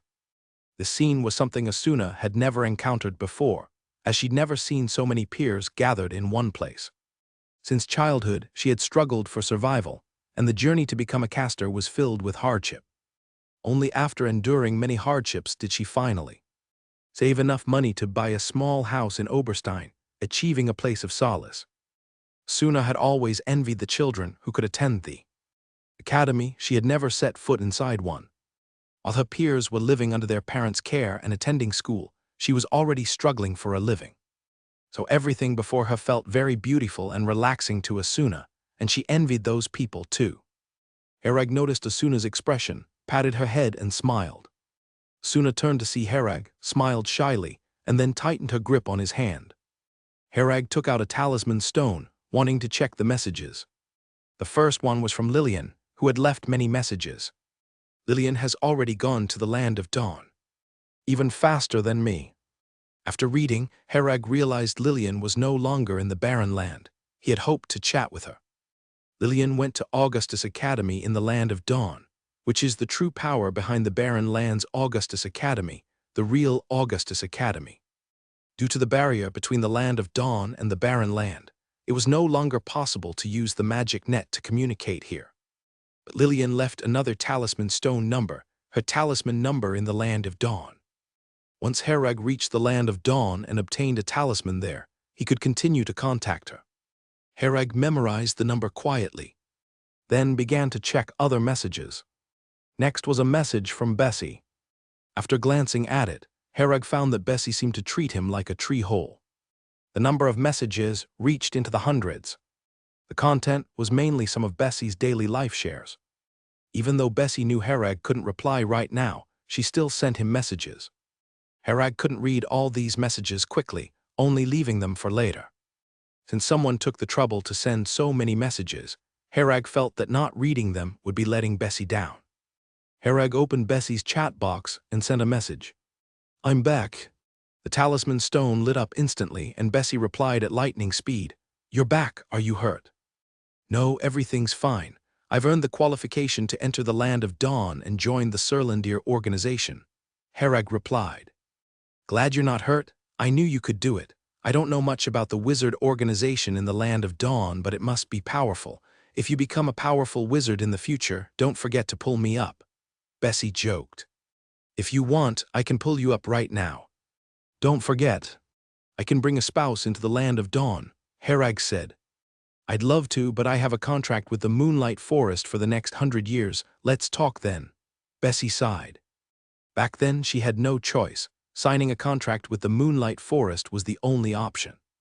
Now, even if she wanted to leave with Hereg, she couldn't because of the contract. Hereg thought for a moment. When I'm strong enough, I'll help you resolve the contract issue. Contracts like these are constraints, rules for weak wizards. But if you're strong enough, everything becomes negotiable. The strength of rules is weak against the strong. You're promising the impossible. Well, I'll wait for that day when you become strong enough. Bessie couldn't help but smile on the other end of the talisman stone. What Hereg said seemed far away, but Bessie felt that one day it would come true. It's not an empty promise, it's a commitment, Hereg replied earnestly. Yeah, I believe you. You must be tired coming back, get some rest, Bessie replied. After ending the brief chat with Bessie, Asuna curiously leaned over and asked, What is this? This is a talisman stone, a communication tool based on the magic net. With this, you can transmit information over long distances, Hereg explained. Asuna touched the talisman stone and marveled. Such an incredible magic design. While there were plenty of casters in the elf plane, nothing like the magic net existed, nor had anyone heard of something similar. When we get to the Land of Dawn, I'll get you one. There's no need for it here since we won't be staying long, Herag said. Okay, Asuna nodded obediently. Then Herag opened Blake's chat box. Mr. Blake, we're back. Not long after, Blake replied, you're back. How are things? I've joined the Surlandir Wizard organization. David and Reese have also passed the examination. Herag replied. That's wonderful. Blake was so excited that he didn't reply for a while. This was tremendous news for the Cheki family. 2 main lineage members entering the Land of Dawn could elevate the Cheki family's status by several levels instantly. Blake later replied, I'll send someone to pick you up right away. David and Reese will have separate pickups to bring them back home as there are other arrangements for them. You head straight back to Black Rock Valley. No problem, I'll wait at Augustus Academy, Herag said. Soon our people are nearby, waiting all along. Blake replied. Blake had estimated Herag and the others would return around this time, so he had prepared the people and a carriage for the pickup early. He was originally quite worried, fearing that all 3 could be lost inside, because some not-so-good news had already been coming from inside for a while. Many wizards from the Barren Land, who entered for various reasons, died in the Elf Plane. Their messages were released posthumously, retrieving the bodies if they could, they'd send them back. For wizards whose bodies couldn't be retrieved or didn't exist anymore, only death notifications came back. This past year, many such news trickled back. It was catastrophic. Blake had kept an eye on the messages inside. Not hearing from Herag and the others meant good news, but his heart remained on edge. When Herag finally messaged him, Blake's excitement was uncontrollable. Upon hearing that all 3 passed their examinations, Blake was thoroughly thrilled. He knew exactly what this meant for the Cheki family. Before long, 2 carriages from the Cheki family arrived at the Augustus Academy entrance, each guarded by a crystallization wizard. Herag and the others were now the most precious members of the Cheki family, and no mishap could be afforded. Blake jumped off one of the carriages, patted Herag's shoulder upon seeing him, and exclaimed, "Thank you." His feelings were still impossible to calm, filled with endless gratitude for Herag. Blake clearly understood that all 3 passing the examination meant Herag had performed exceptionally well, taking good care of David and Reese. Therefore, Blake was incredibly grateful to Herag and felt exceedingly fortunate that Larry had taken in such an excellent student. Herag smiled, understanding why Blake was so excited. For the Cheki family, this was indeed an event that could change the fate of the entire clan. David, Reese, you 2 head back to the family first. Herag, come with me to Black Rock Valley, Blake said. David glanced at Herag, chuckled good-naturedly, and then got onto the carriage. Reese came over, hugged Herag, stood on tiptoes, kissed him on the cheek, and then said, "I'll go back and handle family matters first. Once I'm done, I'll come find you." "All right, head back," Herag nodded. Blake watched this scene with wide eyes, then smiled warmly. After Reese and David boarded the Cheki family carriage, they left first. Herag also got onto the carriage afterward and began the return journey to Black Rock Valley. Inside the carriage, Asuna sat beside Herag, curiously looking at the scenery outside through the window. Blake glanced at Asuna, surprised that Herag had returned from the elf plane with a woman. Their relationship seemed unusual. Herag introduced, "This is Asuna, a caster from the elf plane. Asuna, this is Mr. Blake, a crystallization-level wizard of the Cheki family." Asuna sat obediently, nodded at Blake, and said, "Hello, Mr. Blake." She already knew how the strength hierarchy in the wizard plane worked. Understanding that a crystallization wizard corresponded to a high-tier spellcaster. Since Blake was a crystallization-level wizard, it indicated he was a powerful figure. From Herag and Blake's conversation, it was evident that Blake was an important person in the Cheki family. A few days later, the carriage arrived at Black Rock Valley. Herag held Asuna's hand as they got off the carriage, looking at the unchanged Black Rock Valley ahead, feeling quite sentimental. A whole year had swiftly passed. Everything experienced in the elf plane seemed like a dream, fleeting. Asuna observed the black soil on the ground and the Black Rock Valley ahead, scrutinizing it closely. "We're home," Herag smiled and walked forward, with Asuna holding his hand and following behind. Inside Black Rock Valley, almost nothing had changed. There were still vast areas of magic potion fields, tended to by wizard apprentices. "Mr. Herag has returned." After entering Black Rock Valley, many wizard apprentices saw Hereg and greeted him one after another. Hereg smiled in response, leading Asuna towards the castle in the north. Asuna looked at the surrounding magic potion fields, filled with amazement. She could recognize many magic potions. During her time at Base 27, she studied many books left behind by Hereg. Among these were, of course, herbalism and magic potion, knowledge she hadn't encountered before. Now seeing the surrounding magic potions that had been documented in books, and in such large quantities and areas, made Asuna find it very novel. The elf plane also had various types of magic potion materials, but they were in sparse quantities and hard to find. But here they were everywhere, leaving Asuna speechless with surprise. Ah, so they can be cultivated in this way, just like growing vegetables. At this moment, Asuna felt the power of the wizards in the wizard plane. The magic potion fields demonstrated that the wizard's knowledge system was already very mature. At least in the elf plane, Asuna had never seen anyone artificially cultivating large amounts of magic potion materials like this. Of course, it might also be related to the power system of casters. The casters in the elf plane do not need magic potions. For advancement, they only need to persist in learning and meditation when the time comes. They advance naturally. The reason behind this has not yet been researched, but Hereg speculated it might be due to the world tree. Due to the presence of the world tree in the elf plane, the entire plane is very suitable for caster cultivation. However, as there is no world tree in the wizard plane, wizards need to rely on magic potions to break through their limits to advance. The elf plane is different, the entire plane's environment is suitable for casters. Their natural constitution is also different from wizards, allowing advancement without needing magic potions for breakthroughs. But this is just Hereg's speculation. Different planes likely have different world rules, with large inevitable differences, making the reasons complex. Casters in the elf plane, compared to wizards in the wizard plane, find cultivation much easier. They don't face the same breakthrough risks or difficulties as wizards. Just as Hereg and Asuna reached the front of the castle, Lennon hurried out saluting, "Lord Hereg, you've returned." "Yes, and this is Miss Asuna, who will also be one of the castle's owners in the future," Hereg introduced. Lennon glanced briefly, mainly to remember her appearance, and then nodded. "Nice to meet you, Miss Asuna." Hereg nodded and led Asuna into the castle, then said, "There are 2 servants in the castle, the Lennon you just met, and another named Mary. You can instruct them to do anything you need." "All right, okay." Asuna was still somewhat unaccustomed to a life with servants. Previously, she did everything herself and never had the opportunity to command servants. Hereg took Asuna to the inner castle, and just as they went upstairs, they heard the sound of light footsteps from above, followed by the sight of Chadia. Having not seen her for a year, Chadia seemed even more beautiful, her aura more composed. She was wearing a floral dress with white knee-high stockings.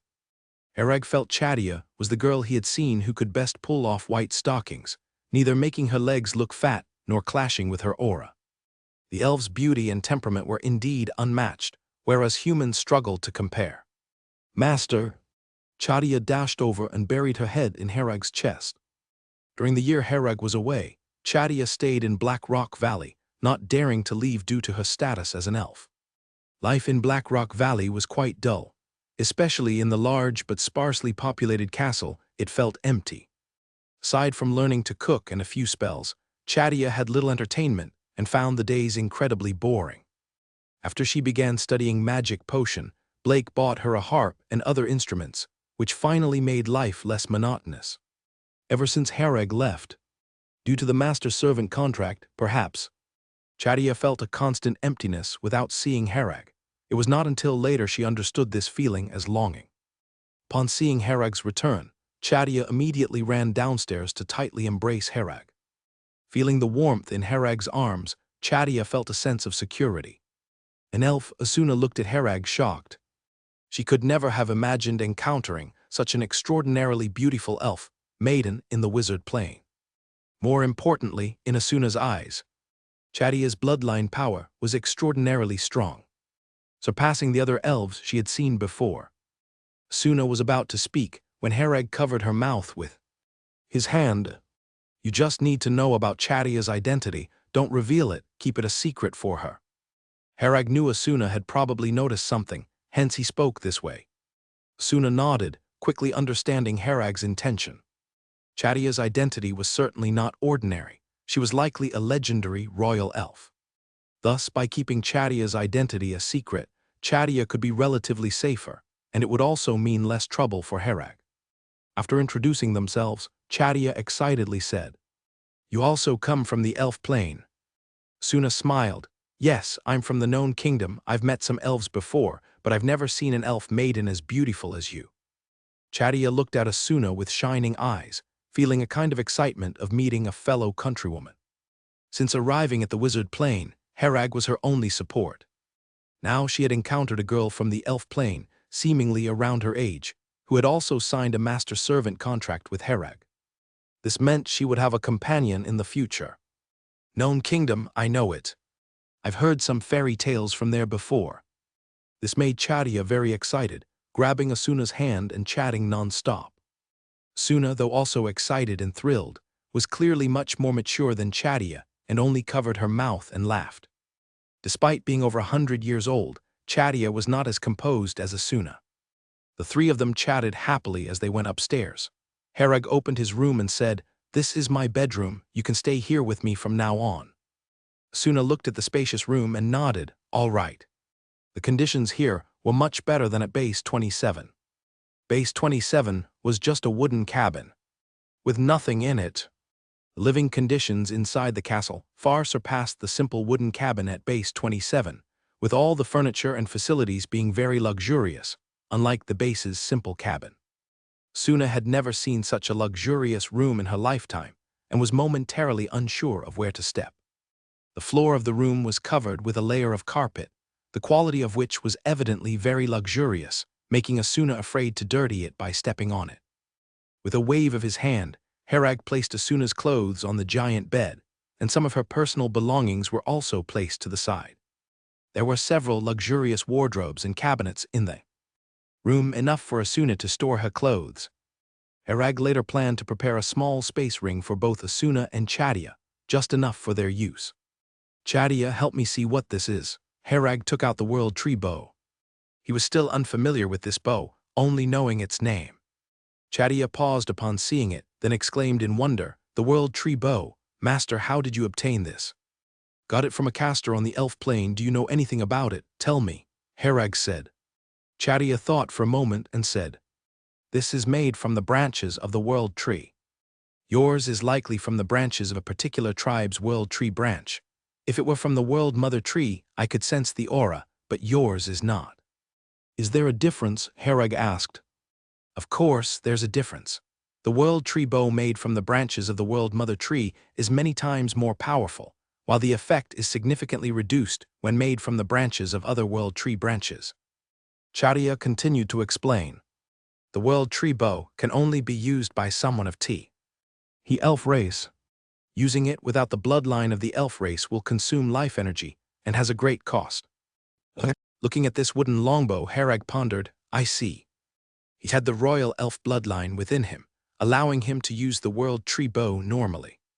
This explained why Cole paid a great price when using this bow, as blood trickled from his mouth.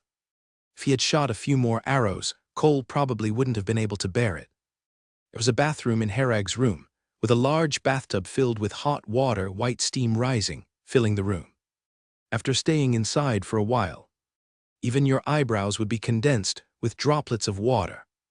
Suna, her face slightly flushed, wrapped herself in a bath towel, lowered her head, not daring to look at Herag, her shy appearance delicate and charming. At this moment, Herag took out a wooden box, from which he took a crystal-clear emerald green leaf, and handed it to Asuna. "Eat it." "This is..." Asuna took the World Tree juice, not expecting such a beautiful object, only for Herag to tell her to eat it. "This is World Tree juice. Consuming it will increase life by 300 years, Herag explained. He had 10 drops in total.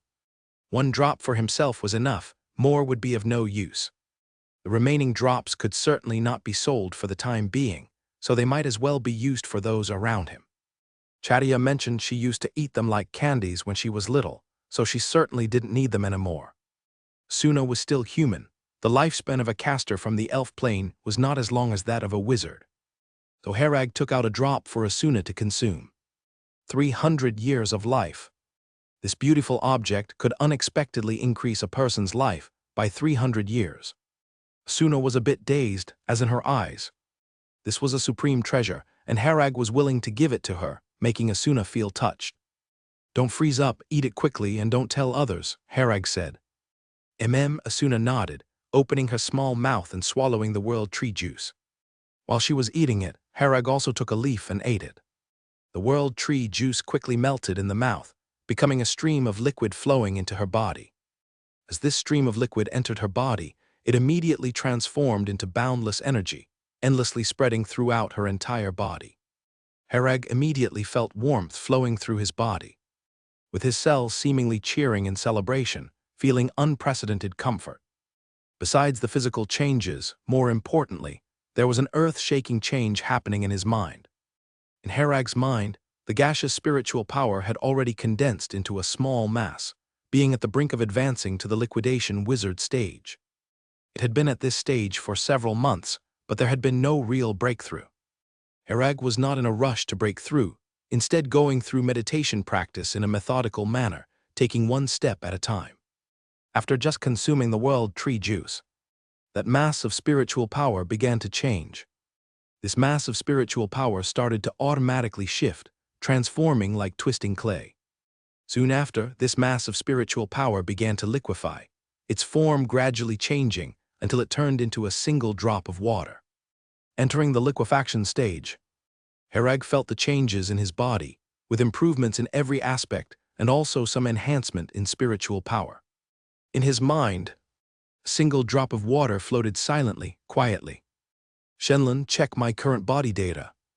Harag could feel some improvement, but it shouldn't be much. Talent, Great Dark Heaven, Bloodline Perception, High-Level Flame Resistance, Dragonic Language Control, High Magic Affinity. Spiritual Power increased by 2 points. Harag glanced at the data panel. Indeed, there wasn't much improvement. The 2-point increment should be due to the enhancement from the world tree juice. But that doesn't mean advancing to the liquid stage is no different than the gaseous stage. Harag has just entered the liquid stage. Before advancing, his spiritual power was stagnant and unable to improve further. But now, after advancing to the liquid stage, his mind feels empty once again. He can continue practicing the meditation method to cultivate spiritual power. When his mind is filled with liquefied spiritual power, he can advance again, entering the crystallization stage. Harag breathed a sigh of relief. Finally, he had entered the liquid stage. He had been unsure when he would be able to advance, but it seemed just a step away. Yet this step could stall many people for years. Harag adjusted his state, stabilized the magic power aura on his body, and then opened his eyes. "My lord, have you broken through?" Harag opened his eyes to find Asuna standing beside him. Her beautiful eyes filled with concern as she looked at him. Since Asuna was only wrapped in a bathrobe and Harag was very tall, with a glance down he could see the deep, unfathomable crevice. I'm now a wizard at the liquid stage," Harag said. "My lord is truly amazing," Asuna praised. "There's something even more amazing." Harag reached out his hand. Chadia lived next door, blushing at the noises from the adjacent room. Although the soundproofing was originally very good, Chadia, being an elf, naturally had good constitution and excellent hearing. Moreover, Asuna, although trying to restrain herself, couldn't help it when emotions ran deep. Listening next door, Chadia's face blushed bright red, feeling somewhat strange.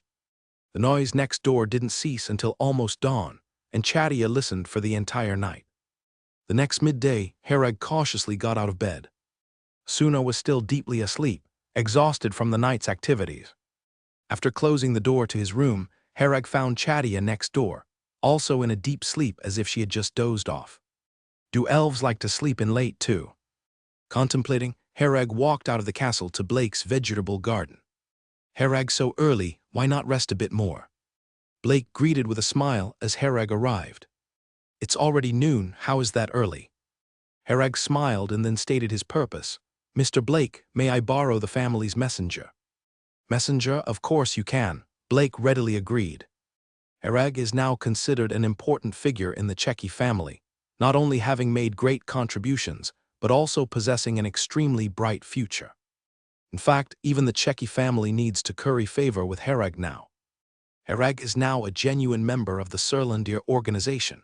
Few in the barren land dare to provoke him. Do you need to summon the messenger now? I can assist you with summoning, Blake said. Hereg thought for a moment. I'll wait a bit, I'll write a letter and come back. All right, I don't have much to do today, I'll be here. You can find me after you've finished writing, Blake said. Hereg planned to write a letter to Urza. Having obtained the world tree juice, he decided to send a drop to Urza. Urza is essentially his woman, and he would not treat his own poorly. Besides, Urza was almost an ordinary person, with too short a lifespan. With the world tree juice, she could gain an additional 300 years of life. Strictly speaking, Urza is the one around him who needs the world tree juice the most. Since the Doris Kingdom is at the westernmost end of this continent, while the Black Rock Valley is in the far east, the distance between them is too great. The people from Surlandir are expected to arrive at the Black Rock Valley in about 2 months, and he simply doesn't have the time to make a round trip to deliver it personally. If he entrusted someone else to deliver it, due to the long journey and time consumption, there were many uncertain factors along the way. Whether the world tree juice could be delivered is hard to say, and if it was hijacked, it would be a big hassle. After much thought, Hereg found using the Cheki family's messenger to be the most suitable. The messenger can send things regardless of the distance, making it ideal for this task. Hereg returned to the inner castle, where Asuna and Chadia was still asleep. He sat at his desk, picked up a quill, and began recounting the events of recent years. Lastly, he informed Urza of his plan to enter the Land of Dawn. In the future, if he has time, he would return to visit. Entering the Land of Dawn wouldn't have as many restrictions as the Barren Land. People from the Barren Land are strictly prohibited from entering the Land of Dawn, but those from the Land of Dawn can freely enter the Barren Land, although most wouldn't want to visit. Poor and lacking resources, people from the Land of Dawn have no reason to come to the Barren Land. Afterward, Hereg separately took out a box and put a drop of the world tree juice inside. After finishing the letter, Hereg once again sought out Blake. After Blake wrote down Urza's information on paper, he chanted a few syllables. A hexagram array appeared in front of them. Then the little elf appeared once more before them. Deliver this letter and this wooden box to Urza, Blake said, handing the items to the messenger.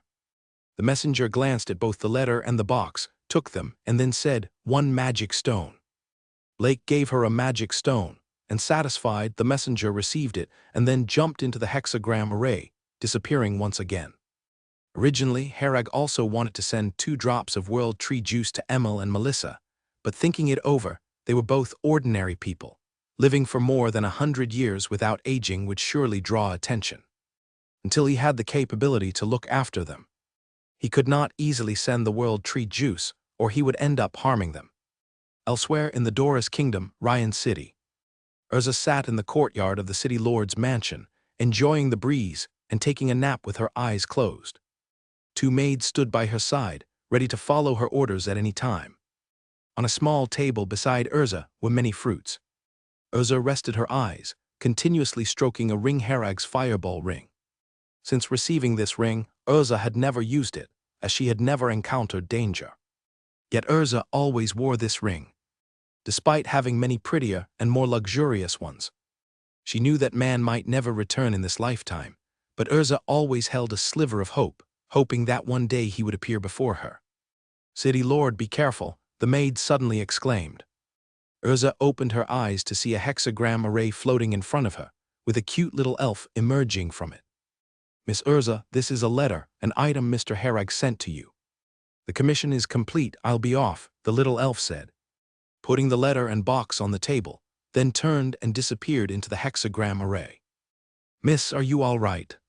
The night captain of the Urza family, Lewandowski, heard the commotion in the backyard and rushed over in an instant.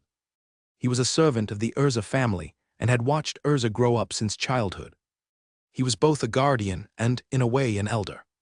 The strength of a great knight allowed him to handle most dangers, and wizards were rarely encountered in the Doris Kingdom.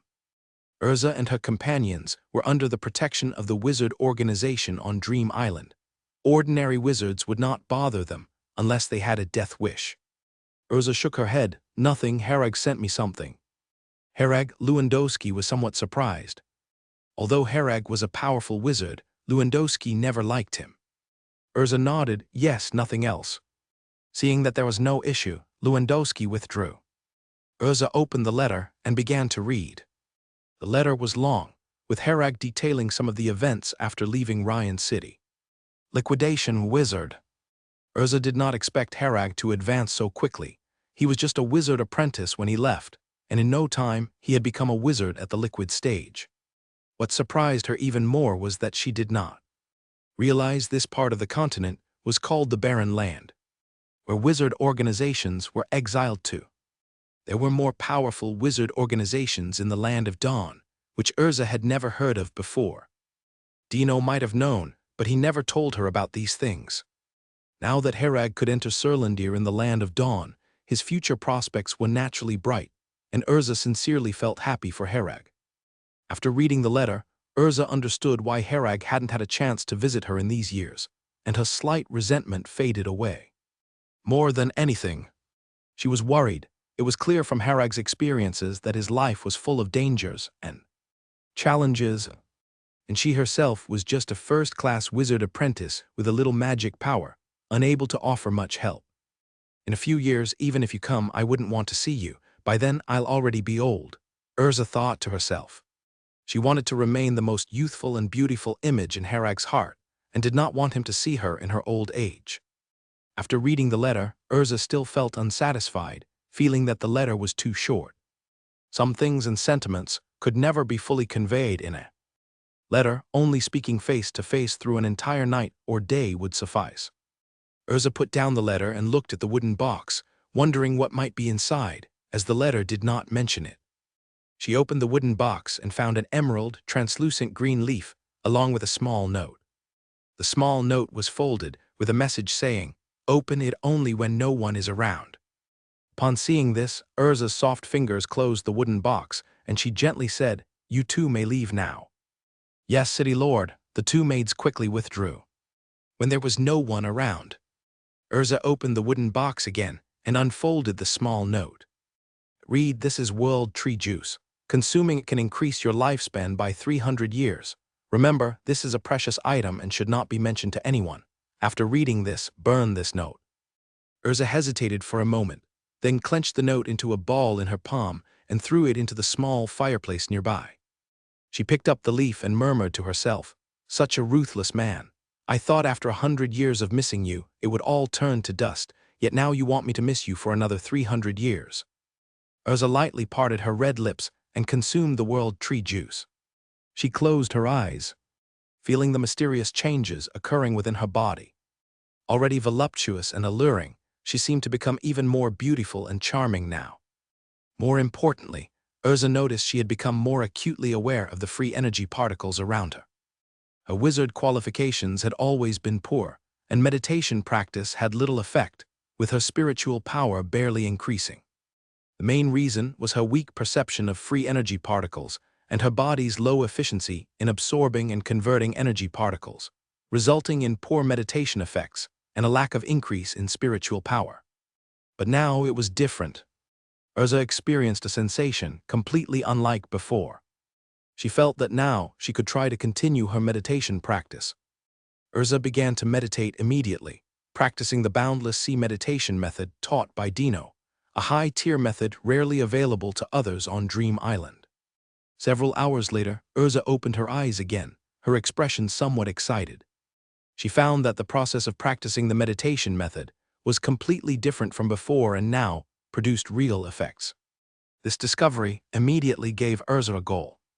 Previously, she was almost no different from ordinary people, intending to live out her life in such a way and grow old. After meeting Harag, although Urza wanted to follow him, she knew in her heart it was impossible. Wizards and ordinary people were almost different life levels. Her life was too short and her youth too fleeting. So even with great reluctance, she could only watch Harag leave, unable to even speak the words to follow. Back then she thought, If only her qualifications were a bit better. At least she could practice meditation and strive to become stronger. With the support of Dream Island, as long as she could meditate and practice, resources would not be lacking. The main problem was that her qualifications were too poor, and meditation almost had no effect. So Urza could only passively choose to live her life as it was. But now it's different. World Tree Juice not only extended Urza's life by 300 years, but also improved her constitution.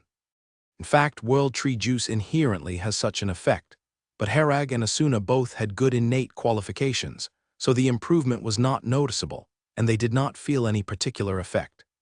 World Tree Juice was originally a privilege for the elves, the elf race, who naturally possessed high magic qualifications, or they wouldn't feel how much the juice improved their own qualifications. Just like a person who could already score 100 on a test, adding one more point to a perfect score would still be 100, and they wouldn't feel any difference.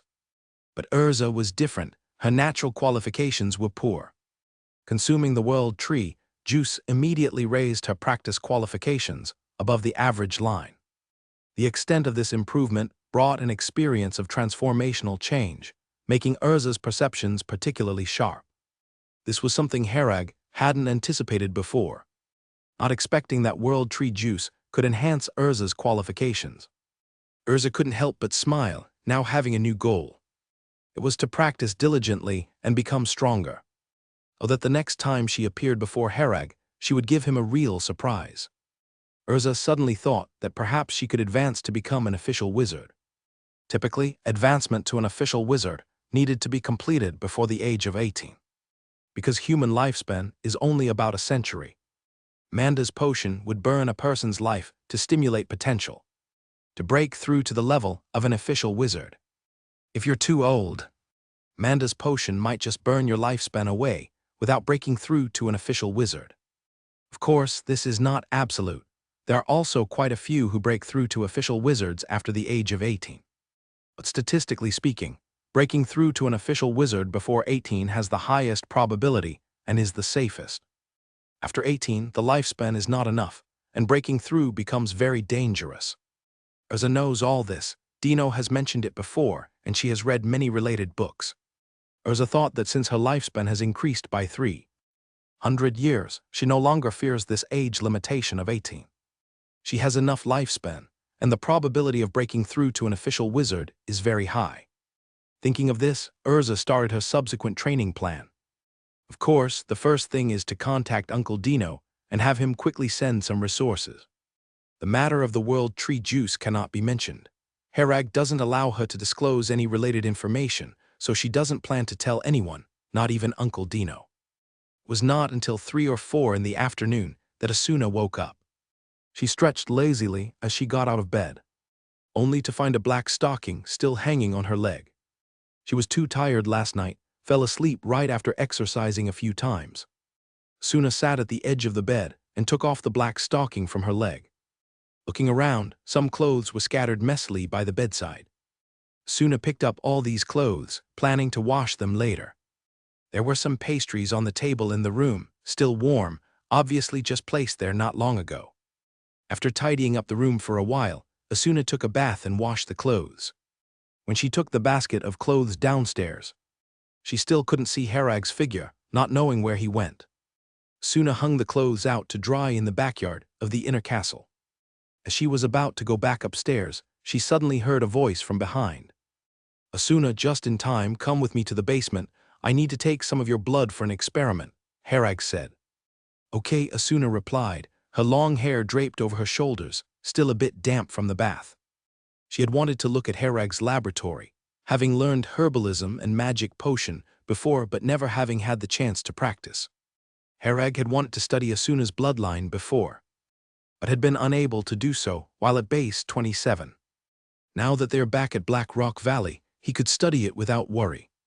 Chadia was watching a seedling. Since Harag taught her some knowledge, Chadia had been rapidly mastering magic potion knowledge. She was recently researching a magic potion that could help plants grow quickly and was still in the experimental stage. Harag pricked Asuna's finger with a blood collection needle and took a few drops of blood. Then he went to a small, separate laboratory and began his research. Herag took a deep breath, and an ancient stone tablet's shadow appeared behind him. In his perception, Asuna's bloodline wasn't very strong, but bizarrely possessed special abilities. So Herag tried to use the great dark heaven to absorb the bloodline power in Asuna's blood. This is the simplest and most direct way to determine if there's any hidden bloodline power. If it were the blood of an ordinary person or a regular demon, the great dark heaven wouldn't react, wouldn't absorb any bloodline power. When the magic power touched Asuna's blood, an inexplicable power was absorbed. There's indeed bloodline power, Herag noted, and immediately continued, using the great dark heaven to absorb the bloodline power. After absorbing the bloodline power in Asuna's blood, Herag quickly understood. I have true wisdom, can see through all bloodline origins. The information was straightforward. Herag felt it seemed like an incomplete bloodline power. Herag clearly felt that compared to other bloodline powers, the bloodline power of the Eye of True Wisdom was incomplete, not sufficient. Therefore, Asuna had such a special talent, but Herag also didn't sense her bloodline power as strong. Because Asuna only had an incomplete bloodline power, with just a small part of the talent, missing the vast majority of bloodline power. I wonder what the complete form of this bloodline power would be like. Herag pondered, always feeling that if Asuna's bloodline power were complete, it might not be much weaker than the Thunder God ancestral bloodline power. From this perspective, Asuna's ancestors must have been extraordinary, otherwise this level of power wouldn't have been left behind. The inheritance of bloodline power is like this. Unless both parties have the same bloodline power, it is destined to weaken generation by generation. The bloodline power will gradually be diluted until eventually there is no bloodline power left. Asuna's case is special. Some people's ancestors had special bloodline power, which might suddenly awaken in their descendants many generations later. Asuna is such a case. Only the awakened bloodline power is not complete, with just a small portion. Herag thought, feeling that Asuna's caster talent is probably related to this. Lin's, her biological younger brother, however, has no talent, just an ordinary person without even a knight's talent. This further illustrates that Asuna's talent ability is a special case, a kind of bloodline awakening. After coming out of the laboratory, Herag found Asuna and Chadia studying something around the seedling. Did the seed sprout into a seedling in just half an hour? Asuna asked in surprise. Chadia, quite proud, said, Yes, this is a magic potion I've researched and developed over the past few months, capable of making seeds sprout and grow quickly. Herag glanced at it, touched his chin and said, But it seems like your seedling is about to wither. How could that be? Chadia quickly looked down. She found yellow spots appearing on the seedling's leaves, which then started to shrivel and wilt, as if dehydrated. How can this be? Chadia stomped her foot anxiously, thinking her research had succeeded, not expecting it to have aftereffects. Keep trying, Herag smiled, patting Chadia on the back of her head. Since Chadia had nothing better to do all day, he let her research on her own. Herag then said, Tomorrow we'll go to White Fang Castle, take a few days to rest there. Great, I've been here for so long and haven't had a chance to get out. Chadia was excited, finally having a chance to go out. Moreover, White Fang Castle is lively. Chadia came from there before. Although Asuna doesn't know where White Fang Castle is, she can tell from Chadia's reaction it's likely a place of amusement. Herag mainly considered that Asuna had been cooped up at Base 27 for a long time, and Chadia had also been staying in Black Rock Valley for quite a while.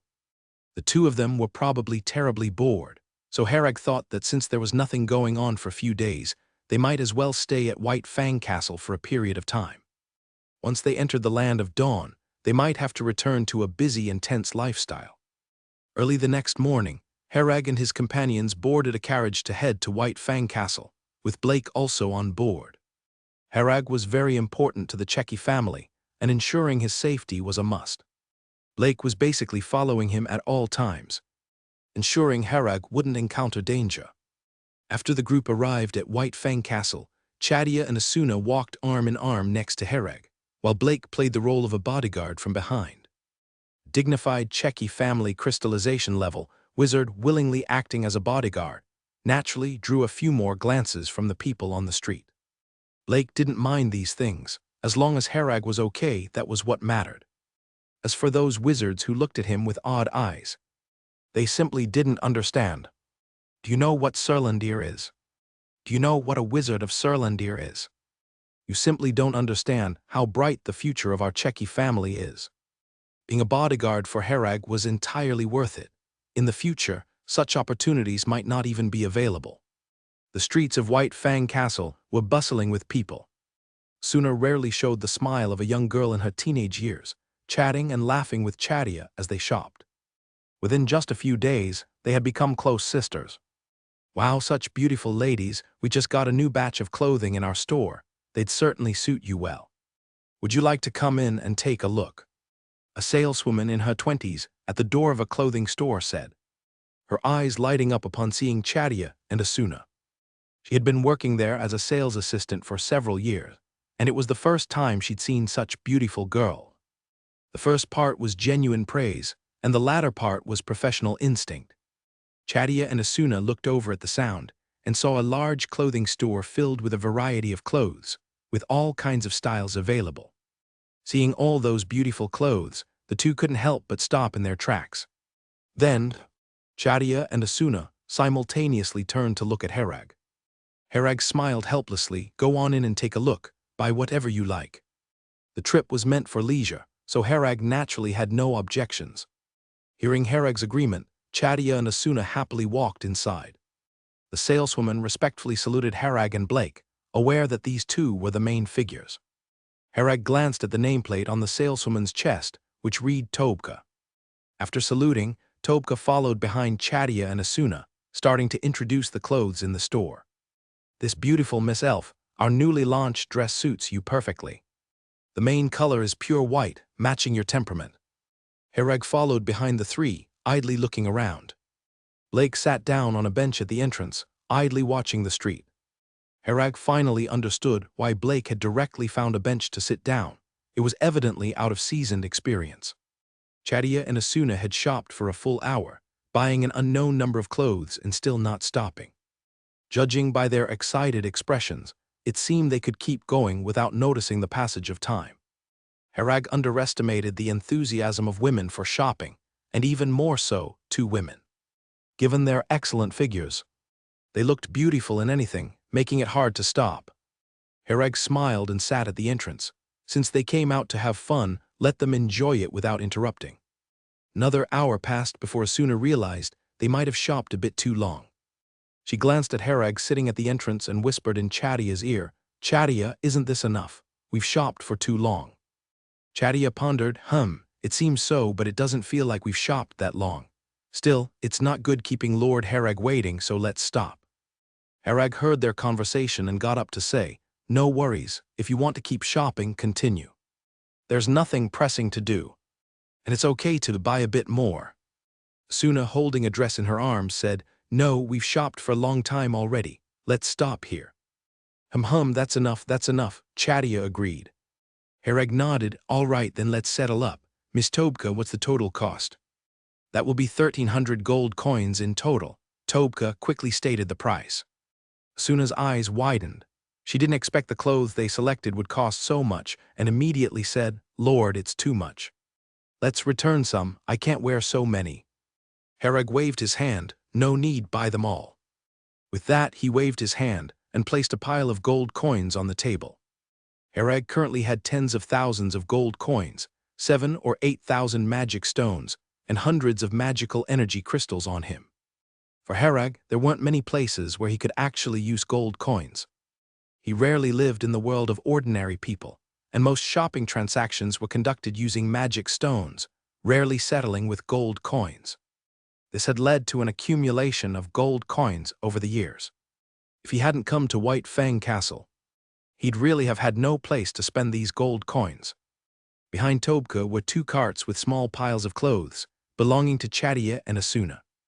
Herag waved his hand, storing all the clothes into his space ring, saying, I'll prepare a space ring for each of you later, so it will be more convenient in the future. Thank you, Lord Herag. Chadia and Asuna hugged Herag's arms from each side. Other men accompanying their female companions in the store were looking at Herag with envy. Chadia and Asuna were both stunningly beautiful and in their youth, making many envious of Herag's fortune. After leaving the clothing store, Herag and his group went to another shop to purchase 2 space rings at a rate of 300 magic stones each. The space rings were as large as a room, not spacious, but sufficient for the 2 girls' daily use. After spending a day roaming around White Fang Castle, they returned to the Checky family's shop after dining. The top 2 floors of the shop acted as a hotel for family members. Herag placed the piles of clothes on the beds, letting Asuna and Chadia store them in their space rings. What's this? Herag noticed a black item among Asuna's clothes and picked it up, initially unable to tell what it was. A moment later, he recognized it as a full-body black silk undergarment, a type of lingerie. Asuna's face flushed as she took the undergarment, putting it into the space ring and murmured, "I know you like it, so I bought it." "I like it," Herag couldn't help but laugh. It sounded as if he liked wearing them. Chadia innocently poked her head over. "Asuna, sister, what kind of clothes are these? They look strange." Asuna blushed. "Let's not talk about this." Herag smiled and interrupted. "Chadia, tonight I'm sleeping with Asuna. Where will you sleep? We only have this one room." "All right, I'll sleep with you guys too," Chadia said. Herag and Asuna exchanged a glance, both seeing the helplessness in each other's eyes. Herag glanced at the bed. It was large enough to fit all of them. They could rest well tonight, as it had been a bit exhausting over the last few days. After staying at White Fang Castle for over 20 days, the group returned to Black Rock Valley. During this period, Herag spent his days with Asuna and Chadia, exploring, eating, and having fun at White Fang Castle. At night, he focused on his meditation practice, with the 21st star in his mind gradually taking shape. Reese and David also arrived at Black Rock Valley, making the previously quiet castle lively again. They planned to join Herag to travel to the Land of Dawn through Serlandir's connections. Reese quickly became close friends with Asuna and Chadia, the 3 women mingling together every day and forming strong bonds. Several times, the 3 of them shared one room, leaving Herag alone in an empty room. Blake came to the castle to find Herag, took out a ring and said, "Herag, inside here are 100,000 magic stones, a token of sincerity from the Checky family." 100,000 magic stones, that's more than just a token of sincerity. Herag didn't expect the Checky family to be so generous. Though they were wealthy, 100,000 magic stones was a significant amount, not easily gathered in a short time. Being able to offer him 100,000 magic stones showed the Checky family's resolve in placing a heavy bet on Herag. "It's just magic stones. The higher-ups in the Checky family all have high hopes for you. We hope you can go far in the Land of Dawn. You'll definitely need magic stones there initially." Blake laughed. Herag smiled wryly. "You all have such high expectations for me, it gives me a lot of pressure." Blake nodded and said, "The Land of Dawn won't be easy to navigate, but as long as you're as cautious as you are now, there shouldn't be any big issues. Also, are you planning to take Asuna and Chadia with you, or are they staying here for now?" Herag pondered for a moment. He had been considering this question recently. Chadia and Asuna both signed master-servant contracts with him, which made them his personal possessions, and thus could be taken to the Land of Dawn according to regulations. However, Asuna and Chadia were both third-class wizard apprentices, which was decent strength in the barren land. But upon entering the Land of Dawn, such strength might not even be enough for self-defense. Most importantly, Herag didn't yet understand the situation over in the Land of Dawn. It was filled with too many unknowns for him. If any trouble arose, Herag might struggle to protect himself, let alone take care of Chadia and Asuna. Moreover, Chadia's identity was somewhat sensitive. A royal elf was an exploitable identity for wizards involved in frontier wars. If Chadia's identity were exposed, Herag doubted he could keep her safe. At least until he had enough strength, there were many things beyond his control. Therefore, Herag preferred not to take Chadia and Asuna with him to the Land of Dawn until he had a clear understanding of the situation there. With Asuna and Chadia not present, he would have fewer concerns in handling matters. Otherwise, many situations might leave him feeling constrained. For Asuna and Chadia, temporarily staying in Black Rock Valley was the safest and most prudent choice. There were witch arrays guarding the place, making it difficult for wizards from the barren land to break through. Herag spoke, "I've thought about it. I'll have them stay at Black Rock Valley for now. I'll need to trouble you to take care of them." Blake nodded, "A wise choice. Their safety is guaranteed by the Checky family. We don't know much about the other side and can't offer you much help, so leaving them here is the best solution." Reese and David would accompany Herag, both being level 1 official wizards, capable enough. They could protect themselves to a certain extent, relieving Herag from having to focus too much on them. After discussing some matters with Blake, Herag returned to the castle to inform Asuna and Chadia of his plans. Chadia felt a bit disappointed, as she initially thought she could go out with Herag, but discovered she still needed to stay here longer.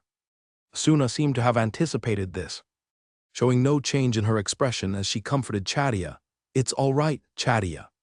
I'll be here with you. So has no choice. If we go with him, it will create many concerns for him."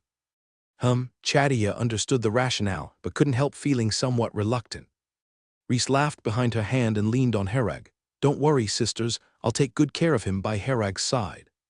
Asuna and Chadia, aware of Reese's personality, rolled their eyes at her wordlessly. A peaceful half-month elapsed. Herag, along with Reese, Asuna, and Chadia, was squatting in the magic potion field, picking a grape called Black Crystal. Black Crystal was a type of magic potion material that also tasted great and could be eaten as fruit, though it was quite expensive.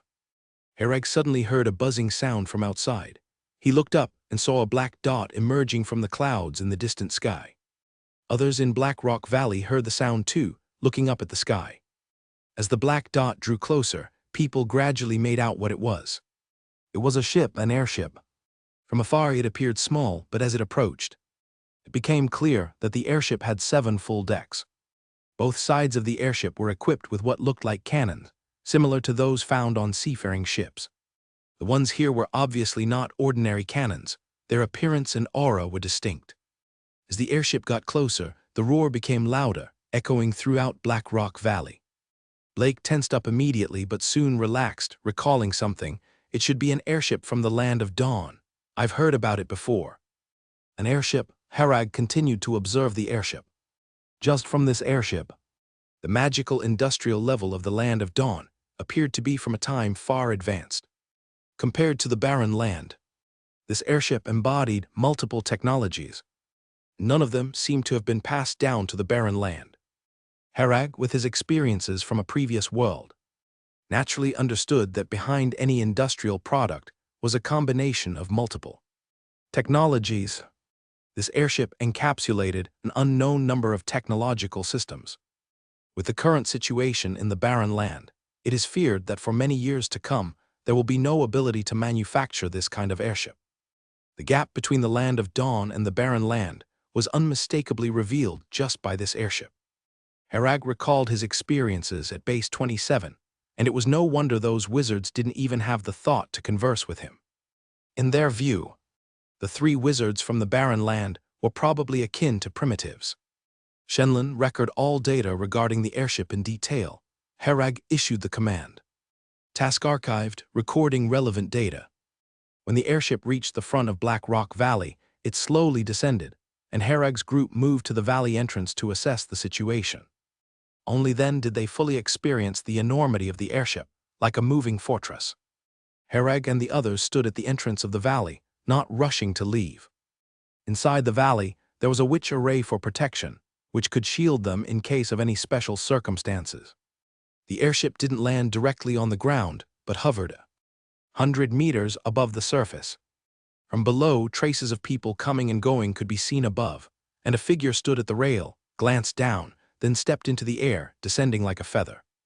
The one who descended seemed to be a man in his 30s, dressed in a black robe. After floating down to the ground, he glanced at the crowd at the Black Rock Valley entrance and said, "Is Herag Merlin living here?" Herag spoke up, "That's me." The man glanced at Herag, nodded, and said, "I am Prize from Surlandir, ordered by Lord Parker to bring you to the Land of Dawn. According to Lord Parker's orders, you may bring your family as well as David Checky and Reese Checky to the Land of Dawn." Herag turned to look at David and Reese, who came over, realizing it was time to depart. Chadia and Asuna stood a corner in the back. This was Herag trying to prevent Chadia's identity from being exposed, instructing them not to show themselves. Chadia already had tears in her eyes, watching Herag and the group, while Asuna comforted her from the side. In fact, Asuna was even more reluctant to part with Herag than Chadia. Having been together for so long, Asuna couldn't bear to temporarily leave Herag's side. But Asuna knew this was unavoidable. So despite her inner sadness, she showed nothing of it.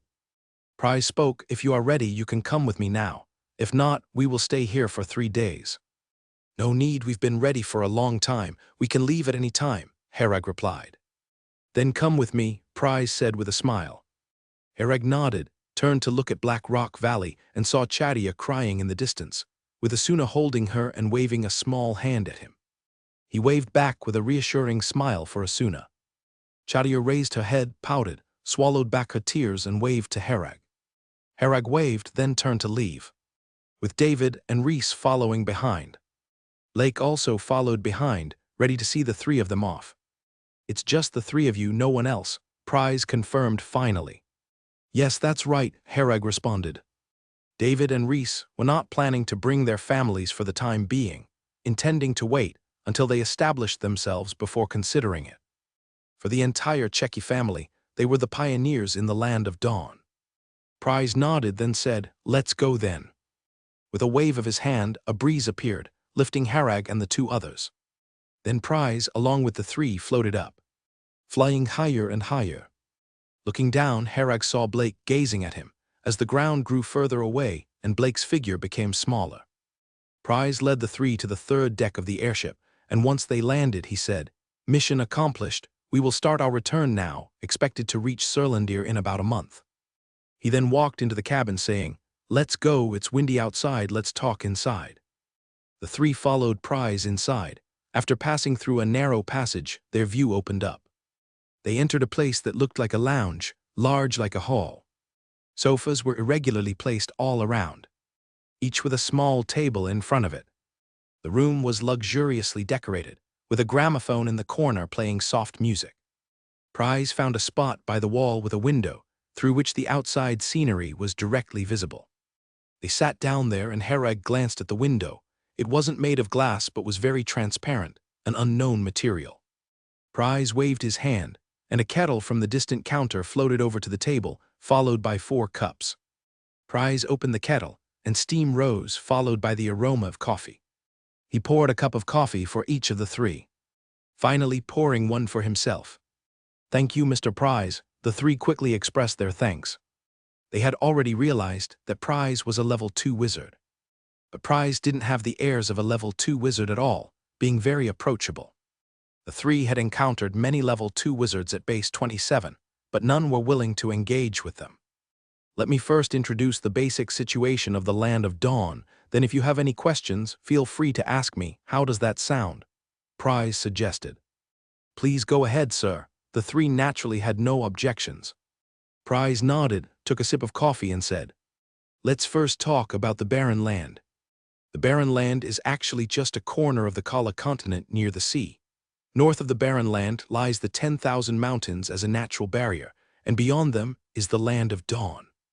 The Land of Dawn is made up of the 6 great wizard organizations, of which Surlandir is one. Within each wizard organization's sphere of influence, there are many cities, both big and small, inhabited by many people. Within Surlandir's sphere, there are 23 cities, all managed and ruled by Surlandir. The structure of Surlandir is quite simple. At the top level is the council, consisting of 3 members. You must remember their names, as they are the highest rulers of Surlandir and are powerful level 4 wizards. These 3 individuals are Red Witch Area, Dark Horror Reduin, and Dawn Mage Mick. Like Herag, I am also a subordinate of Lord Parker, who in turn is a subordinate of Dawn Mage Mick. After Prize explained, Herag and the others roughly understood. Surlandir is divided into 3 factions, and their superior, Parker, belongs to Dawn Mage Mick's faction. So the 3 of them are automatically categorized under Dawn Mage Mick's faction. After Prize finished speaking, he took a sip of coffee to soothe his throat and asked, "If you have anything else you need to know, feel free to ask me. After all, the journey is still long." Herag thought for a moment and asked, Can David and Rhys stay in the city of Surlandir? The first thing he thought of was this question. Since he is a member of Surlandir, he can naturally stay within Surlandir's sphere of influence. However, David and Rhys have not yet entered any wizard organization, essentially being people without an identity. Price laughed and said, "They can, of course. According to the rules, they should enter the Central Region and become residents there." Central Region.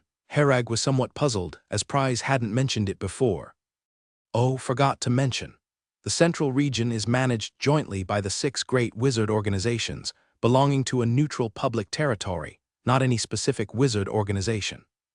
David and Rhys have 2 choices.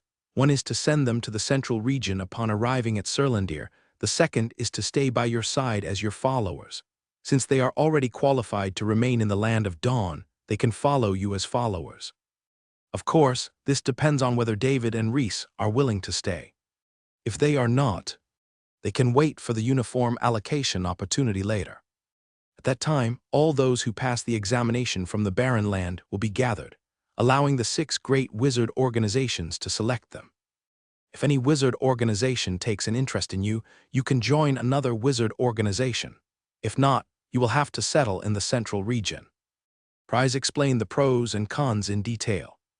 It's ultimately up to David and Rhys's own will. If they wish to stay as followers, they can remain in Surlandir.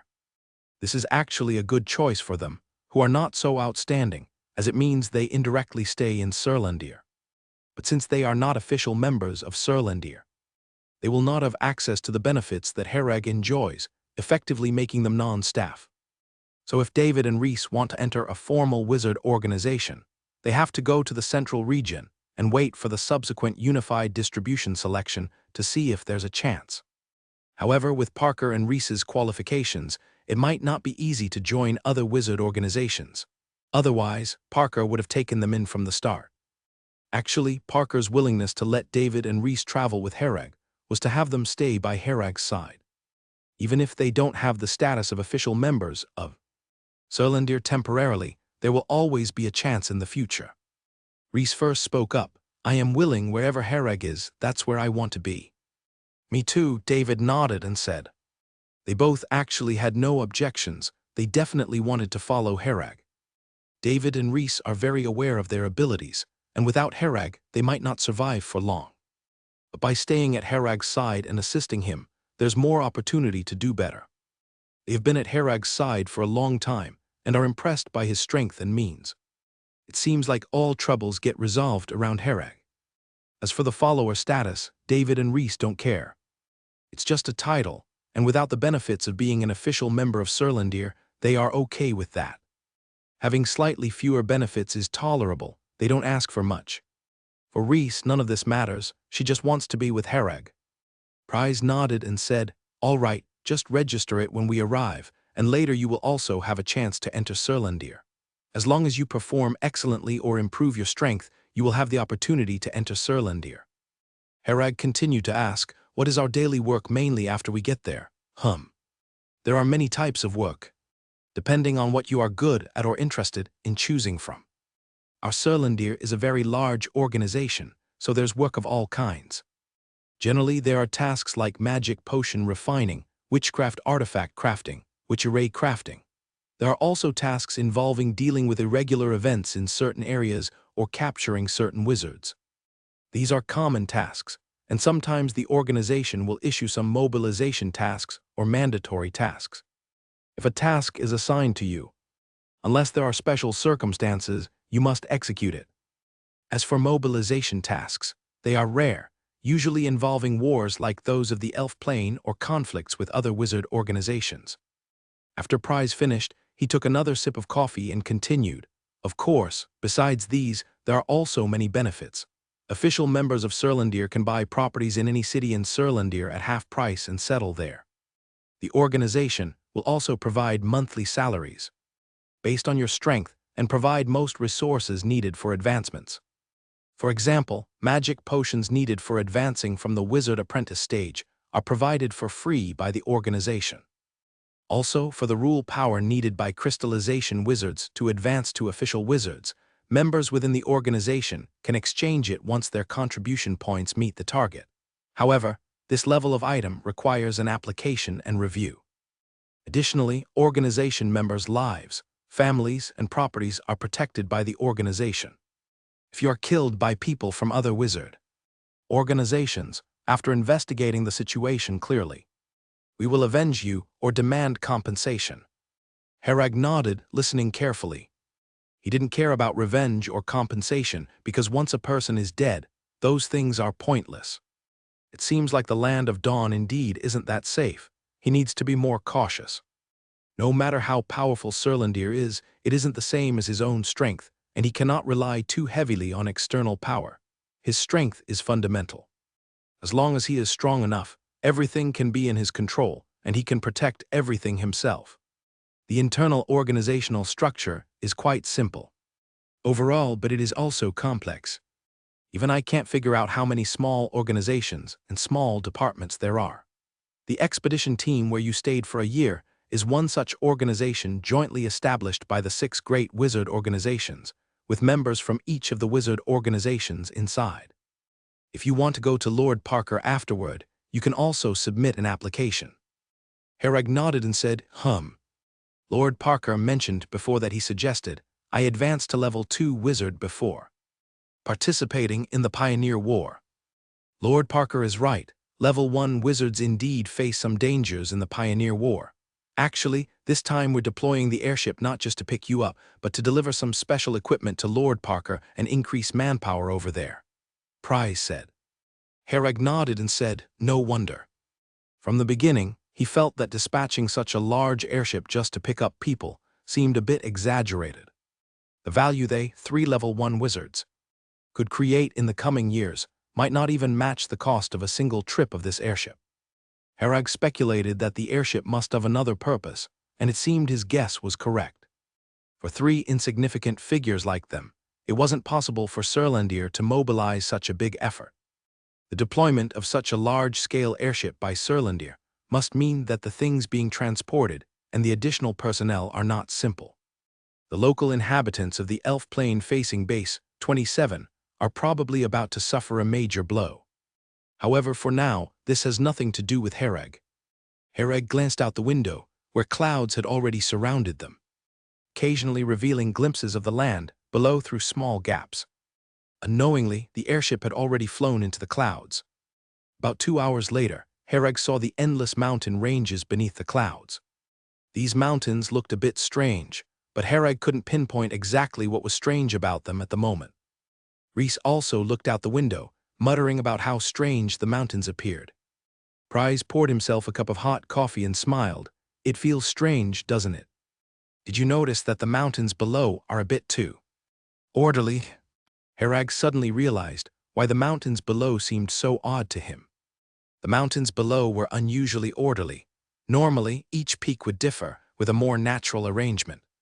However, the 10,000 mountains below appeared almost like copy-paste, all looking the same and arranged very neatly. This gave an odd impression, as if they were artificially carved and created. In fact, they were indeed man-made mountains, but their vast size made it unlikely that one would immediately recognize them as artificial. With Price's reminder, Herag and the others reacted, marveling at the 10,000 mountains outside the window. What kind of power could create such an extensive range of mountains? Herag found it unimaginable. Why do you think the wizards of the Land of Dawn created the 10,000 mountains? Price asked with a smile.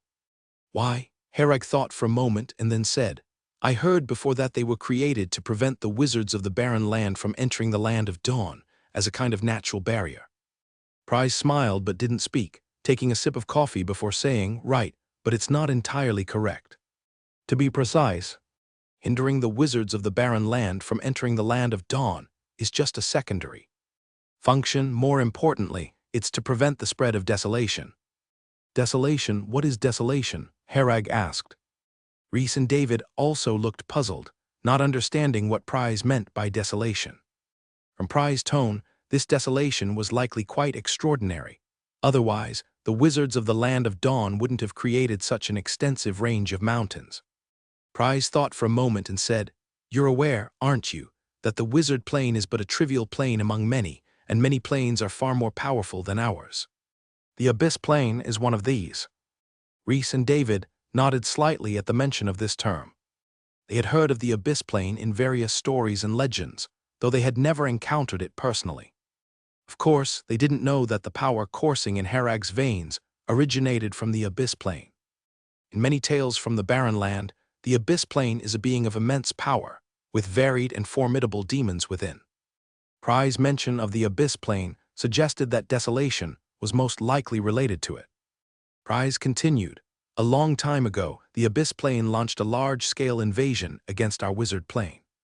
It was a war that lasted many years, with numerous powerful wizards perishing during that war. We paid a tremendous price to barely repel the invaders from the Abyss Plain. Many of us died, the population decreased significantly, and it took many years to recover.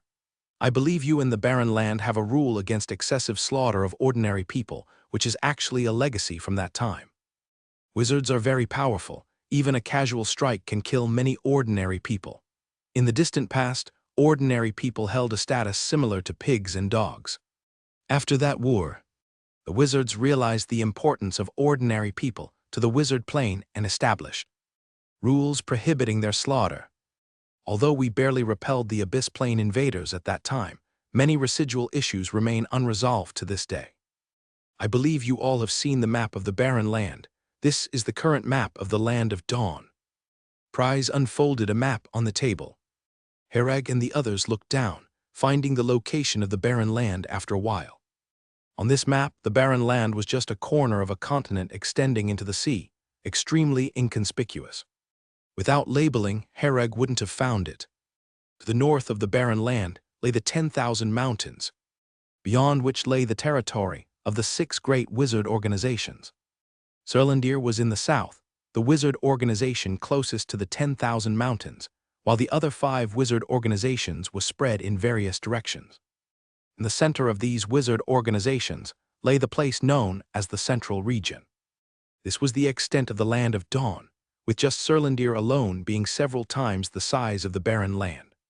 When combined with the other 5 wizard organizations and the area of the Central Region, the Barren Land seemed pitifully small by comparison. But this wasn't the entirety of the map. The indicated range of the Land of Dawn included only the 6 great wizard organizations and the Central Region. Beyond these areas, there lay vast unknown regions. Compared to these unknown regions, the Land of Dawn was merely a small patch. Did you know that before the invasion of the Abyss Plain, these unknown regions were once our active areas? Pry said, pointing to those vast unknown regions. Why are these areas no longer active? What happened? Herag inquired. Pry smiled bitterly and said, "These regions have become life-forbidden zones, with various bizarre and strange occurrences happening, along with many inexplicably powerful entities. There are many powerful beings in the Abyss Plain. When they invaded the Wizard Plane, they eventually left. But they left behind a lot of pollution. This pollution is extremely terrifying. It can turn entire mountain ranges and kingdoms into dead lands. Moreover, the polluted areas can give birth to various bizarre entities that are incredibly powerful. Even a level 3 wizard entering would mean certain death. Desolation is the most widespread form of pollution. Compared to other types, it's relatively less frightening, but it covers a vast area. So far, apart from the Land of Dawn and Barren Land on the map, these areas have all been taken over by desolation. Fortunately, desolation does not extend into the ocean, so it does not affect other continents." Herag asked, "What happens to areas polluted by desolation?" "In areas polluted by desolation, life forms cannot grow, all life ceases, underground rivers dry up, and the land stretches bare for miles. More importantly, if a life form dies within the desolation, over time it evolves into various bizarre entities. The stronger the deceased was in life, the more powerful the desolation they evolve into. Therefore, if a wizard from the Barren Land recklessly tries to cross the 10,000 mountains and dies in a desolated area, it will become a troublesome problem. The 10,000 mountains were created initially to halt the further spread of desolation. Back then, the great Mengsa wizard nearly exhausted all of his life energy to create this mountain range capable of blocking the spread of desolation. It's by his death that we were left with the Barren Land as the last pure land. If the land of dawn were to fall in the future, we'd have no choice but to retreat to the barren land, Pry said in a deep voice. At this point, Herag finally fully understood the significance of the 10,000 mountains. The barren land and land of dawn are the only remaining unpolluted areas on the Kala continent. As for why not develop on other continents, the reason is quite simple. The resources for wizard training are extremely scarce there. Herag came from the Colson continent and naturally knows the conditions there. Resources are extremely scarce, almost approaching zero. Herag hasn't been to other continents, but he assumes they are similar, which is why the wizards are forced to stay in the land of dawn and barren land. Herag asked, the barren land is shielded from desolation by the 10,000 mountains, but how did the cities in the land of dawn survive? He was puzzled. Such a large area on the map couldn't be surrounded by mountains, so there must be other methods. Wizard towers, Pryce uttered the three words. Herag knew of wizard towers. In addition to being residences, they also function as research laboratories, libraries, treasure vaults, defensive fortresses, dungeons, and even teleportation gates. Wizard towers are not only living facilities, but also essential production facilities with significant importance. However, Herag didn't know that wizard towers could also block such pollution as desolation. Seeing his confusion, Pryce explained, the wizard towers I'm talking about aren't the personal towers owned by individual wizards in the traditional sense. Instead, they are defensive facilities present in every city in the land of dawn. They can block such pollution as desolation, while also reducing the radiation impact on ordinary people, allowing them to live normally in the wizard congregation areas. Can ordinary people actually live in wizard congregation areas? Herag was genuinely surprised. In his understanding, it was very difficult for ordinary people to live alongside wizards. The stronger a wizard is, the more powerful the radiation they emit, severely affecting ordinary people. Hence, wizard organizations in the barren land are situated far from ordinary peoples. Gatherings to avoid impacting them. This actually causes numerous inconveniences as the wizard population is still too small, and only a few have the talent of a wizard. But in the daily operation of a wizard's life, every aspect requires many people to carry out tasks. Relying solely on wizards is not enough. This inevitably involves some ordinary people, but those who participate do not last long. They either have to be replaced regularly or die early, which is very inconvenient. Yet in the land of dawn, ordinary people are able to live within wizard congregation areas, representing a significant meaning behind this. These ordinary people have a huge population base, and if they grow up in an environment rich in wizard culture, the chances of producing outstanding wizard candidates naturally increase. If there are excellent wizard candidates, they will almost certainly be discovered in such an environment. In such an environment, talent will inevitably shine and not remain hidden. Unlike Herag's previous experience on the Colson continent, even if you have the talent of a wizard, neither you nor those around you would be aware. Even if you scored full marks, it would be useless because you have limited exposure to wizards. Despite the wizard attraction principle, only a minority truly embark on the path of a wizard, with most leading lives akin to ordinary people. So in the land of dawn, anyone with the talent can be discovered. As long as your talent is outstanding enough, naturally someone will invest resources to nurture you. This may be the reason why the land of dawn grows increasingly stronger, whereas the barren land lags far behind in the basic cultivation and discovery of talent. Pryce continued, yes, in the land of dawn, the majority are actually ordinary people, with a very low proportion of wizards. Within the range of a wizard tower, ordinary people aren't affected by radiation and can participate normally in all city affairs. The airship slowly flew over the 10,000 mountains, the colossal roar echoing between the mountain ranges. After a few hours of conversation around the sofa, the three Herag among them had a basic understanding of the land of dawn and Surlandir. Outside the window, it was already completely dark. Nightfall had arrived. Looking out the window, there was nothing but pitch-black darkness. Herag recalled when he flew on planes in his past life, he could enjoy the night views of cities. But here, not a trace of light could be seen, only the ink-black darkness and silence. Pryce smiled. We've unknowingly talked for this long, let me take you to your rooms. In fact, you can choose any room you like. Even though the airship is quite large, there are only about 60 people on it now, so there's plenty of room.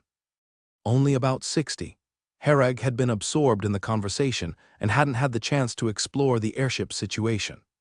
He had assumed that such a vast airship, which seemed like a flying city, would require several hundred people to operate.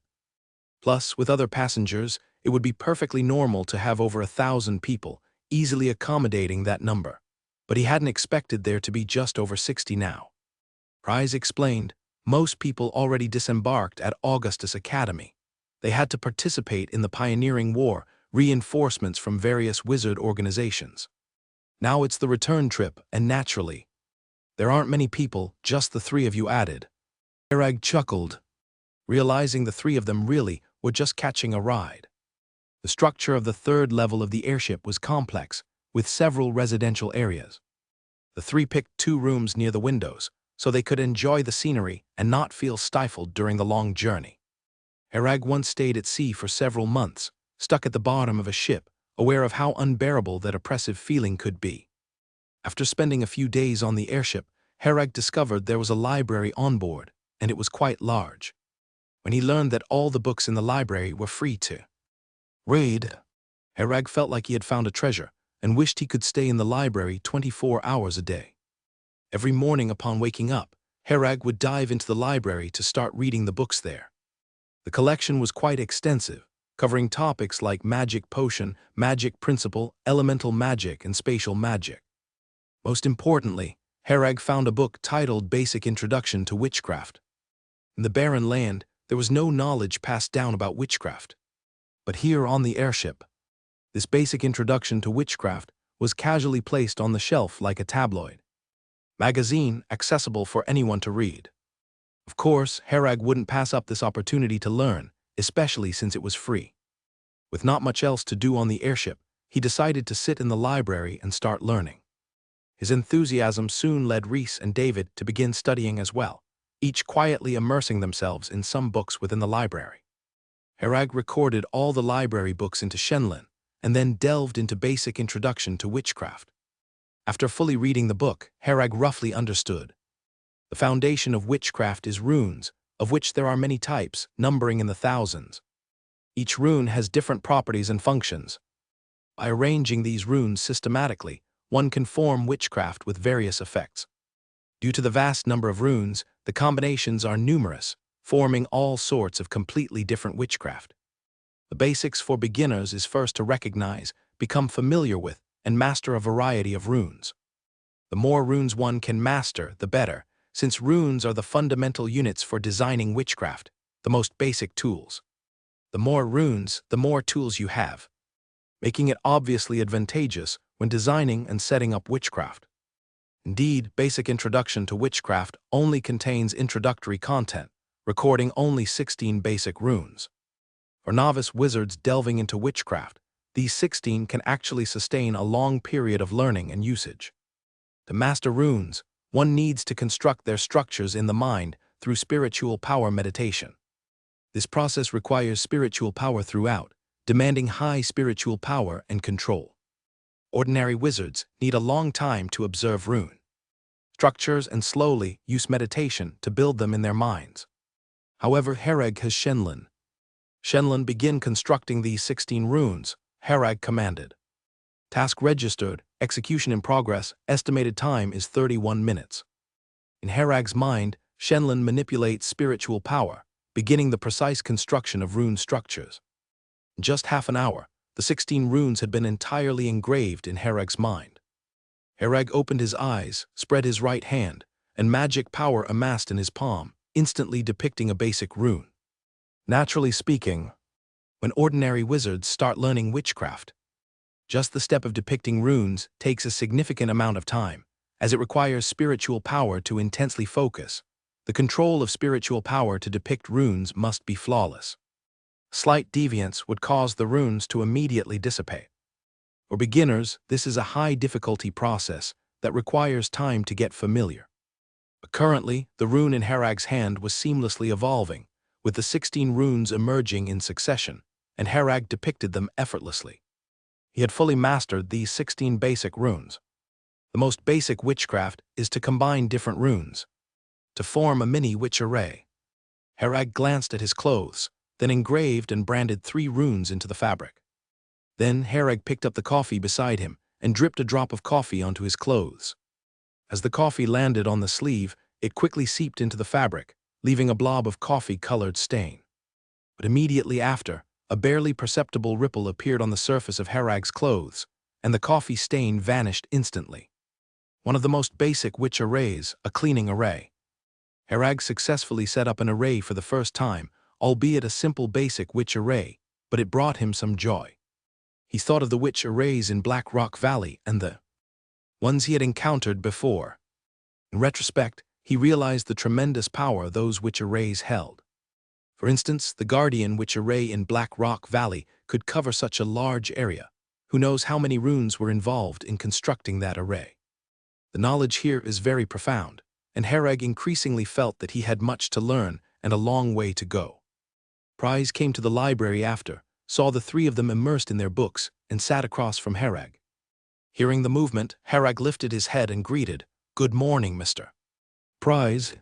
Prize nodded, glanced at the book Herag was reading and smiled, "Very good. Managing to get out from that barren land, truly exceptional. You should read this introductory book on witchcraft more. There's no such knowledge in barren land. In the land of dawn, it's considered children's enlightenment books." Children's enlightenment, Herag was at a loss for words. No wonder this book was casually placed like a tabloid magazine. It turns out in the land of dawn it's considered children's enlightenment literature. Half a month passed, and the 3 practically lived in the library, absorbing knowledge like students cramming for finals. By then, Herag also took on the role of a teacher. David and Reese would consult him whenever they encountered any questions. Herag could answer most questions directly, with clarity and logical precision. This was partly due to the vast amount of data stored in Shenlin, and also owed to Herag's persistent years of learning and thinking. In 2 weeks, the airship flew over the 10,000 mountains, and only now began to exit the region of the 10,000 mountains. The 3 stood by the window and looked down. Below there were no longer continuous mountains, but a flat expanse of land. However, unlike usual land, the terrain below was black with many large fissures, as if it had been dried for a long time. Looking down from the sky, below is an endless black plain. The black plain is filled with cracks of varying sizes, some so deep they become gorges. The entire plain shows no trace of green, and no vegetation can be seen. On the ground below, not even a single weed is visible, nor any signs of animal activity. As for humans, they are even less visible, with not a trace of human activity left behind. Prize stood by the window and said, "In places where desolation spreads, no vegetation can grow.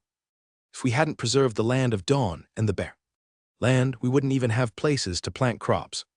And who knows how many people would starve to death. Moreover, the territory of the land of dawn has been shrinking year by year, being gradually eroded over the years." Herag asked, "With the wizard towers guarding the cities, can they still be breached?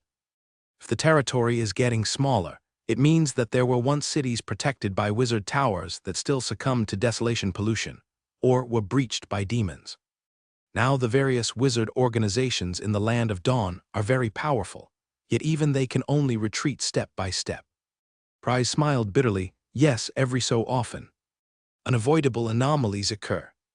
For example, someone inside a city suddenly gets contaminated, and overnight, the pollution spreads throughout the city. Or perhaps some places suddenly see a powerful and strange being appear, directly invading the city. Although such events are rare, once they happen they spell doom. The fall of a city is often very sudden and swift. So why do we invade other planes to plunder resources? We are forced with no other choice. If we don't plunder resources from other planes, we certainly won't have enough resources here. We can only expand into new planes. The wizards of the land of dawn invade and plunder other planes for their own survival. The major wizard organizations in the land of dawn may seem powerful now, but they are actually surrounded by hidden crises. Compared to the vast polluted areas, the land of dawn is actually just a very small region. In those unknown polluted areas, who knows what kind of powerful demons might exist? If one day these powerful beings were to suddenly come forth, the total annihilation of the land of Dawn is not impossible. No one knows the current situation in the polluted areas, and even those who explore can only scout the outskirts without venturing deep. Herag never imagined the situation the wizards of the land of Dawn faced was so dire. In the barren land, he never heard about these things nor understood the overall situation of the Kala continent. Now, after understanding, he realized the problem facing all wizards is very grim. People in the barren land, not knowing the truth, live more easily with less pressure. Whereas the people of the land of Dawn know from birth what surrounds them and the situations they face. From the beginning, they know what kind of circumstances they are against. David and Reese also fell into deep thought. They never imagined the land of Dawn, which they always yearned for, was in such a crisis-ridden environment. Many thoughts flashed through Herag's mind. He thought future actions had to be even more cautious. The situation in the land of Dawn is too complicated. Besides the internal factions, the external polluted areas also pose a big threat. Herag thought for a moment and asked, "Mr. Prize, which city are we going to?" In his mind, he already had the full map of the land of Dawn, with numerous cities in Surlandir, each uniquely positioned. Herag wanted to see which city he would end up in.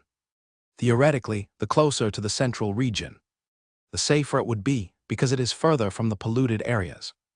But in fact, polluted areas are also distributed among the major cities, marked as black regions on the map. Though the polluted area between cities isn't as vast as the external ones, they are rather scattered, present in many places. Silver Moon City is where Lord Parker primarily resides, and our Lord Parker's faction mostly operates in Silver Moon City, Price said. Herag immediately glanced at the map etched in his memory and found the location of Silver Moon City. Surlandir is located in the southern part of the land of Dawn, near the 10,000 Mountains region. Silver Moon City sits at the southernmost part of Surlandir, and it's the city closest to the 10,000 Mountains area. In terms of overall location, Silver Moon City is relatively safe because there are no large polluted areas nearby. The only polluted regions are those between Silver Moon City and the 10,000 Mountains, and their coverage isn't very large. Most importantly, this swath of polluted area is mostly plains, allowing a clear view of the situation there. Unlike some other areas, where a city might directly face an unseen, boundless polluted area, without knowing what's inside. The only problem with Silver Moon City is that it lacks a buffer zone, with no other cities in front to shield it. If any unexpected situation occurs, Silver Moon City faces those threats directly, without any means for buffering. But this isn't something Herag could choose. Silver Moon City already counts as a rather good location. All he could do was to tread carefully, planning cautiously for various situations that he might encounter later. The airship flew over the Black Plains for nearly half a month. Looking at this plain, Herag thought if it weren't for the desolation pollution, this could have been a very habitable place. The vast plains have a lot of land that could be cultivated. Just these plains alone could sustain all the people in the land of Dawn. Unfortunately, now being polluted by desolation, it's completely turned into wasteland without even a single weed, let alone suitable for growing food. Herag clearly saw a now dry ravine, whose width once suggested it was a rushing river nurturing the vast surrounding plains. About 100 kilometers from the dry ravine is the location of Silver Moon City. Herag could already see the city from afar from the airship. Besides having tall city walls, Silver Moon City was also enveloped in a layer of transparent light shield. Upon seeing Silver Moon City, the speed of the airship gradually slowed and the altitude steadily decreased. The airship finally landed on an open space in front of Silver Moon City's gates, where the land was yellow. The area within the light shield surrounding Silver Moon City was unaffected by desolation pollution. The black earth and the yellow land were distinctly outlined, especially noticeable when viewed from the sky. Remember not to run around after we disembark. Stay below for the inspection, Price advised. What kind of inspection? Herag asked. It's mainly to check if you've been polluted. If you have, you'll be immediately banished and won't be able to enter Silver Moon City, Price explained. Banishment, doesn't that mean? Herag glanced at the blackened land outside the protective barrier, which was an area polluted by the wasteland. If he were banished here, it would mean being exiled to the polluted area. The outcome awaiting him surely wouldn't be pleasant. Prize patted his shoulder. "Don't worry, you're all wizards from the barren land. It's impossible for you to be polluted." Herag nodded, outwardly appearing more relaxed. But inside, he was a bit anxious, because he had the Thunder God ancestral bloodline power within him, which belonged to the Abyss Plane. Herag wasn't clear on the inspection methods or the standards for determining pollution, so he felt some tension. If they determined he was polluted due to the Thunder God ancestral bloodline, he wouldn't be able to explain himself, nor could he. But there was no retreat now. He couldn't just run away, as that would appear too suspicious. Herag felt the plane coordinates in the palm of his left hand. If things went wrong, he would activate the plane coordinates and escape to the Abyss Plane. Although it would also be dangerous over there. There was no other choice. After the airship landed, a long ladder was lowered from each deck level. Herag and the others naturally didn't need the long ladder. They could easily float down with a feather fall technique. A total of 16 people disembarked from the airship. The others seemed to be airship staff and did not get off. After Herag and his group got off, the airship took off again, flying off into the distance. Herag's group stayed where they were, not wandering around as Prize instructed, waiting for the inspection phase to start. The others chatted casually, seemingly used to it. Herag glanced at Silver Moon City, realizing only upon arrival how tall the city walls were. From the air he hadn't felt much, but standing beneath the city walls looking up, he felt their immense height. The city gate was initially closed, but slowly opened after a while, and a group of black-robed individuals walked out. The group was tightly wrapped in black robes, even their faces were completely covered with black veils. "Don't resist," Prize whispered to Herag and the other two. Hearing him speak, Herag was taken aback. Before he could react, the black-robed individuals pulled out stoppered vials, removed the stoppers, and threw them toward Herag and the others. The vials shattered upon nearing them, releasing a pink mist. The mist instantly enveloped Herag and the others. Herag smelled a fruity fragrance but couldn't identify the fruit. It was unfamiliar to him. A moment later, the pink mist dissipated. Prize looked at Herag and the other two. "All right, you can enter the city now." "That's it." Herag was bewildered, not having realized the inspection was already over. He had been considering a quick escape to the Abyss Plane if anything came up during the inspection. "Of course, why you want to stay outside?" Prize laughed.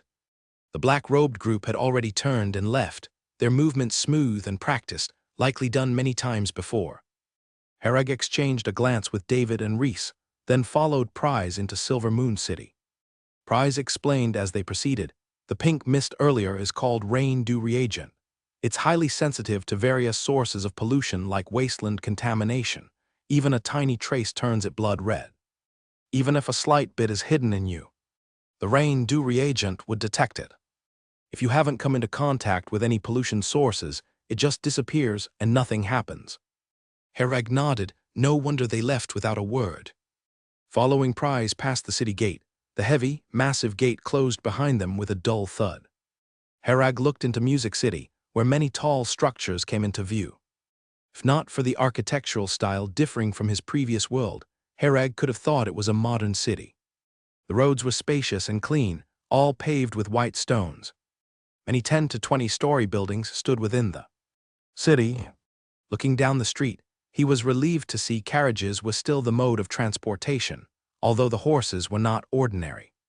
The horses here clearly had demon bloodlines, horns growing from their heads, their muscles rippling clearly as they ran, showing their immense power. Silver Moon City was vast, larger than any city Herag had seen in the barren land, almost like a small kingdom. The streets bustled with people, both wizards and ordinary folks. In the time he stood there, Herag had already seen many level 1 official wizards, and wizard apprentices were numerous. Of course, ordinary people outnumbered them, making up the majority. Herag looked up and exclaimed, "That is." Upon looking up, he saw a massive floating city hovering high above Silver Moon City. Hearing his exclamation, Prize looked up and smiled. "That's Lord Parker's residence, also the only floating city in Silver Moon City. Each floating city has a complete internal system. Even if the land of Dawn were entirely polluted, a floating city would remain unharmed. However, building a floating city comes at a high cost, something an ordinary wizard can't even dream of. Herag nodded, ceasing his curiosity for now, as it had little to do with him at the moment. Let's go and register your information in the land of Dawn's magical network. Here your identity is crucial and very convenient, Prize smiled. Although Herag and the other two weren't entirely sure, they obediently followed Prize. After walking a bit, Herag noticed that it seemed a tall tower appeared in every area. Mr. Prize, what are these towers? Herag asked. Those are wizard towers, Prize explained. Wizard towers, so many. Herag had assumed there'd be just one tower per city, but it seemed each area had one. Prize nodded, that's right, those are wizard towers.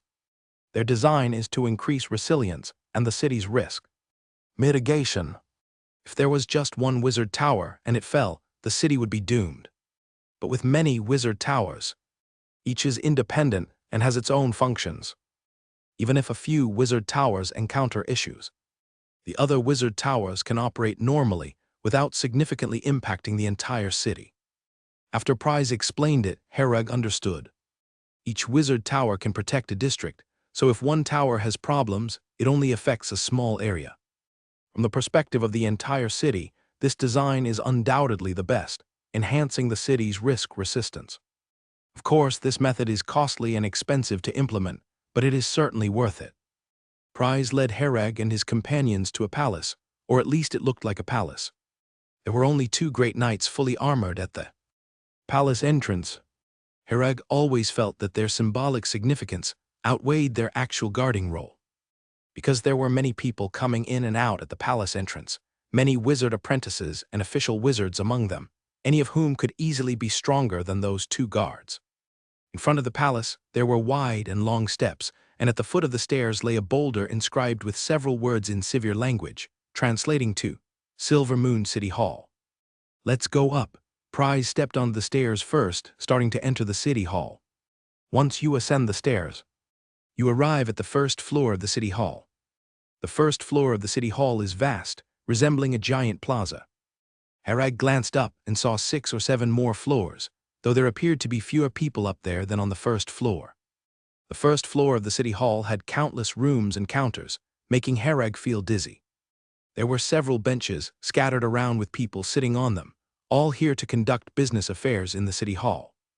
Prize led Herag to a room called Household Registration Management, which also had a counter outside with a long queue. However, Prize seemed to have privileges and directly brought Herag and his 2 companions into a small room to conduct their business.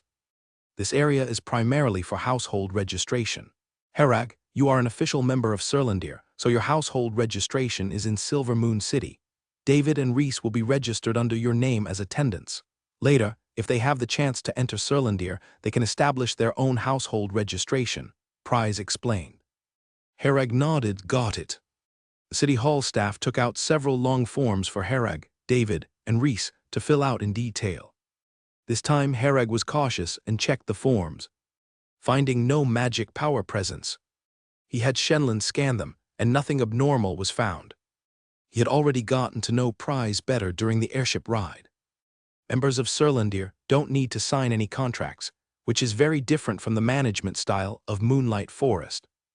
As a member of Surlandir, Herag's household registration is in Silver Moon City, making him a Silver Moon City resident, yet he also belongs to Surlandir.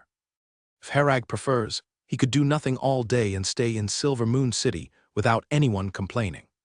Of course, unless Surlandir has special circumstances and issues a mandatory task for Herag, then he must complete it, or the consequences would be unbearable. This does not require contract constraints, as the vast difference in power means they aren't needed. However, if Surlandir issues such a task, Herag would likely be unable to avoid being involved. But under normal circumstances, such tasks are rare, allowing Herag to arrange his affairs and schedule as he pleases. He can choose to stay in Silver Moon City for research and study, or he can actively undertake various tasks from Surlandir to earn magic stones or contribution points. Herag could even choose to become a business tycoon and Start trading between cities. As long as you follow the rules and pay taxes, no one will interfere with you. With this high level of freedom, contracts become rather excessive. David and Reese also filled out their information on the attendant forms, and from now on, they are registered under Herag's name. Once Herag and his companions completed the forms, they handed them back to the staff. The staff carefully checked them twice and corrected some mistakes or incomplete information before leaving. We need to wait a bit. They're going to input your information into the magic net, Price said. About half an hour later, the staff returned with 3 talisman stones in hand. These talisman stones were larger and slightly different in appearance than those from the barren land. In comparison, the talisman stones from the barren land looked more like a youthful version. The staff handed the talisman stones to Herag and his companions respectively, and then said, "These talisman stones are bound to your identity, and only your magic power can activate and use them. Next, I'll explain how to use them." After an hour of explanation, Herag fully understood the role of talisman stones in the Land of Dawn. Firstly, regarding identity, talisman stones serve as an identification card and can be used for most identity verifications. If the talisman stone is lost, you need to promptly come to the city hall to reset it, as the previous stone will be deactivated. Each talisman stone is bound to its owner's magic power, usable only by the individual. Herag glanced at his information panel, which recorded some basic information and household registration and organizational affiliations. He currently has no residence, but now holding a resident status, Herag can purchase property in Silver Moon City. Many of Silver Moon City's information can be synced and updated via the magic net. For instance, if Herag bought a house somewhere under his name, the property information could be synced to the talisman stone via the magic net. Herag also noticed that his gold coin and magic stone balance was 0. Throughout the Land of Dawn, Herag can store the talisman stone at banks affiliated with major wizard organizations, allowing storage of gold coins and magic stones. The talisman stone will display his balance, and numerous transactions can be conducted directly using the stone, with the balance deducted accordingly. Of course, corresponding taxes cannot be avoided. However, the tax rate is relatively low, and this transaction method is convenient, so wizards in the Land of Dawn generally adopt this approach for transactions. Similar to the tasks in Moonlight Forest, here the talisman stones also have a task hall. However, the number of tasks is vast, and there are many issuers. Zerlandir's tasks only comprise a small portion, with most issued by Silver Moon City or other cities. Herag merely glanced at them and felt overwhelmed, as there were too many tasks to even browse through. Besides tasks, there are also tavern forums divided by different cities. Herag noticed he could switch to forums from other cities, with each participant's name indicating which city they hail from. Beneath the tavern forum are many small rooms, some are public and others are private, requiring a password. Herag observed and felt that it would be quite useful for remote discussions and meetings. Between the cities of the Land of Dawn, there is some distance, along with pollution zones as barriers, making travel not so convenient. With the talisman stone, it indeed reduces a lot of hassles, providing many conveniences for wizards. Using this talisman stone to accept tasks is more convenient than in Moonlight Forest, because systems of magic stones, gold coins, and contribution points are integrated, allowing task rewards to be settled directly on the talisman stone. All of this is built upon the powerful endorsement of the 6 great wizard organizations.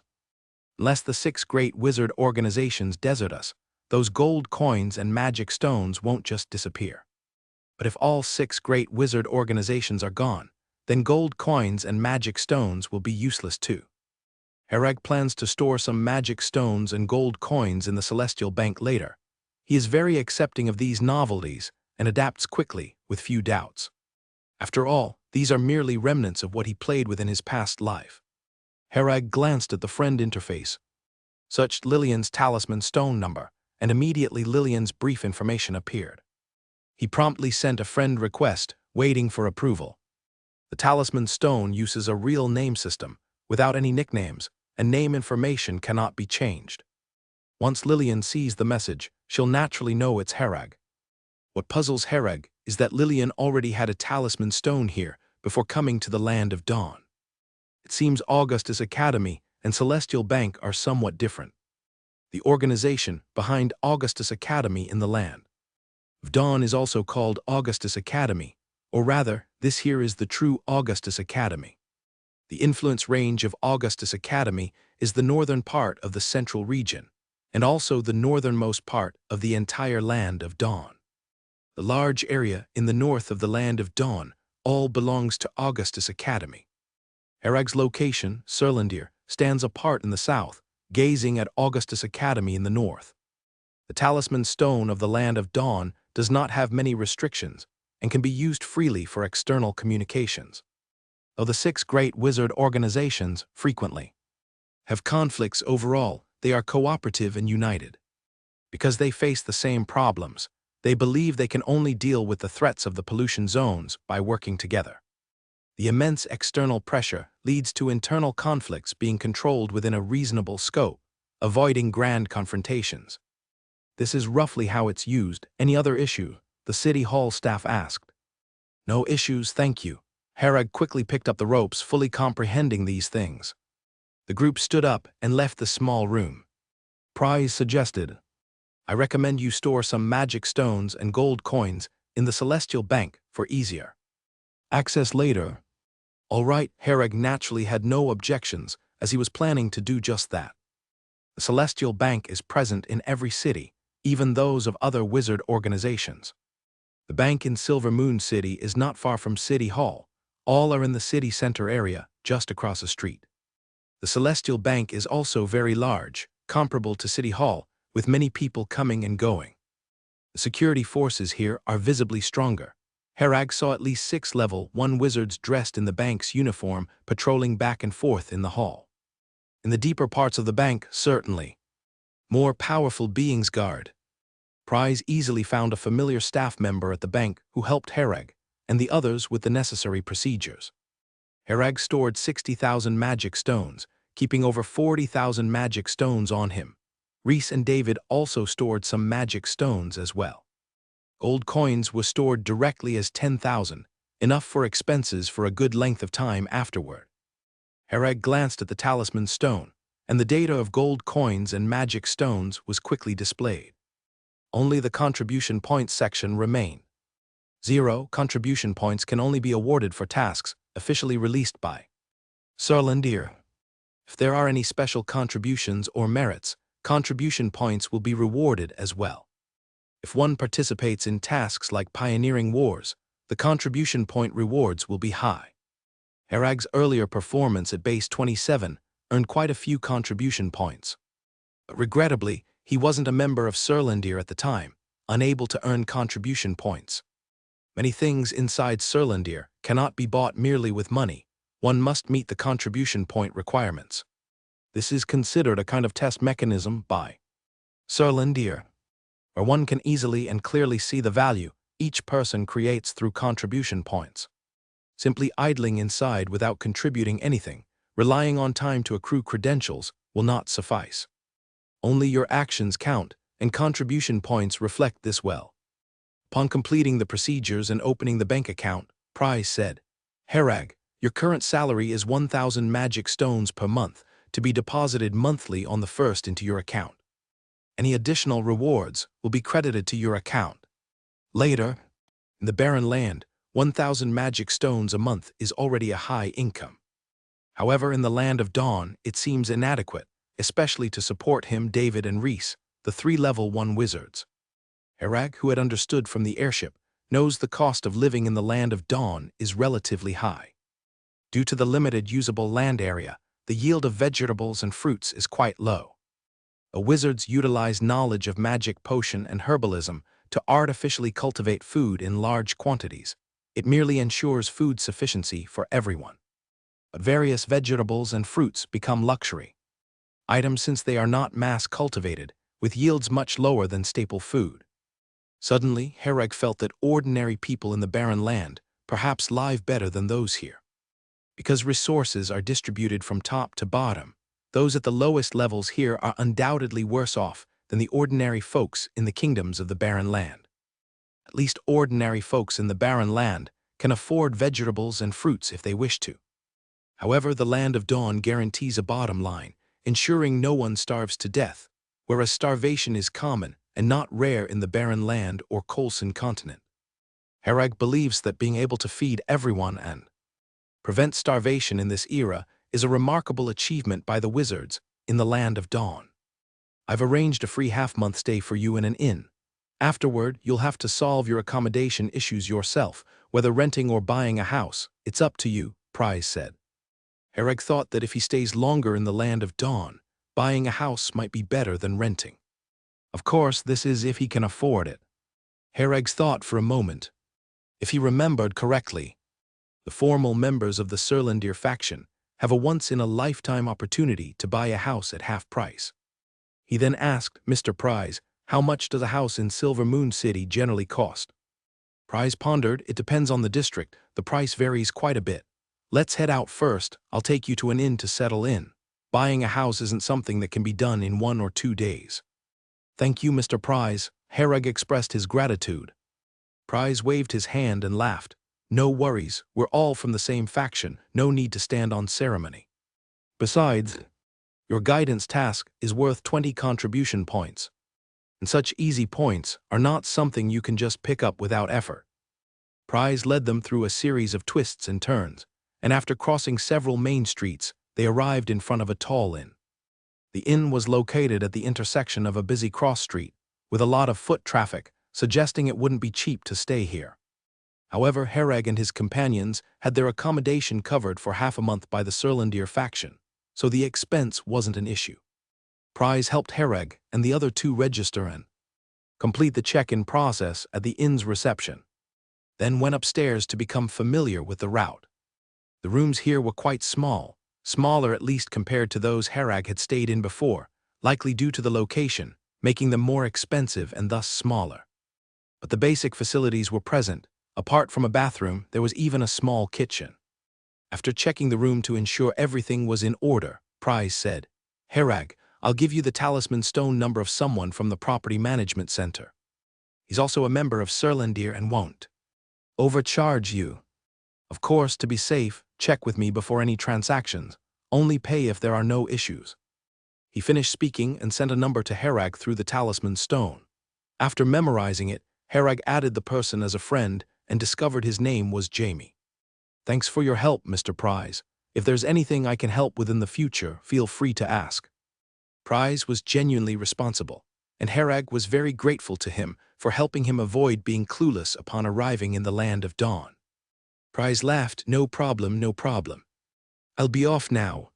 Get comfortable quickly and contact me via Talisman Stone if there's anything. Okay, thank you, Mr. Prize. Herag and his companions saw Prize to the inn's entrance and watched him leave. After returning to his room, Herag noticed the Talisman Stone flashing. Jamie had already accepted his friend's request. Mr. Herag, Prize has already told me about your situation. Welcome to Silver Moon City and to joining the Surlindir faction, Jamie greeted. Herag replied, Mr. Jamie, I'm interested in buying a house. Do you have any suggestions? The price varies greatly depending on the area in Silver Moon City. Simply put, the closer you are to the city center, the more expensive it is. The closer to the city wall, the cheaper it is. However, this isn't always absolute, as there are some special cases. Do you have a map of Silver Moon City? I can explain it to you, Jamie said. The Talisman Stone could only send text messages, couldn't send or store pictures. Herag glanced at the map in his hand and replied, I do. Jamie responded, what are your requirements? What kind of environment do you need? Quiet, preferably not too noisy, and places with fewer people. Herag thought for a moment and said. He didn't like crowded places, as more people often led to more trouble. The Land of Dawn was a complex place, and the fewer the problems, the better. Jamie replied, these places are generally more expensive. The cheaper places have higher population density. What's your budget? The budget would be within tens of thousands of magic stones at most. Herag had just over 10,000 magic stones, so his budget was limited. That's fine, hang on a minute, I'll help you pick some places and you can see which one you like, Jamie replied. About 10 minutes later, Jamie sent over some place names. Herag compared them with his map. The first was a residential area called King Street, located in the middle of the eastern part of Silver Moon City, quite far from the city wall, priced at 80,000 magic stones for a small courtyard.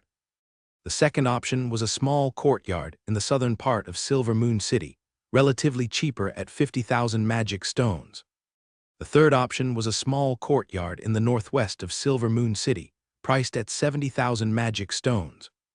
Herag immediately excluded the southern courtyard because it was too close to the city wall. Upon examining the location on the map, he saw several taverns and inns nearby, which tended to have more complicated visitors. As for the northwest courtyard, after thinking for a while, Herag decided against it. It was too close to a residential area for common people, which from the map clearly had dense housing, indicating a high population. Even though it was some distance away, Herag was still not satisfied. As for the residential area on King Street, it seemed more suitable.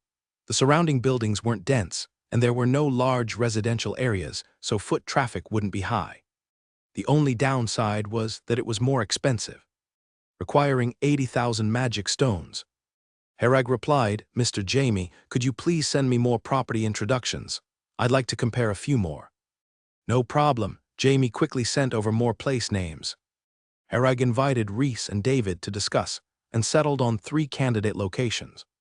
Of course, it was mainly Reese involved in the discussion, while David remained mostly silent, simply agreeing each option was good.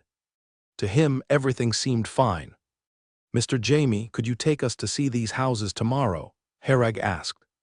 "No problem. Are you at the Cross Inn?" Jamie inquired. Jamie said, "Sure, I'll come to pick you up around 10 o'clock tomorrow." The next morning, Herag and his companions waited downstairs at the designated time. A carriage slowly stopped outside the inn, and then a man alighted, glanced at the inn entrance, and soon identified Herag and his companions. Jamie approached and tentatively asked, "Mr. Herag?" Herag nodded, "Yes, are you Mr. Jamie?" Jamie extended his hand with a smile, "Yes, yes, pleased to meet you." After a handshake, David and Reese introduced themselves, then boarded Jamie's carriage. On the carriage, Jamie said, "Mr. Herag, you have a good eye. The 3 locations you've selected are all decent properties. In my opinion, any of them would be a good choice. Once you visit all 3, make your decision." Herag smiled and nodded. He had picked the 3 most expensive ones, so naturally they wouldn't be bad. Over the next 2 days, Herag and his companions visited all 3 places under Jamie's guidance. Silver Moon City is indeed too large. Due to the 3 houses Herag selected being in different locations, it was impossible to view them all in one day. The group took a carriage and spent 2 days reviewing the houses and their surrounding conditions. After comprehensively considering the conditions of the 3 places, Herag ultimately chose the residence on King Street. Upon inspection, Herag found that the place on King Street was the quietest, with fewer residents around. He only learned that the houses in this area could only be purchased by members of Surlandir. The number of official Surlandir members is not many, and with the vastness of Silver Moon City, they are more sparsely distributed, making it relatively quieter. This fitted Herag's requirements even more, as an area comprised entirely of Surlandir members made for a simpler social composition. After comprehensive consideration, Herag decided to purchase the house on King Street. As a formal member of Surlandir and a first-time property buyer, he received a 50% discount. The original price was 80,000 magic stones, and Herag paid 40,000 magic stones to buy the courtyard on King Street. After completing the transactions, Herag paid the 40,000 magic stones directly with talisman stones, leaving a balance of 2,000 magic stones, which, combined with the 4,000 magic stones on him, amounted to 60,000 magic stones remaining. Residences on King Street are all standalone courtyards, separated by dozens of meters. There are no bustling populated areas nearby, so it is very quiet. Herag put his hand on the doorknob at the entrance, and when he touched it, the door opened automatically. This small courtyard is equipped with a witch array, which can autonomously record personnel information and automatically identify who may enter freely. Those without recorded identity information cannot open the door to enter. The house comprises 3 floors and many rooms. David voluntarily requested to stay in a room on the first floor, while Herag and Reese chose the master bedroom on the second floor. Having moved into the new home, Herag, following past life's customs, decided the 3 of them would cook a meal themselves at home. He and Reese went to a nearby market to purchase some ingredients and discovered that the prices for vegetables and fruits were indeed ridiculously high. They spent a total of 5 gold coins on a pile of ingredients. While they did buy quite a lot, the expense was still unreasonable. Herag was not short on gold coins, but ordinary people without his wealth could not afford these vegetables in their daily life. Herag seldom revealed his culinary skills, but he took out the wok and other cooking utensils he previously had made by a craftsman to cook several dishes, leaving David and Reese surprised. They never imagined Herag could make delicious food. Though they had never seen these dishes before, the aroma was enticing and mouth-watering. At the table, the 3 quickly started eating heartily.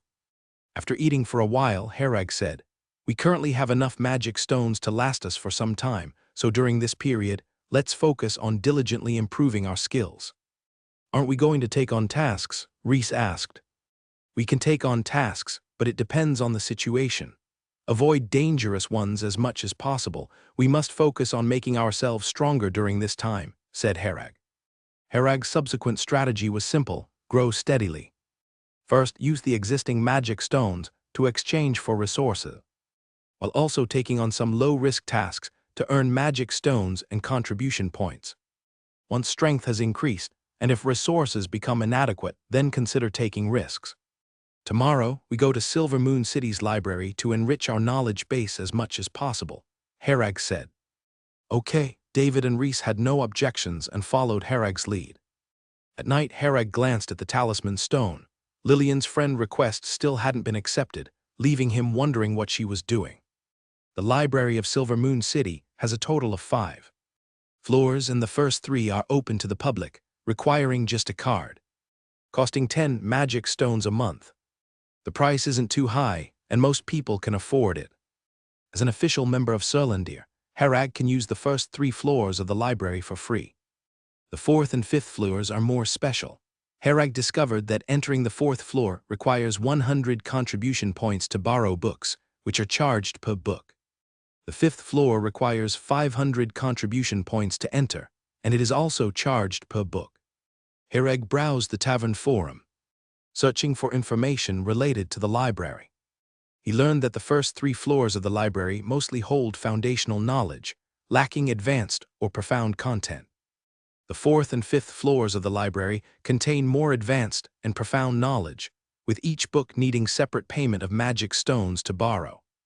Prices vary for different books, with some even costing tens of thousands of magic stones just for borrowing, not purchasing. The next morning, Herag and the 2 others took a carriage to the library of Silver Moon City. The library of Silver Moon City is a cylindrical building standing there very prominently and visible from afar.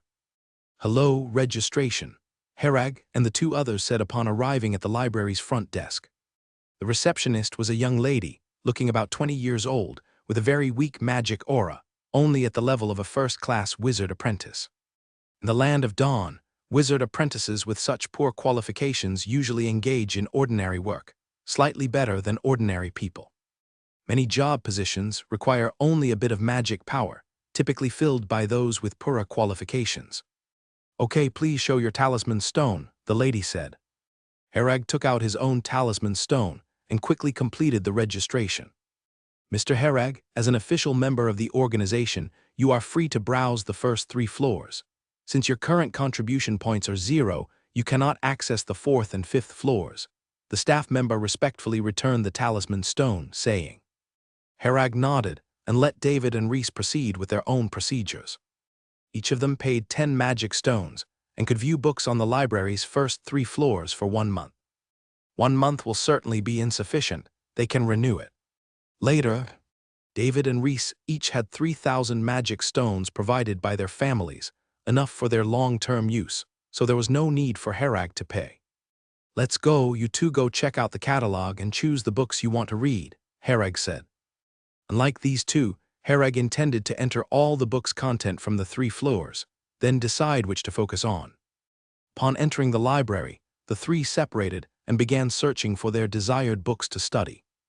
Herag started storming through the books, recording the contents of every shelf as he passed. While recording books in the history section, Herag paused for a rare moment. From a book titled Brief History, he saw the words 6th Ring Tower. Brief History in this book provides a concise record of history from before the Dawn Land was born to the present, with content that is very simple, often just skimming over many events. Herag initially didn't pay much attention to it, just like other books, flipping through the contents and scanning them for records. Unexpectedly, he saw the word 6th Ring Tower. Herag had previously considered the possibility of learning about the 6th Ring Tower in the Dawn Land, only realizing aboard the airship that the 6 great wizard organizations in the Dawn Land were not called the 6th Ring Tower. He didn't ask Prize about it either, because he wasn't sure what kind of existence the 6th Ring Tower was. After finishing this brief history, Herag was relieved he had never mentioned the 6th Ring Tower to anyone. Moreover, he would never reveal to anyone in the future that his meditation method came from the 6th Ring Tower. According to records in Brief History, before the birth of Dawn Land, when the Abyss Plane had not yet invaded and the pollution zones hadn't appeared. That time was roughly 10,000 years ago, when wizard culture was prevalent on Kala continent. It was the time when wizards were most powerful. Various brilliant talents emerged, and numerous powerful wizard organizations were distributed across the land. Back then, the wizard's reach extended not only throughout the wizard plane, but also to other planes. It was the peak of strength for the wizard plane. Many planes could not rival it, unable to resist the invasions and plunder by the wizard plane. During this period, many powerful wizard organizations expanded rapidly, leveraging resources acquired through plunder. Most of the current wizard organizations in the Dawn Land were the leaders of that time. Otherwise, they wouldn't have survived till now. Among these wizard organizations, 6th Ring Tower was indisputably the strongest wizard organization. The 6th Ring Tower had 6 6th Ring wizards who jointly established the 6th Ring Tower. At that time, the 6th Ring Tower was the holy land in the hearts of all wizards, and countless wizards fought to join it. During the glorious era of the 6th Ring Tower, other wizard organizations hardly had a say, and the tower effectively ruled the entire wizard plane. All the authority was in their hands, and promising new talents were prioritized for entry into the 6th Ring Tower. But when the Abyss Plane began invading, everything changed. At that time, the wizard plane was very strong, but the Abyss Plane was even stronger. The book doesn't say much about the specifics, only that when the Abyss Plane invaded, it decimated many resisting wizards with overwhelming force. At this time, the wizards, who always placed themselves above others, realized they weren't as strong as they thought. Then began a long battling plane war, with wizards having the advantage in local combat, while the Abyss Plane invaders were suppressed by the world will, unable to exert their full power. The first wave of invasion from the Abyss Plane didn't completely defeat the wizards, given a chance to breathe. The wizards quickly organized themselves. In this process, the 6th Ring Tower played a leadership role, organizing the wizards to resist the invasion of the Abyss Plane. But later, the 6th Ring Tower became traitors, embracing the Abyss Plane. This surprised everyone and dealt a significant blow to the wizard plane. According to records in Brief History, the sudden allegiance of the 6th Ring Tower to the Abyss Plane left the defenses weak, allowing the Abyss Plane to exploit the situation. At that time, the wizards were plunged into fierce battles, paying a heavy price to repel the Abyss Plane and repair the plane fractures everywhere. And he said that if the 6th Ring Tower hadn't betrayed the wizard plane at the time, they could have repelled the Abyss Plane at a minimal cost, and not so many people would have died. Moreover, the invasion from the Abyss Plane was repelled, but left many aftermath issues, like today's pollution areas. The 6th Ring Tower was utterly nailed to the pillar of historical shame, despised by all. After that, any wizard still loyal to the 6th Ring Tower was annihilated. Herag silently returned the book to the shelf, pondering something. Brief History introduces too little lacking detail, with too many things merely glossed over. Herag doesn't completely believe the depictions in this historical book, as history is written by victors, and many records reveal oddities and irregularities, some defying logic. What is written in brief history isn't necessarily the truth, but the truth the victors want people to know. Herag can only explore the true history once he has enough strength in the future. However, these are temporarily not important. Herag only needs to know that the sixth ring tower carries a negative image in the Dawn land, affecting some subsequent decisions. Since he knows the sixth ring tower is deemed as sinners, he must not have any ties to the sixth ring tower, at least not let anyone know. Herag continued picking up other books, scanning them for recording. During this time, he came across some history-related books, and the content about the sixth ring tower was practically the same. The evaluation of the sixth ring tower was also very consistent, regarded as traitors to the wizard plane. Herag suddenly remembered that the plane coordinates he held came from a wooden disc which is engraved with a hexagonal tower. And these plane coordinates just happened to lead to the abyss plane. Herag paused his hand holding the book, feeling the wooden disc likely originated from the sixth ring tower. Regarding why it serves as coordinates for transferring to the abyss plane, and what the purpose of creating this disc was, Herag remains unclear. Herag absorbed and processed the information he just encountered, while continuing the task of scanning books for recording. Due to the crowded library, Herag had to slow down and input gradually. Otherwise, in others' eyes, Herag would appear to flip through a book and put it back immediately, which repeated continuously would seem very odd. Herag initiated Shenlin's environmental detection, constantly monitoring the surrounding activity, and only scanned books after confirming no one was observing him. This caused the book input speed to slow significantly, and Herag spent 7 days completing the input of all books on the first floor. When stepping onto the second floor, David and Reese was still on the first floor, not even finishing their first book. For any wizard, learning requires time. Even after reading through in 7 days, truly understanding and mastering takes much longer. The second floor of the library is slightly smaller in area than the first floor, with significantly fewer books. However, most are more advanced books here. The content discussed takes a deeper level. Herag, as before, recorded the books here at a leisurely pace. Others come to find particular books out of necessity. He directly takes away the contents of the entire library. Herag spent 5 days inputting all the books from the second floor of the library and then proceeded to the third floor. The books on the third floor were fewer than those on the second floor, and the number of bookshelves had visibly decreased. Additionally, there were far fewer people reading here. After glancing at the books on the shelves, Herag understood that these were more advanced books. Recalling the books from the first to the third floor, he couldn't help but think it's no wonder the wizard influence in the Land of Dawn is so strong. These books are almost barrier-free for the citizens of Silver Moon City, as they can borrow books every month for 10 magic stones, significantly enhancing overall knowledge quality. Herag learned that the selection of wizard apprentices here starts at a young age. Everyone undergoes 3 wizard aptitude selections from the time they start school until they graduate at 16 years old. Those with aptitude are chosen by Surlindir. Of course, being chosen doesn't mean one can enter Surlindir. Further assessment and selection must be passed. Only after a series of assessments can one become a formal member of Surlindir. Those who fail the assessments can only engage in other wizard-related jobs, becoming reserve personnel for Surlindir.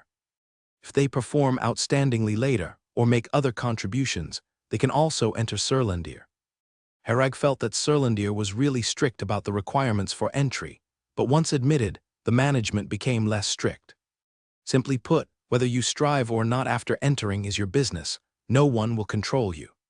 However, as long as you work hard enough and accumulate enough contribution points, you won't lack resources, as Surlindir will provide everything for you. Herag thought as he picked up a book from the shelf to start. Inputting. Magic Principle. Structured Application of Spatial Energy Particles. Advanced Magic Potion. Cast Magic on Your Cheese. Intermediate Witchcraft Introduction. Secrets a Witch Can't Help But Tell. Herag was simply enamored with these books, greedily absorbing the knowledge within them. The database of Shenlin once again recorded a wealth of knowledge, laying a solid foundation for Herag's future development. Much of the knowledge might not be immediately useful to Herag, but quantity leads to quality changes, and it would certainly be hugely beneficial in the future. In 5 days, Herag completed the input of all the books on the 3rd floor. Spending a little over half a month, the contents of the first 3 floors of the library were completely recorded in Shenlin. Herag closed his eyes and organized these entered knowledge. Where should I start learning? The knowledge entered this time was abundant and relatively high tier, quite complicated. But learning definitely comes step by step, and he couldn't simultaneously learn so many subjects. After considering for a while, Herag decided to first learn witchcraft-related knowledge, and then supplement his learning with advanced knowledge about magic potions. The basic introduction to witchcraft he had previously read only explained the most basic knowledge and elaborated on 16 runes. Regarding the incredibly large knowledge system of witchcraft, Herag had only scratched the surface. Shenlin, select the books related to witchcraft. Herag recalled that he had input several witchcraft-related books. Witchcraft-related books are as follows. Intermediate Witchcraft Introduction. Explanation of 100 Witch Runes. 36 Common Witch Array Structures. Witch Array Attribute Relationship. Shenlin provided a total of 6 witchcraft-related books, covering various aspects of witchcraft knowledge. Herag began reading, learning, and understanding each book as given by Shenlin. 2 months passed in the blink of an eye. During these 2 months, Herag, along with David and Reese, went to the library to study earnestly every day. Sometimes Herag didn't go to the library because witchcraft also required practical hands-on experiments, which could only be performed at home. During these 2 months, Herag focused on studying witchcraft wholeheartedly, increasing his mastery of rune quantities to over 100, and had completely mastered some basic structure paradigms.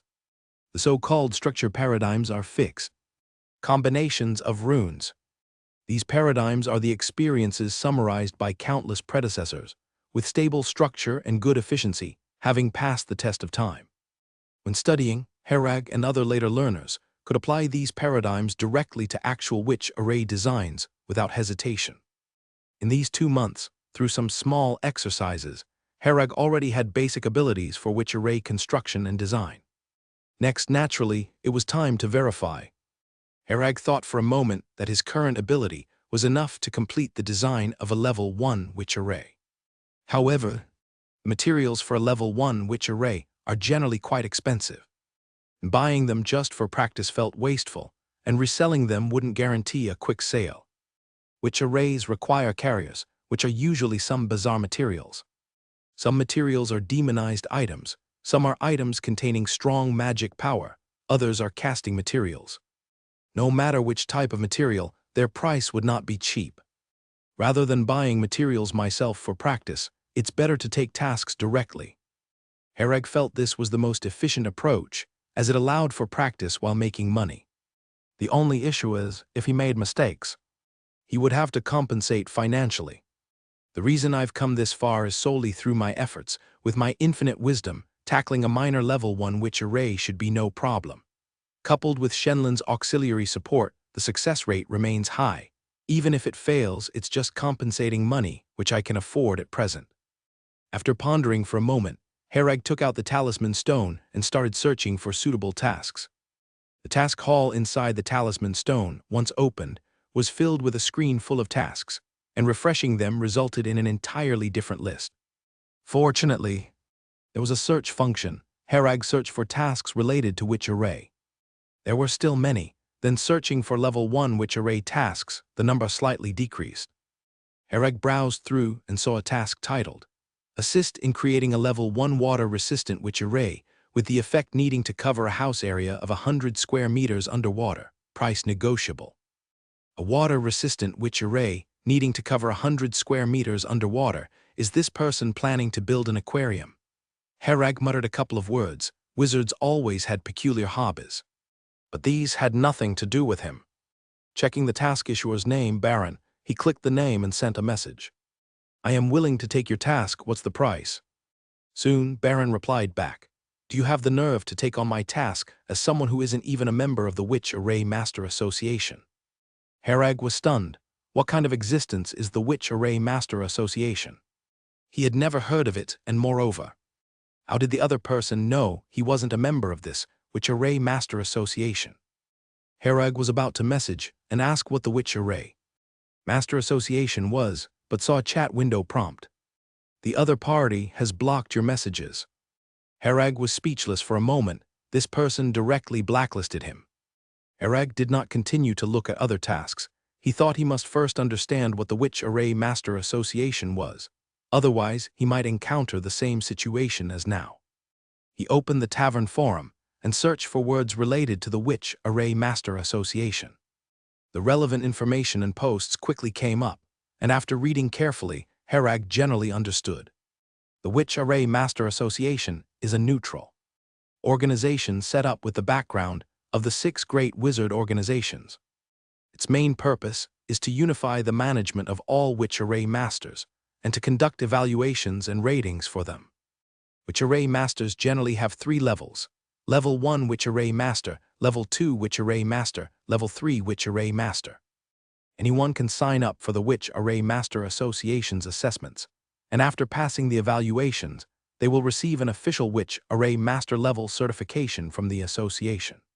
Simultaneously, a tag representing the Witch Array Master level will be added to the personal information with it. The talisman stone, and others can see this when they check your profile. Therefore, those who publish tasks in the task hall usually first check if you have a tag and what level it is, and then they consider talking to you about cooperation. Herag was just like a headstrong novice with a blank personal profile rushing to accept a Witch Array task. Others certainly thought he was here to cause trouble and directly blacklisted him.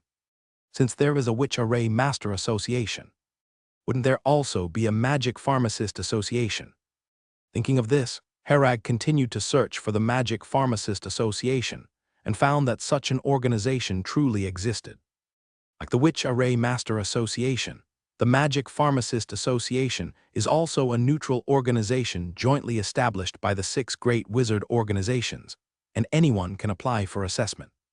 The level division of alchemists is the same as the Witch Array Masters: Level 1, Level 2, Level 3. After understanding, Herag realized that the standard for Level 1 alchemist is the ability to concoct high-tier potions, which already filters out the majority of people. The ancient magic potion needed for promotion to official wizard is a typical high-tier potion. High-tier potions have high requirements for the spiritual power of the concoctor. At the minimum, it must be an official wizard level. This means according to the standard of the Magic Pharmacist Association. As long as you are an alchemist, regardless of your level, it represents that you are at least an official wizard. After browsing the relevant information, Herag decided to pass the assessments of the Witch Array Master and Alchemist first. He understood that the level certification from these 2 associations is quite important. Whether it's accepting magic tasks or Witch Array tasks, most people will have requirements for your association certification level. Because once a task is published, everyone in Silver Moon City can see it. With so many people, many want to accept the tasks. But those with association certification levels are not many. Publishers receive many task acceptance messages daily. With so many people, they can't judge the level of the other party through the talisman stone in a short time. However, the association certification level is substantial, directly indicating the level of the other party, at least ensuring the other party's level is not too bad. So, publishers generally only allow those with an association certification level to take on tasks, unless the publisher himself is very poor and can't afford to pay high prices to hire those with an association certification level. But such task rewards are not high, and the value to accept them is rather low. After making up his mind, Herag began to understand the related procedures for the Witch Array Master Association's assessment. After confirming there were no issues, Herag directly went out to the street and hailed a carriage, heading to the Witch Array Master Association in Silver Moon City. The Witch Array Master Association is situated southeast of Silver Moon City, with buildings all of pointy Gothic style. The carriage stopped at the entrance of the Witch Array Master Association, and after getting off, Herag took a look.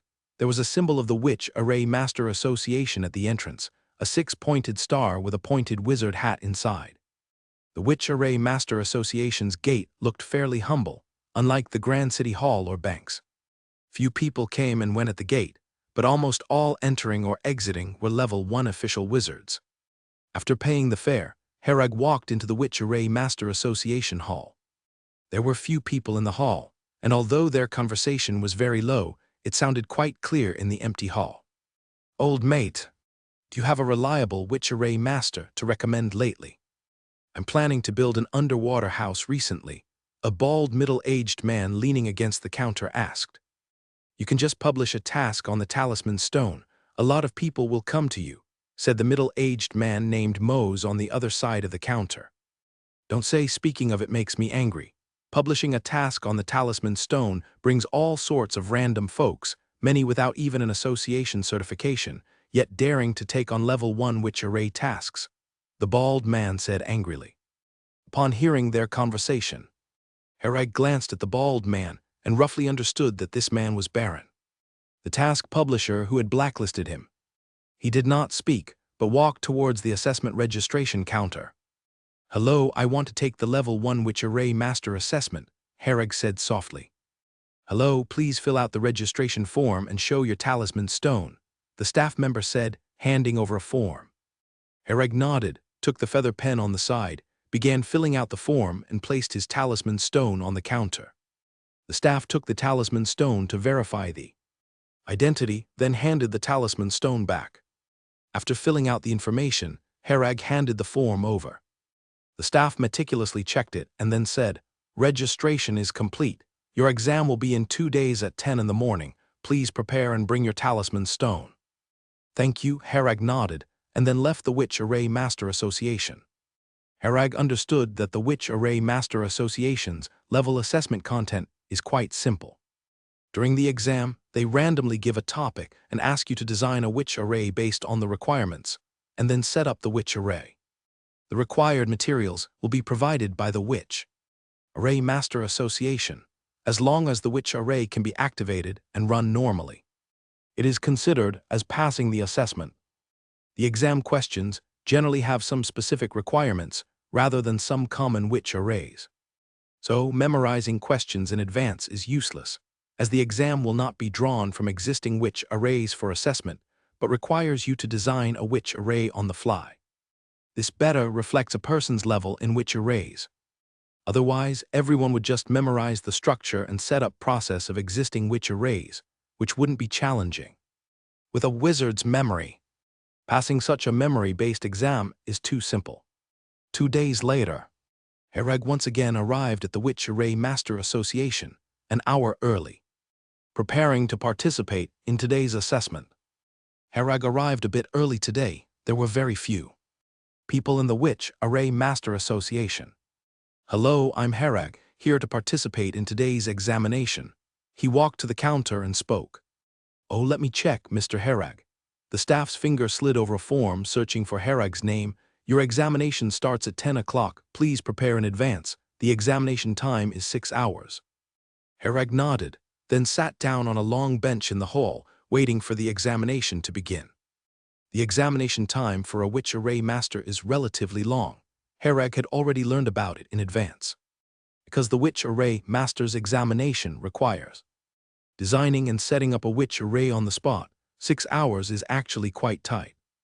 Many Witch Array Masters, when given enough time, can basically complete the requirements of the task. But when required to complete within 6 hours, many can't do it, which tests the Witch Array Master's skill even more.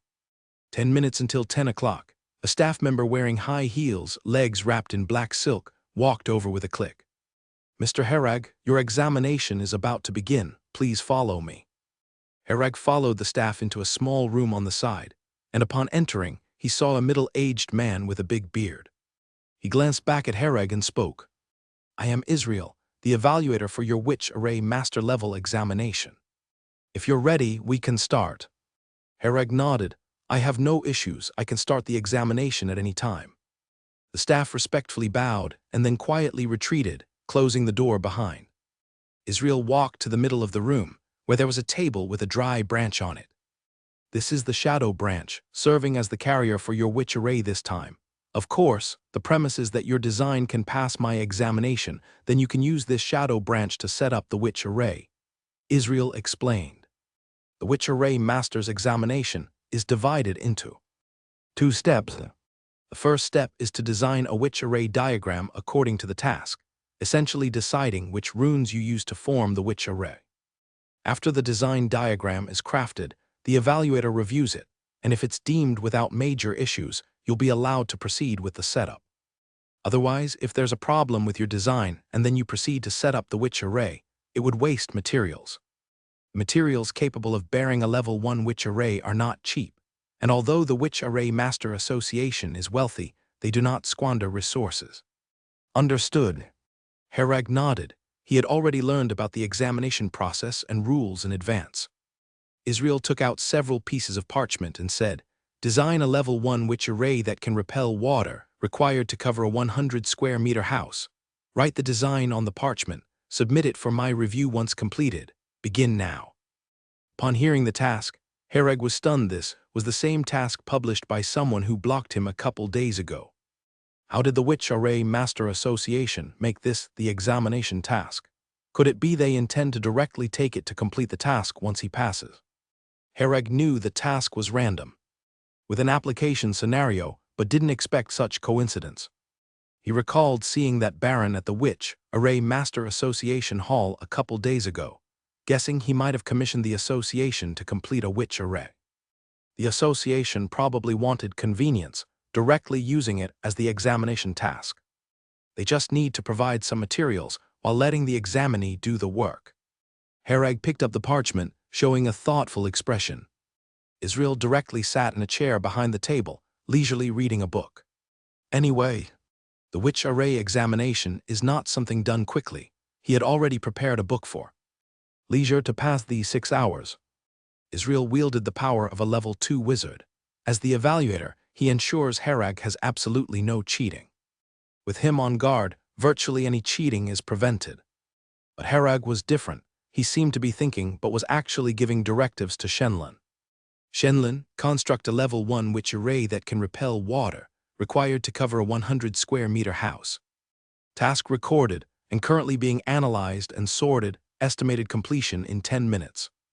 Shenlin, after inputting the witch array data, could accomplish such a task easily. The witch arrays contain myriad runes. Choosing suitable rune combinations to solve target problems isn't an easy task. This requires a high level of rune mastery and proficiency from the Witch Array Master. Normally, commencing in Witch Array studies, it's hard to directly pass the Witch Array Master level examination. It's often through long practice and learning, gaining rich experience, that one can solve such temporary actual problems given in the examination. With Shenlin, Herag does not need to worry about these issues. Shenlin has powerful data storage and analysis capabilities, having input enough related witch array knowledge. Shenlin can do many things based on these existing data. Normally, for a witch array master participating in the examination, merely planning and designing the witch array takes at least 3 to 4 hours. After all, this step is crucial. Only when this step is error-free can the final setup process begin. But Shenlin only needs 10 minutes. During these 10 minutes, Herag showed a thinking expression.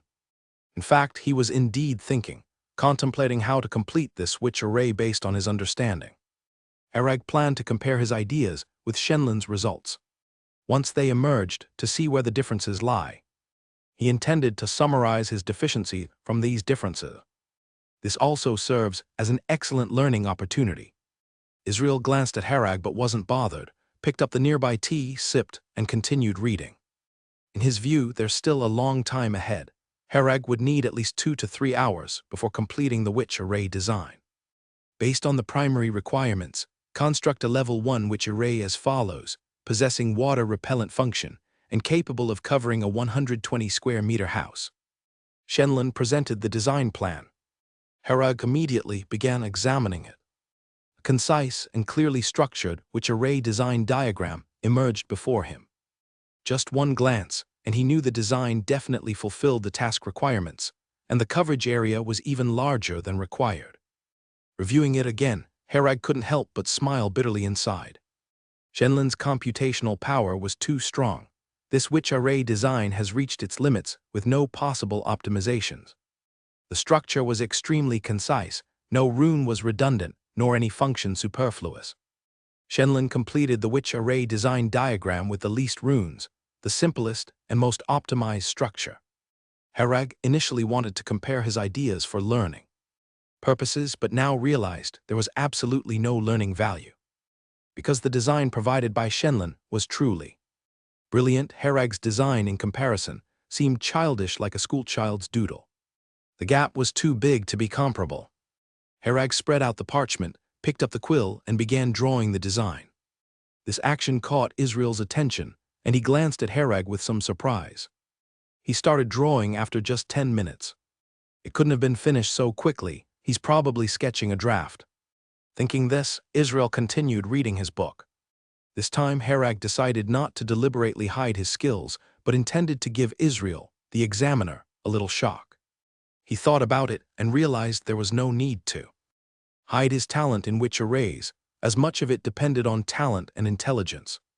Also, in the land of Dawn, with so many outstanding wizards, if he didn't show his excellence, he would fail to attract attention. Compared to the geniuses here in the land of Dawn, Herag was still too ordinary. Only by showing his excellent potential could he attract more investment from others. Through his understanding during this period, Herag knew that the land of Dawn was a place where gold would shine eventually. As long as you are outstanding and have potential, Surlendir will not ignore you. As a formal member of Surlendir, generally, nobody would take the risk to do anything against him. It's not worth the loss. The status of a witch array master is very high, and all factions warmly welcome outstanding witch array masters to join them. An excellent witch array master is invaluable. The application of witch arrays is extremely broad, with many uses, and is indispensable. If he could become a witch array master with talent and potential in others' eyes, many tasks would be much easier to accomplish. Herag had carefully considered these issues before, so he finally decided not to hold back during the examination. Herag held the quill and drew the witch array design with ease and fluidity. The corner of Israel's eye noticed Herag's actions, and his curiosity was piqued, making him put down his book to look at Herag's already drawn designs. At this sight, Israel's eyes brightened. Herag had only drawn a quarter of the design, but just from this quarter, Israel saw many highlights. Israel couldn't help but glance at the young Herag, and then continued looking at the partially drawn design on the parchment. Herag's hand barely paused as he quickly completed the full witch array design. After finishing, he lifted the quill and said, "Mr. Israel, I've completed my design.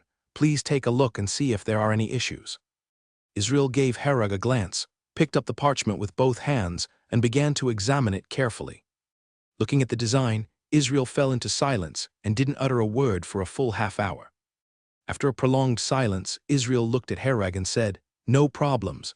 You finish the examination first and I'll see you afterward. Sorry for taking half an hour of your time. But I imagine you probably don't mind the time. Do you need me to extend the time for you?" Israel was engrossed in the exquisite design on the parchment. Its extremely concise structure deeply fascinated him. In his view, this was almost an artwork, something only fellow witch array masters could appreciate for its intricacy. In just a moment of immersion, half an hour had passed, and Israel himself hadn't noticed. Normally, the design review phase of the witch array master examination doesn't take this long. Israel just needed to check if it was possible to meet the requirements of the topic, which would usually take only a few minutes. However, this design by Herag took him a full half hour, inadvertently delaying Herag's time for setting up the witch array. Theoretically, Herag could request more time. But from this design, Israel already saw Herag's immense potential and talent in witch arrays. In his view, someone who could design such a witch array would have no problem with setting it up. Herag smiled, "No need, there's plenty of time." With the design in hand, Herag could easily set up this witch array without any assistance from Shenlon. Because the design of this witch array was very straightforward, not complex, making it easy to set up. After speaking, Herag picked up the shadow branch, gathered magic power in his hands, and began inscribing symbols one by one with magic power, gradually forming a complete witch array, which he then set into the shadow branch. After the witch array design constructed with magic power was imprinted into the shadow branch, a layer of gloss passed over its surface. It seemed to have no change, but if activated with magic power, the witch array would start immediately. "Mr. Israel, I have completed it," Herag said. Israel nodded, picked up the shadow branch and said, "Please wait here. I'll go to the testing area to experiment. If there are no issues, you'll pass your witch array master level examination." "Okay, thank you, Mr. Israel," Herag replied. After waiting in the room for half an hour, Israel re-entered with a smile. "Mr. Herag, congratulations, you have passed your level 1 witch array master examination." The staff wearing black silk high heels also came in, with a name tag on her chest that read Betty. She whispered, "Mr. Herag, please come with me, as we need to register some information to complete your witch array master registration." What followed was filling out forms and a series of procedures. The Witch Array Master Association needed to record Herag's information and synchronize it with the magic net. Day later, Herag's personal profile on the talisman stone would be updated with a level 1 Witch Array Master tag. After completing the formalities, the big bearded Israel cheerfully said to Herag, "Are you free tonight? How about going to the tavern for a few drinks?" Herag smiled at him. If he wasn't a man, he might have thought Israel had some ideas about him. "Of course I can," Herag chuckled. Israel patted his big belly. "Let's go, I've booked a private room at the Silver Moon Tavern." With that, he led Herag out of the Witch Array Master Association and took a carriage to the Silver Moon Tavern. By this time, it was close to sunset, and the area near the tavern was becoming busier. Israel was evidently a regular here, as many people recognized him, greeting him along the way. Israel responded to each greeting, appearing very familiar with them. Herag followed Israel all the way into the Silver Moon Tavern and into a private room. The room wasn't big, designed for at most 4 people as a small compartment. "Order whatever you want to drink, feel free," Israel said as he sat down. "I'm okay with anything, no particular preference," Herag replied. Israel laughed. "Then I'll arrange it for you, Fire Dragon whiskey, you definitely won't regret trying it." He gave some instructions to the waiting server, who left and quickly returned, holding a tray with 2 glasses of fiery red liquor. The 2 glasses looked very peculiar, with a ball of red flame blazing inside the liquid. Once the server placed the 2 glasses in front of them, he bowed respectfully and left. When Herag touched the glass, he found it extremely cold, creating a strong contrast with the blazing flame inside. Israel eagerly picked up his glass and took a big gulp, then exhaled with great satisfaction. "Try it quickly, it's a specialty here. Only the Silver Moon Tavern in the whole Land of Dawn has this," Israel enthusiastically recommended. Herag picked up his glass and took a sip. Upon entering the mouth, it felt incredibly smooth at first, with a really nice taste. After the liquor went down, it felt as if a fire was burning in his stomach, spreading a warm feeling through his body. This warmth made him feel very comfortable. Feeling good about it, Herag took another sip. No wonder Israel recommended this drink so much. Besides the taste, it truly offered a completely different experience compared to other drinks. It was an experience that made the whole body feel relaxed. Seeing Herag enjoy it, Israel felt even more pleased and took a few more large sips. After drinking for a while, Israel asked, "No wonder you're a full member of Surlandir, quite capable. How long have you been learning about witch arrays?" Herag showed a reminiscent expression. "About 3 months, I guess." Israel was in the middle of drinking and directly spat it out upon hearing Herag's words, spraying all over the side. "How long?" Israel doubted his ears a bit. Feeling a bit embarrassed, Herag said, 3 months, what's wrong?" Israel touched his head, feeling he hadn't drunk too much. After confirming that Herag said 3 months, not 3 years, Israel asked in disbelief, "Really 3 months?" Herag nodded. "That's right, I come from the barren land and just arrived at the Land of Dawn not long ago, just started learning witch arrays." This surprised Israel even more, but he understood shortly after. "No wonder I haven't seen you. If you were a local, I would have discovered talent like yours long ago. I didn't expect you to come from the barren land, likely through the war opening program, right? I heard there was news about it before." Israel was also a member of Surlandir. He'd heard before about selecting people from the barren land for the Land of Dawn through a war-opening initiative. But he didn't pay much attention, as it had nothing to do with him. This time Hereg brought it up, and Israel recalled it. Israel gave Hereg a serious look, shaking his head in admiration. Didn't expect you've only been learning which arrays for 3 months. Genius, a true genius.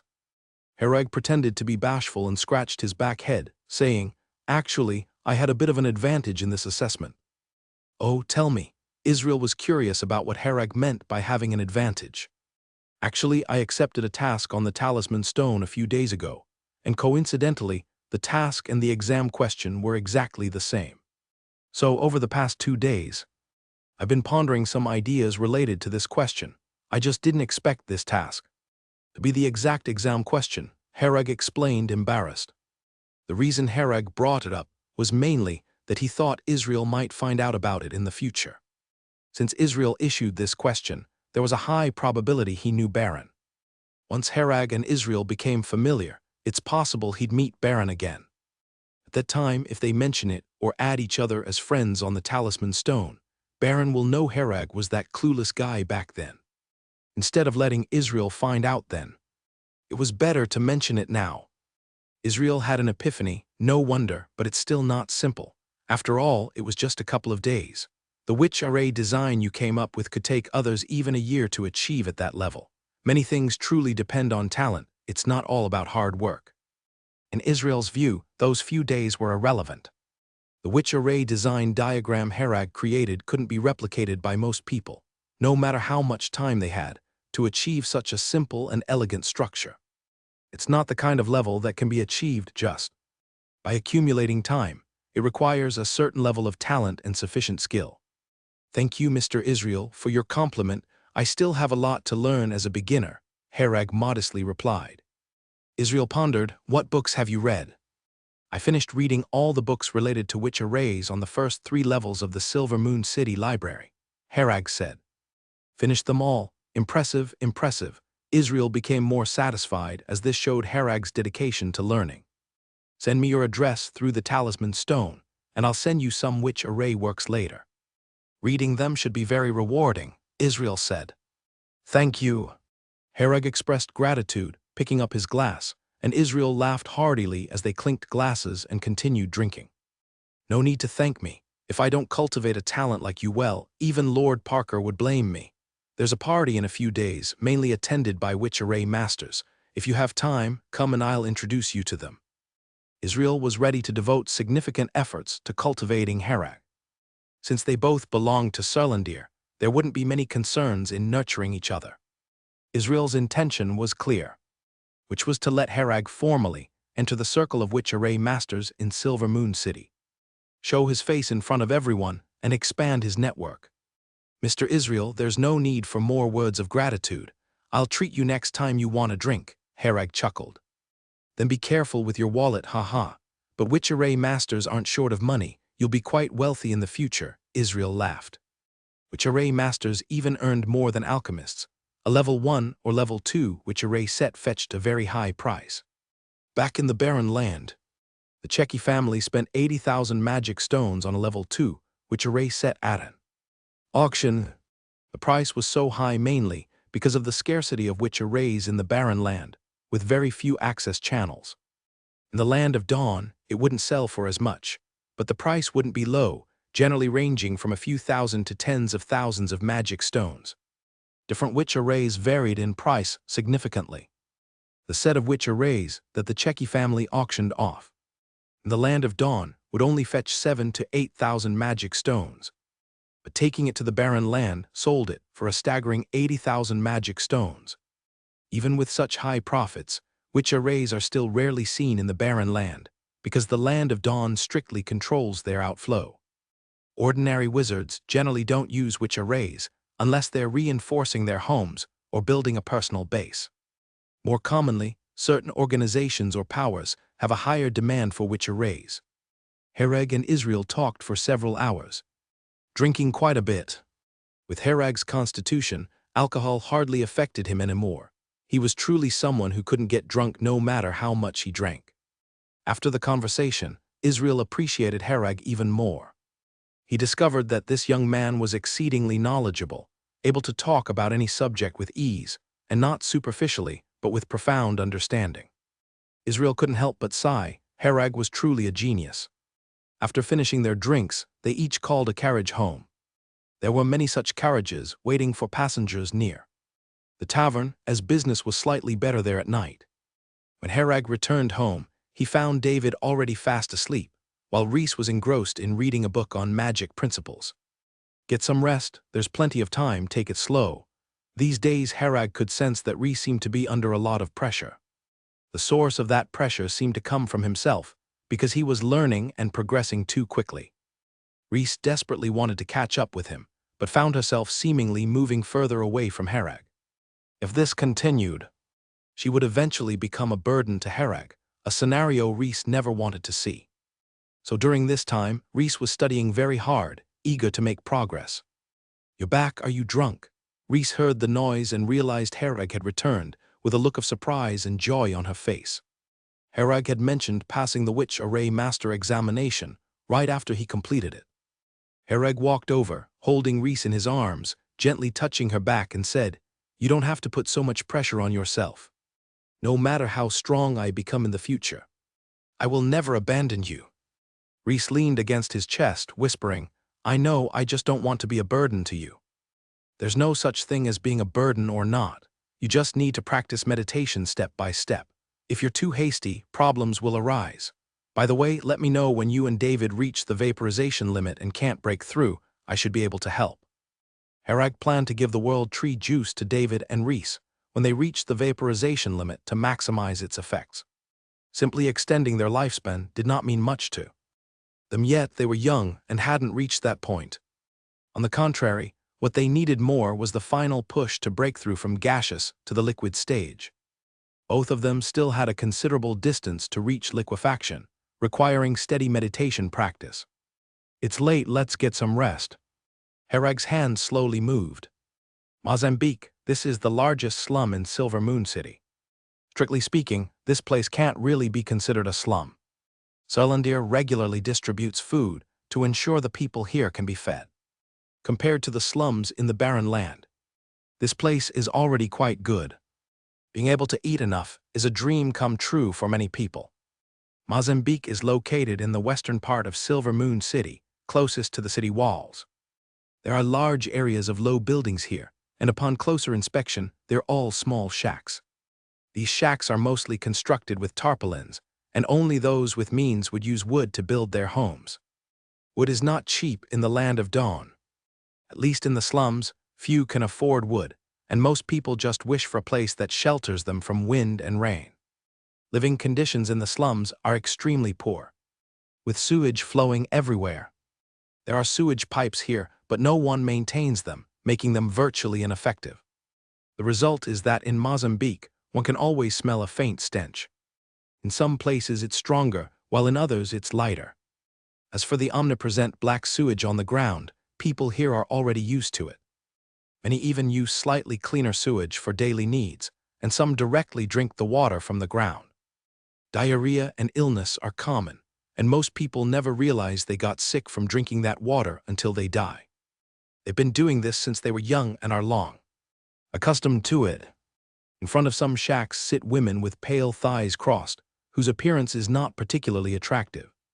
But there are always some men in filthy clothes who, while passing by, glance at the pale thighs, swallow, and can't move on. After wrestling with themselves for a long time, they dig out 5 copper coins from their body and hand them over. The women don't care about the filth on the copper coins. They count them and put them away, then pull the men into the shack, lowering the curtain. In a more open area in the distance, a crowd is gathering.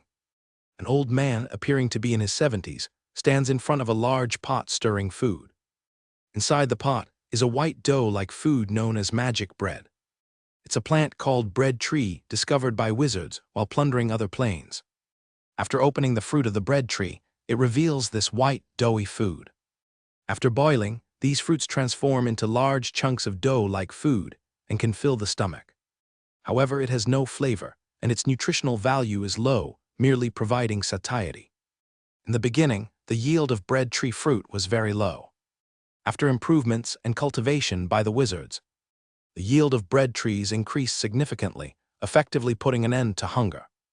There are slums in all major cities of the Land of Dawn, and each city regularly distributes batches of breadfruit to the slums to ensure their basic food needs are met. The breadfruit is distributed to some people in each area of the slum, where it's managed and distributed by them. These individuals generally have some influence or status in the slums, have organizational abilities, and the people around follow their arrangements. France is 178 years old this year. He is an elder of the Mazanka slums and the most knowledgeable and respected elder here. He is the only official wizard here and is a crystallization-level wizard. Many years ago, he was qualified to leave the slums and join various organizations. Although he wasn't qualified to join Surlandir, he could join other guilds or small groups at will, which was much better than staying in the slums. France rejected the demands of all forces, insisting on staying in the Mozambique slums. The conditions in the slums are self-explanatory, with even basic living conditions being a concern, let alone supporting a wizard's practice. Yet even in such circumstances, France still advanced to become a crystallization-level wizard. Achieving such a level of practice in dire lack of resources speaks volumes about France's exceptional talent. Others do not understand why France insists on staying in that cesspool of Mozambique, when clearly there were better prospects ahead. But France believed it was his hometown, and he wanted to stay to make a difference. If he left, Mozambique would remain that same slum, with nothing changed. After all these years, France has remained in the Mozambique slums continuously. Besides providing free medical treatment to the residents, he also imparts knowledge to all the children. If a child is found to have wizard potential, he would personally teach them, and if they develop well, recommend them to Surlandir or other small forces. Many talents have emerged from Mozambique, yet France has always stayed here and never left. France has nearly become the spiritual leader for the people in the Mozambique slums, earning everyone's respect. People who left Mozambique occasionally return, just to visit France. "Dinner's ready," France said in a deep voice after stirring for a while when he saw it was cooked. Residents of the slum held all sorts of bowls, waiting in an orderly line. France scooped food into everyone's bowl with a spoon. After receiving their food, each person would bow slightly to France in respect. After the food was distributed, a young man beside France began instructing others to tidy things up. Usually, France wouldn't personally distribute food every time. He only came midday every Wednesday. Ordinarily, these tasks fell to these young people. France was now getting older, his body not as fit as before, and he rarely appeared in public now. The usual lifespan of a level 1 official wizard is around 300 years, and at 178, France isn't really that old. Typically at this age, a level 1 wizard would appear middle-aged.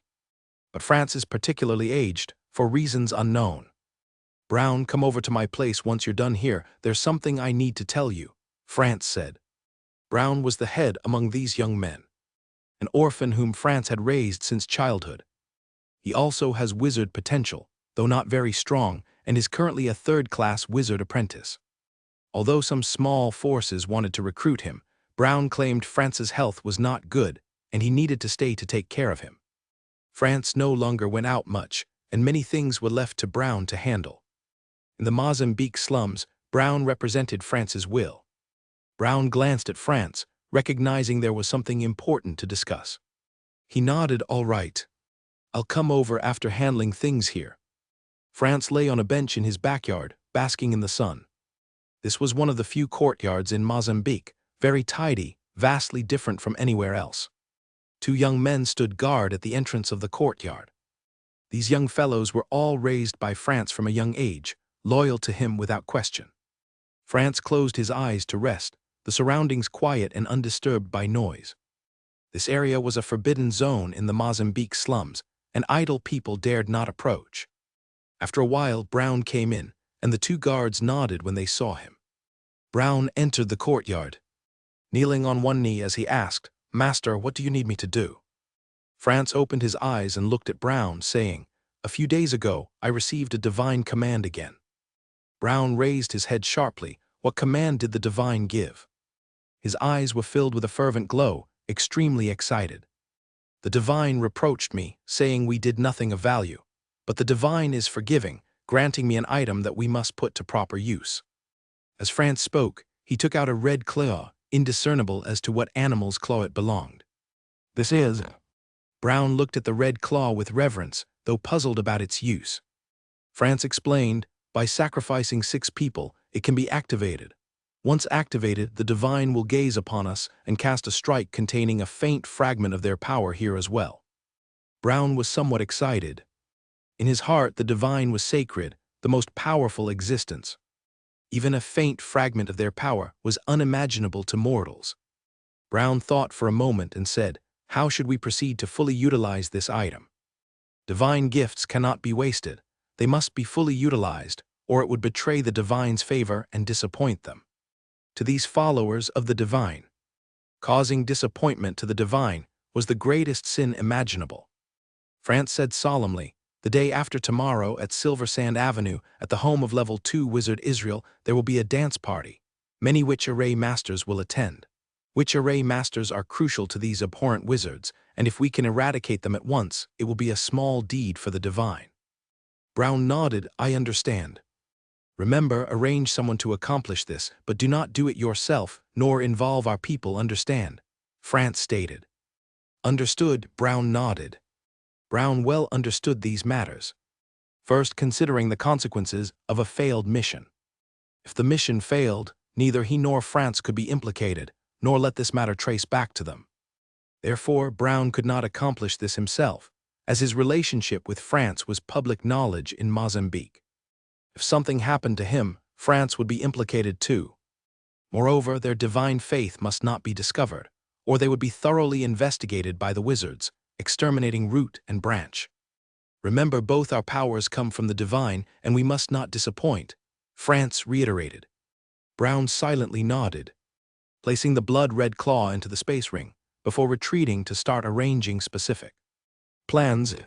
France lay on the bench, looking at the sky, murmuring to himself, sinister wizards, one day the divine will descend and completely cleanse this world. A glint of blood flashed in his eyes but disappeared in a moment, unnoticed by anyone. I think you look better in this outfit. Reese adjusted Herag's collar, then stepped back to take a closer look, nodding in satisfaction. Herag smiled and said, all right, I'll wear this one as you suggest. Tonight, he needed to attend a ball at Israel's house, so Reese had prepared several sets of outfits for him to try on one by one. Eventually, he chose a set of black-themed formal attire. Herag didn't care about these things. In his view, it didn't matter what he wore, it wasn't very important. However, Reese thought that since this was Herag's first official participation in the gathering of the Silver Moon Cities which array Master Circle, formal attire was necessary, at least to show others his attitude toward the ball. In recent days, Israel had sent over several profound books related to witch array masters, all of which Herag had transcribed and was already reading and studying diligently. Israel valued him greatly and treated him so well. Naturally, Herag would not refuse the invitation to the ball. During nightfall, Herag arrived at the entrance of Israel's house by carriage. Many carriages were parked at the entrance, all of them adorned lavishly, obviously private vehicles, rather than carriages used for picking up passengers within Silver Moon City. Many people greeted each other after disembarking, clearly familiar and acquainted. These individuals were dressed in extraordinary attire. The materials alone indicated their high cost. At this moment, Herag felt Reese's suggestion was indeed useful, at least allowing his attire to match the style and not appear too abrupt. Israel was standing at the entrance, welcoming the arriving guests. Upon seeing Herag, he waved from a distance, Herag, over here. Israel's gesture attracted the attention of some people, many of whom looked toward Herag. The Silver Moon Cities which array Master Circle was relatively small. Everyone was quite familiar with each other. Herag was a new face. The others had never seen him, so they gave him a few more glances. Come in, almost everyone has arrived, and the ball is about to start. By the way, there are quite a few beauties at this ball. If you fancy anyone, I can introduce you, Israel chuckled. Herag smiled and shook his head. No need, I have someone at home, not necessary. The attendees weren't just witch array masters, but also included celebrities and socialites from various fields within Silver Moon City. Herag didn't want to meet any more beauties. The gossip and trouble behind these beauties were bound to be numerous. He only wished to quietly and steadily cultivate in Silver Moon City, striving to become stronger. The ball started shortly thereafter, held in one of the halls of Israel's house. The space here was vast, with food and drinks accessible all around. A band was playing gentle music live in one corner of the hall. Such balls were common in Silver Moon City, giving many people the chance to expand their social circles or act as connectors to facilitate certain matters. Israel was quite busy, continuously greeting and conversing with people. Herag casually had some food and grabbed a drink, staying in the corner. Just then a lady with a stunning figure noticed Herag, walked over with a glass of wine, and asked with a smile, "Did you come alone? I don't think I've seen you before." Reese initially planned to accompany Herag, but Herag decided to come alone after some thought. Being on his own allowed him to act accordingly and handle any troubles personally. Herag smiled and replied, "That's right, it's my first time here." "Oh, hello, I'm Amisha Mori." Amisha extended her hand to greet. Herag shook hands politely, then quickly let go. "I'm Herag. Miss Amisha, are you from the famous Mori family?" Recently, Herag had learned about various forces in Silver Moon City and knew there were many powerful families. These family forces were incredibly strong, with numerous members and connections in many industries. The Mori family was one of the well-known wizard families in Silver Moon City. Their most distinctive feature was wealth. Just how wealthy were they? They held shares in the Celestial Bank, even at the level of major shareholders. Celestial Bank wasn't just present in Silver Moon City, nor only in cities within Sirlandir's territory.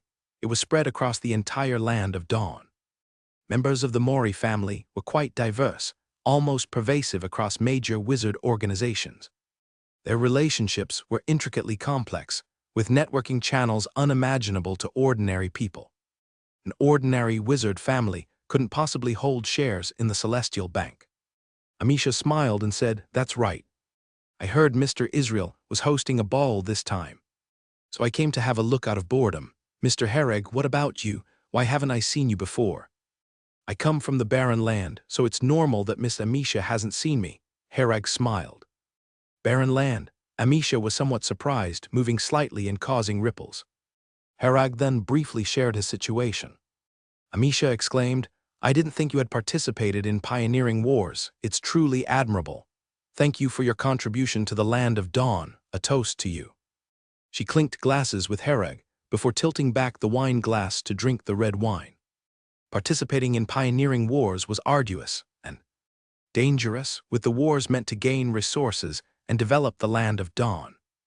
Amisha was quite aware of this, thus genuinely showing a lot of respect for Hereg.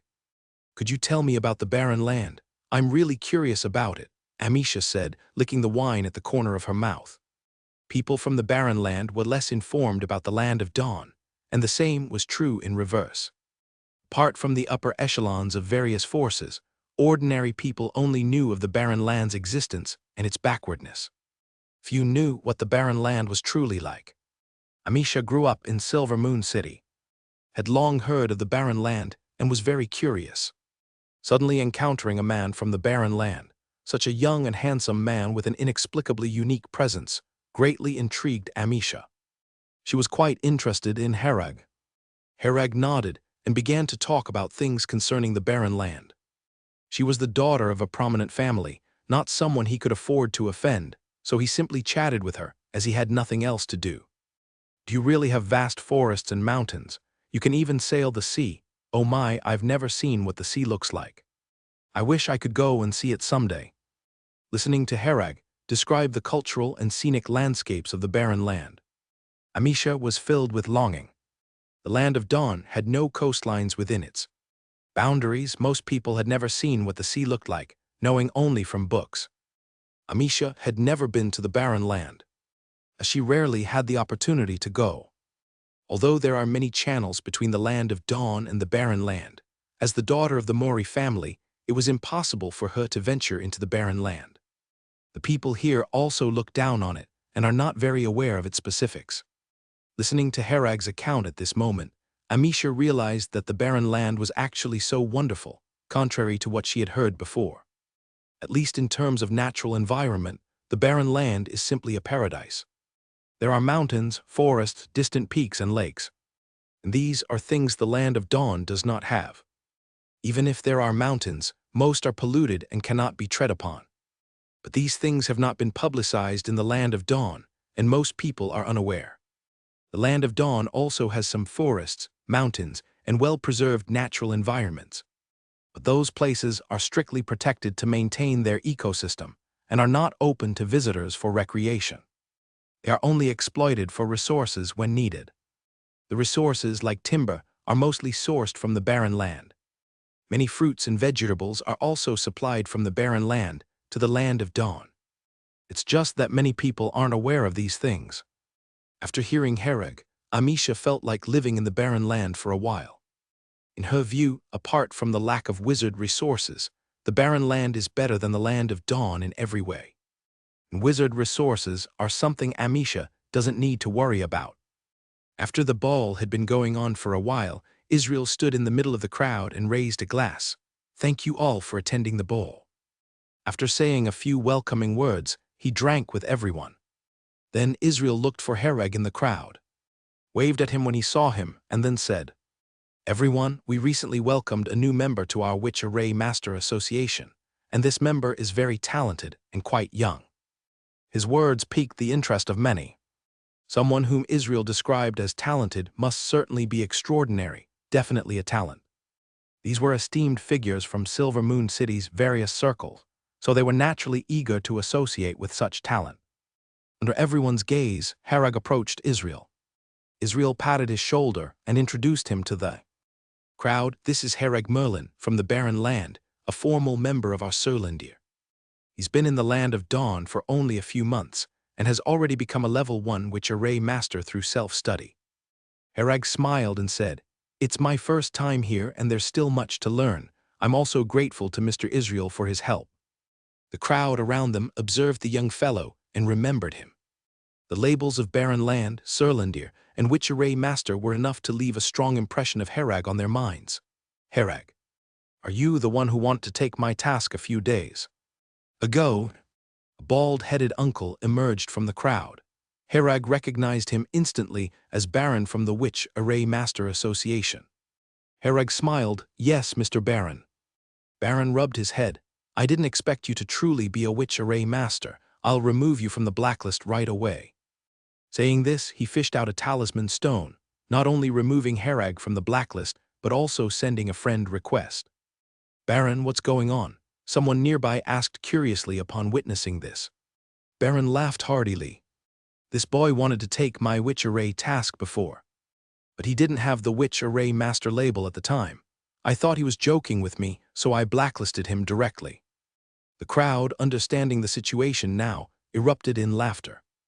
Like Amisha, upon learning that Herag came from the Barren Land, these people became very interested in the Barren Land and asked many questions. Herag, unperturbed, answered them one by one, quickly integrating himself into the group and adding many people to his friends list. "Has Mr. Herag started a family?" A level 1 crystallization wizard with a small mustache asked, holding a wine glass. He was a businessman named Tosa, mainly making profits by trading goods between major cities. Due to the large scale of his business, he held a certain social status. Herag smiled and said, "Not at the moment, nor do I have any plans to. I just want to focus on my training and strive to become a level 2 wizard as soon as possible."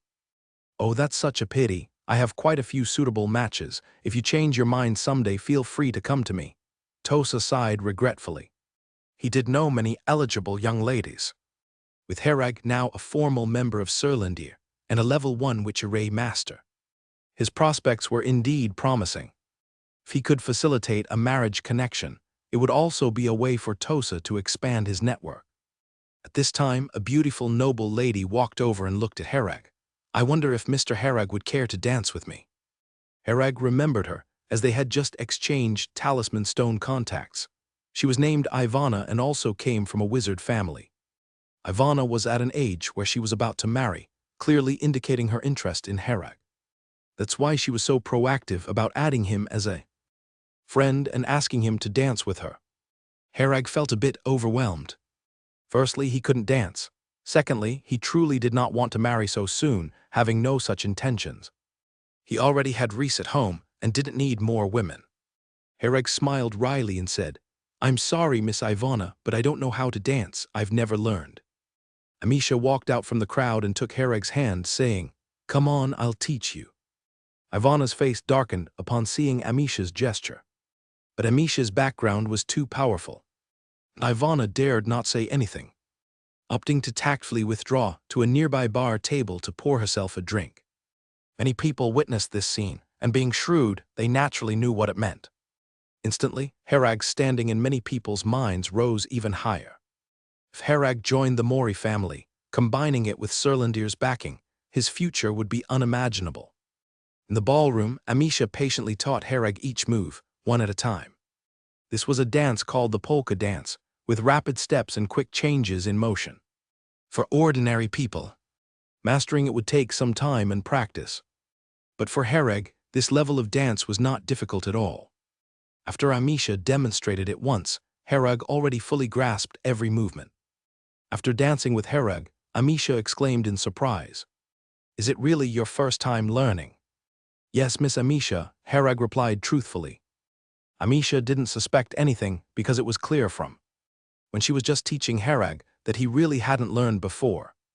But after just one lesson, Herag had already completely mastered it, which could only be attributed to Herag's astonishing talent.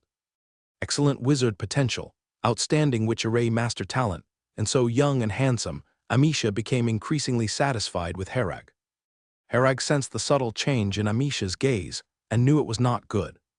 He had encountered many women before and was naturally aware that Amisha might be interested in him. Amisha herself was not the problem, the troublesome part was the Mori family behind her. Herag did not want to marry into this Mori family, which would bring a lot of trouble. But given the current situation, it was impossible to just leave directly, so he could only handle it for now and try to keep his distance in the future. The ball continued, and Herag danced with Amisha, holding her waist properly without any boundary-crossing actions. Instead, Amisha drew closer and closer, eventually almost pressing her entire body against Herag while dancing. Beneath Silver Moon City lay an extremely complex underground sewer system woven like a spider web throughout the city. These sewage pipes were interconnected, theoretically allowing one to reach any part of the city via the sewer. The only difference was that some parts of the sewer system were maintained, while others were not. The sewers were winding and twisting, muddy, dark, and damp. 6 people crouched low, quietly moving forward in the sewer. The sewer was filled with various filth, the ground covered in foul-smelling sewage mixed with filth. These 6 people walked directly in the sewage, paying no attention at all. Their footsteps splashed water, the tap-tap of their steps echoing in the sewer. They didn't bother to lower their footsteps because besides themselves, who would care? No one else would come here. Those noble lords, those high and mighty wizards, would never set foot in such filthy sewers. These 6 people were all dressed in coarse linen clothes, looking very thin clearly from long-term malnutrition. But in stark contrast to their thin bodies, their gazes were resolute, even a bit fanatical. They were all impoverished people from the Mozambique slums, unnoticed by anyone. Their names weren't even registered in Silver Moon cities. Records, they weren't even counted in the population statistics. No one would know or care whether they died of illness or starvation. But there was someone who cared about them, and that was the gods they worshipped. The gods gave them a glorious task, and they were grateful to be chosen to complete it. The group continued to feel their way forward in the sewers, occasionally stopping to check a complex map before proceeding in the right direction. Finally, they stopped in a section of the sewer. They looked upward, confirming that this was beneath Israel's courtyard. Above ground, there was singing and dancing. Below ground, 6 disheveled, sallow, emaciated people huddled in the sewer. Their faces were resolute, their eyes filled with fanaticism. Their leader took out a blood-red claw, and then all 6 lowered their heads in unison, chanting something. Above ground, Herag had stopped dancing and was casually chatting with Amisha by the edge of the dance floor. Herag suddenly frowned, having detected the presence of the 6 people in the sewer. He had left Shenlan's environment detection on, noticing this peculiar group immediately. In fact, there were many level 1 wizards at this gathering. Several level 2 wizards too. If they had activated magic sense, they certainly could have detected the underground anomaly. But during a ball, who would idly use magic sense to explore the situation in the sewers? While idly chatting with Amisha, Hereg kept an eye on the 6 people's actions below. When they took out the blood-red claw, Hereg sensed something amiss. He felt a familiar aura emanating from the claw. It was an aura from the Abyss Plane. Having visited the Abyss Plane twice, Hereg was extremely familiar, even sensitive to its aura. He immediately felt the strong Abyss Plane aura attached to the blood-red claw. Realizing the latent danger those 6 posed, combined with their muttered prayers, Hereg grasped the gravity of the situation. At this moment, Hereg immediately went to find Israel. He had to inform Israel of this anomaly. Although using magic sense to investigate the sewers during a ball seemed odd, doing nothing while watching those 6 complete their prayers was worse.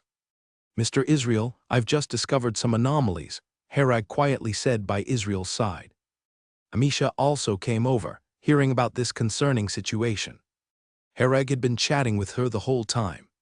So what had happened? Oh, what anomalies! Israel had been smiling as he drank, but seeing Hereg's serious expression, his smile faded. Hereg began, "I just used magic sense and found 6 people hiding in the sewers, and their behavior was somewhat abnormal." On hearing this, Israel immediately used magic sense to investigate, confirming the situation. At this point, the 6 people in the sewer had completed their prayers. Each drew a sharp weapon, some with rusty daggers, others with nicked short swords.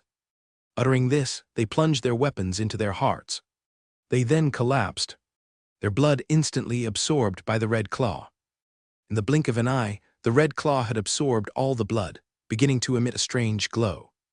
Israel's eyes went wide. Not good, they're abyssal cultists. He shouted loudly, drawing everyone's attention at the ball. Immediately, Israel took out a black crystal and inserted it into the ground, a black barrier instantly unfurling, enveloping the entire courtyard. "What happened, Mr. Israel?" someone asked right away. "Abyssal cultists, have they appeared again? Where are they? Let me eliminate them." Some wizards eagerly volunteered, searching for the target's location. Israel had no time to answer their questions, instead loudly calling, "Everyone, use shields, defense techniques, every defense measure you have." He didn't have time to explain or stop what was happening in the sewer, only shouting so everyone could ready themselves in advance.